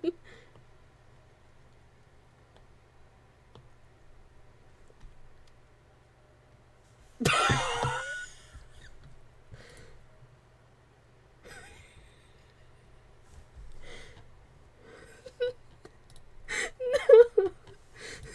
No.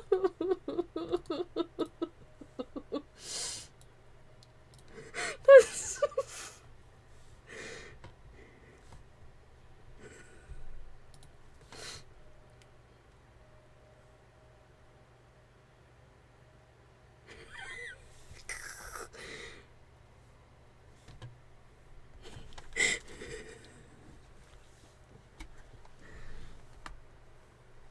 That's so funny that I fucking lost all of them. Holy shit.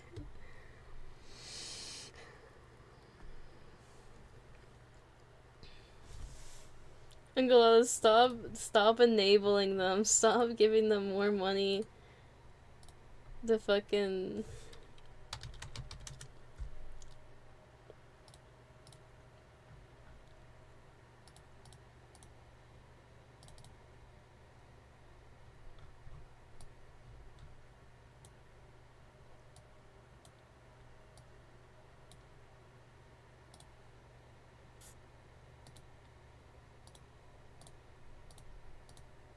Okay.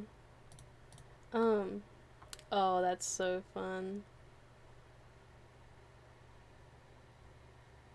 You forgot the command. I think it's give.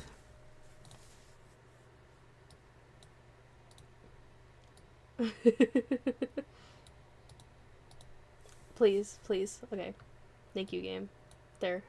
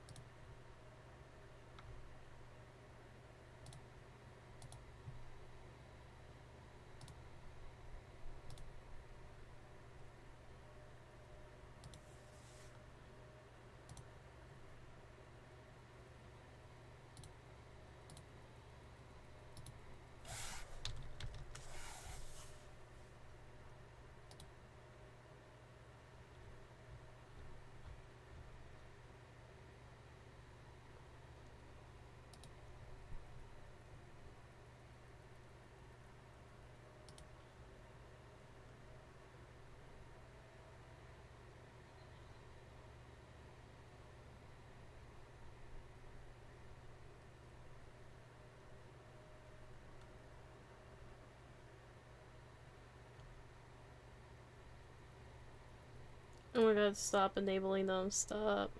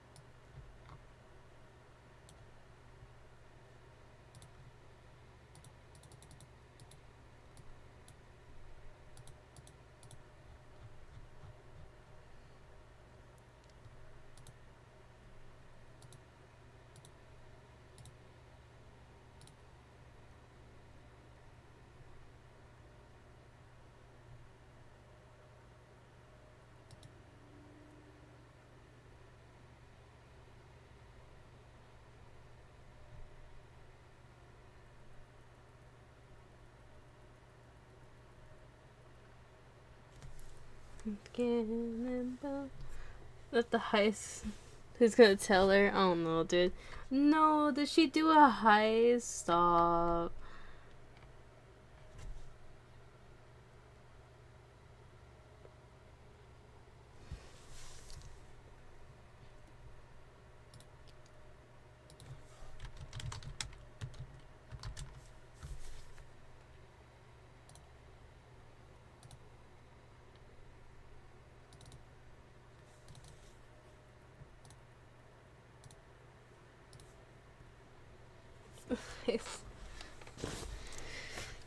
Dude, I think Noun's so screwed actually.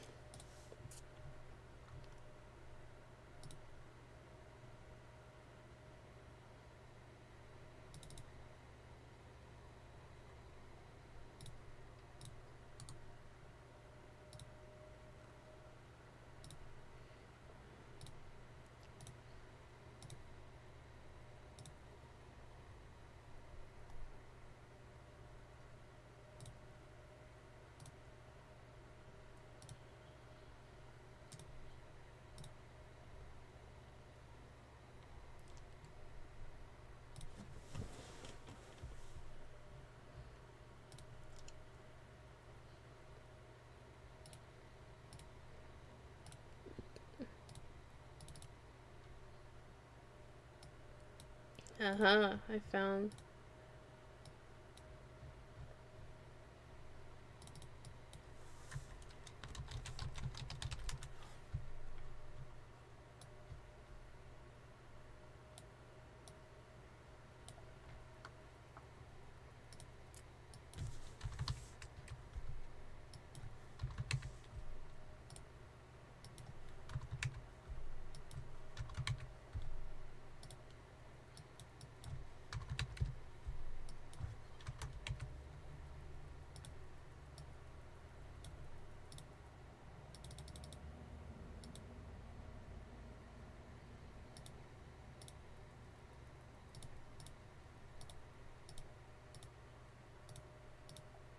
Oh, that looks accurate to the in-game thing.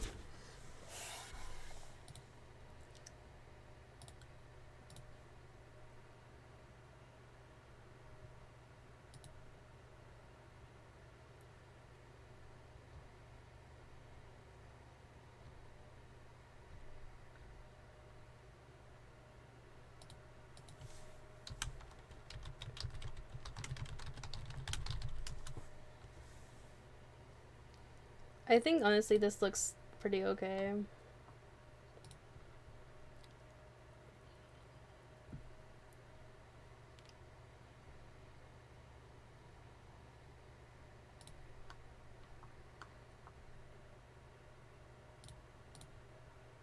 Let's see. Let's give this.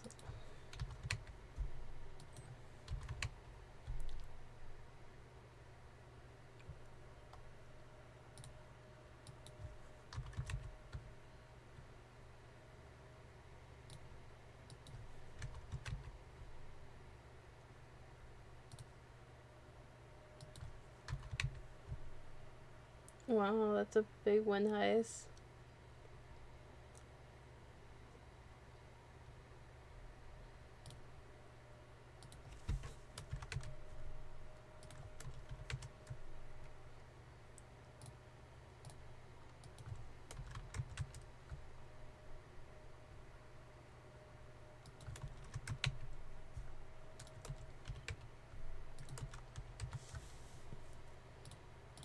I think she looks cute.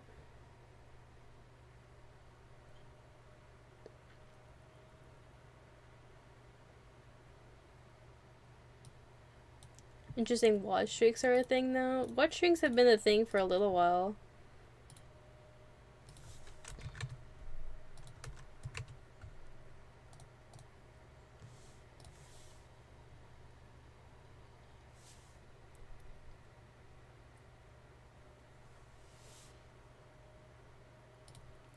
Okay, what do we think about the PNG tuber? What do we think?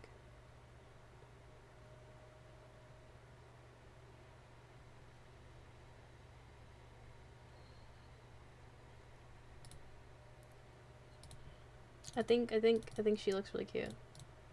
I'm very proud of her.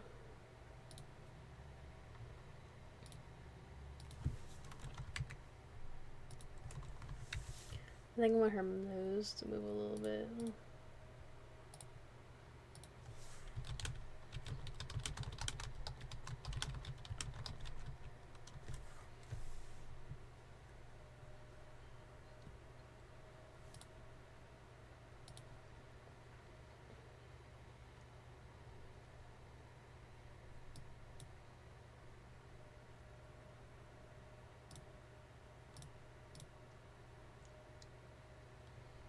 see. Do I have any other...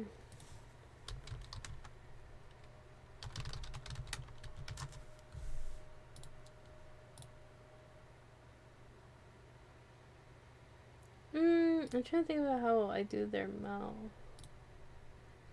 It's a little...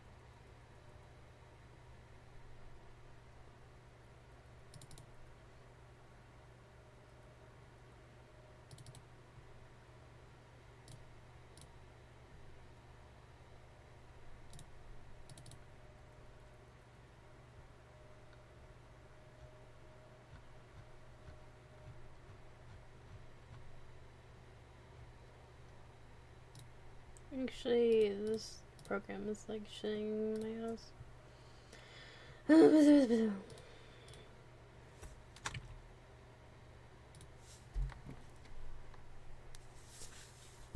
I think I need to actually go back to the mouth. Because the mouth is a little wrong, actually.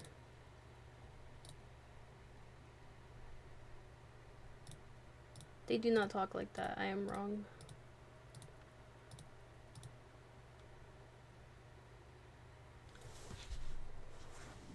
I actually, yeah, I need to touch the mouth again.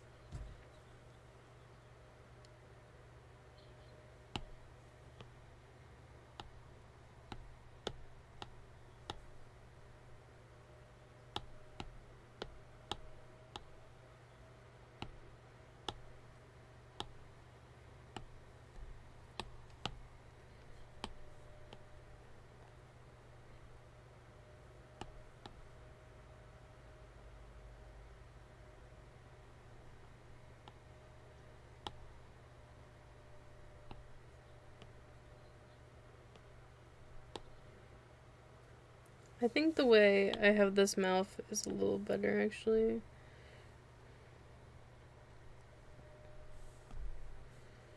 I think I did the mouth a little nicer. It's a little weird.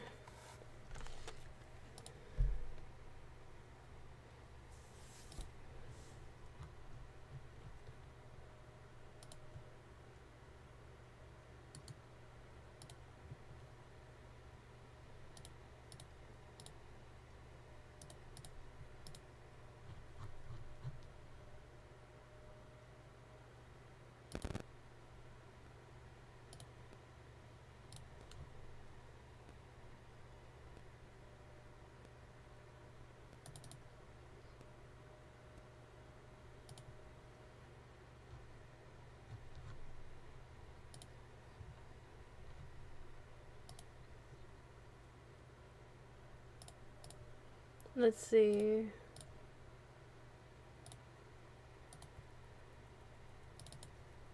Okay, I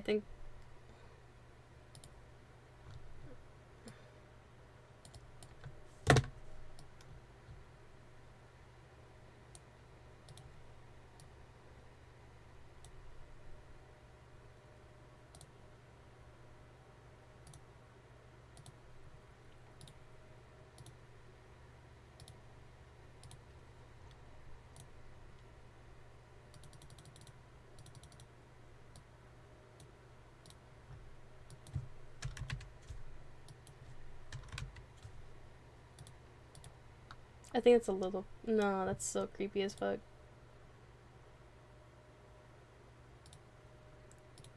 I might do something different entirely.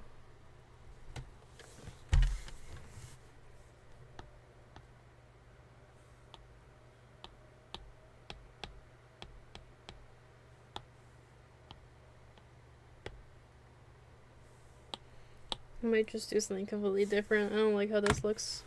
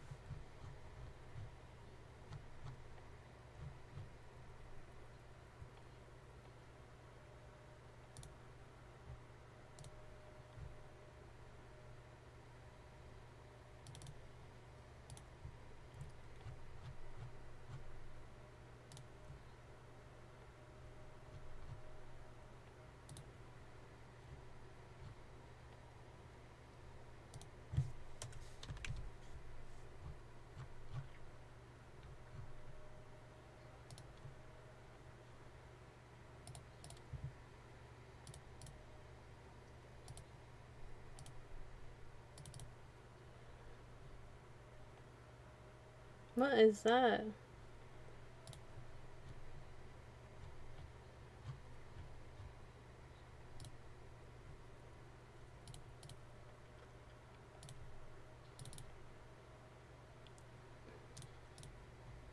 I think it's a little better. I think that will be fine for now.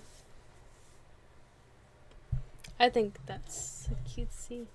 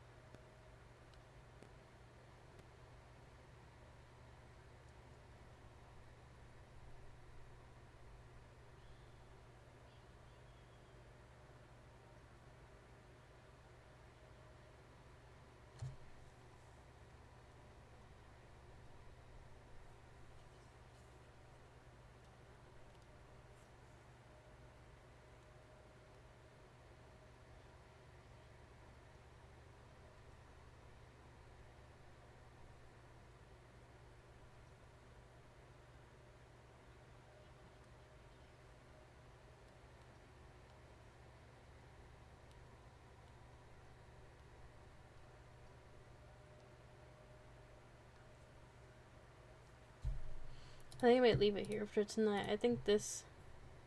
Have you thought of any other pant? Yes, I have actually. I will say this right now. There are some in thoughts. It's just I haven't done them yet.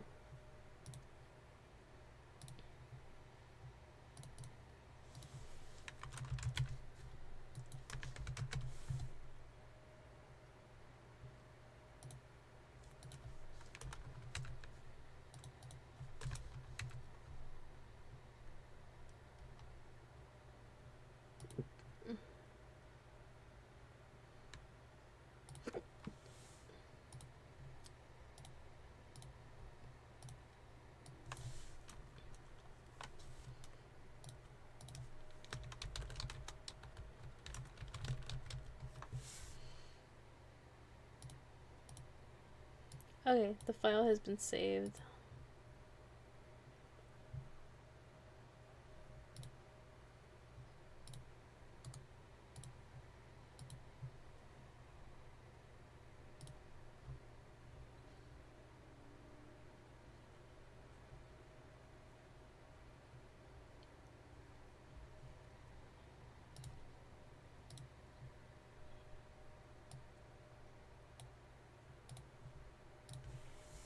Let's see, we're gonna read into noun because I need to show noun the dinosaur stuff, but here you go.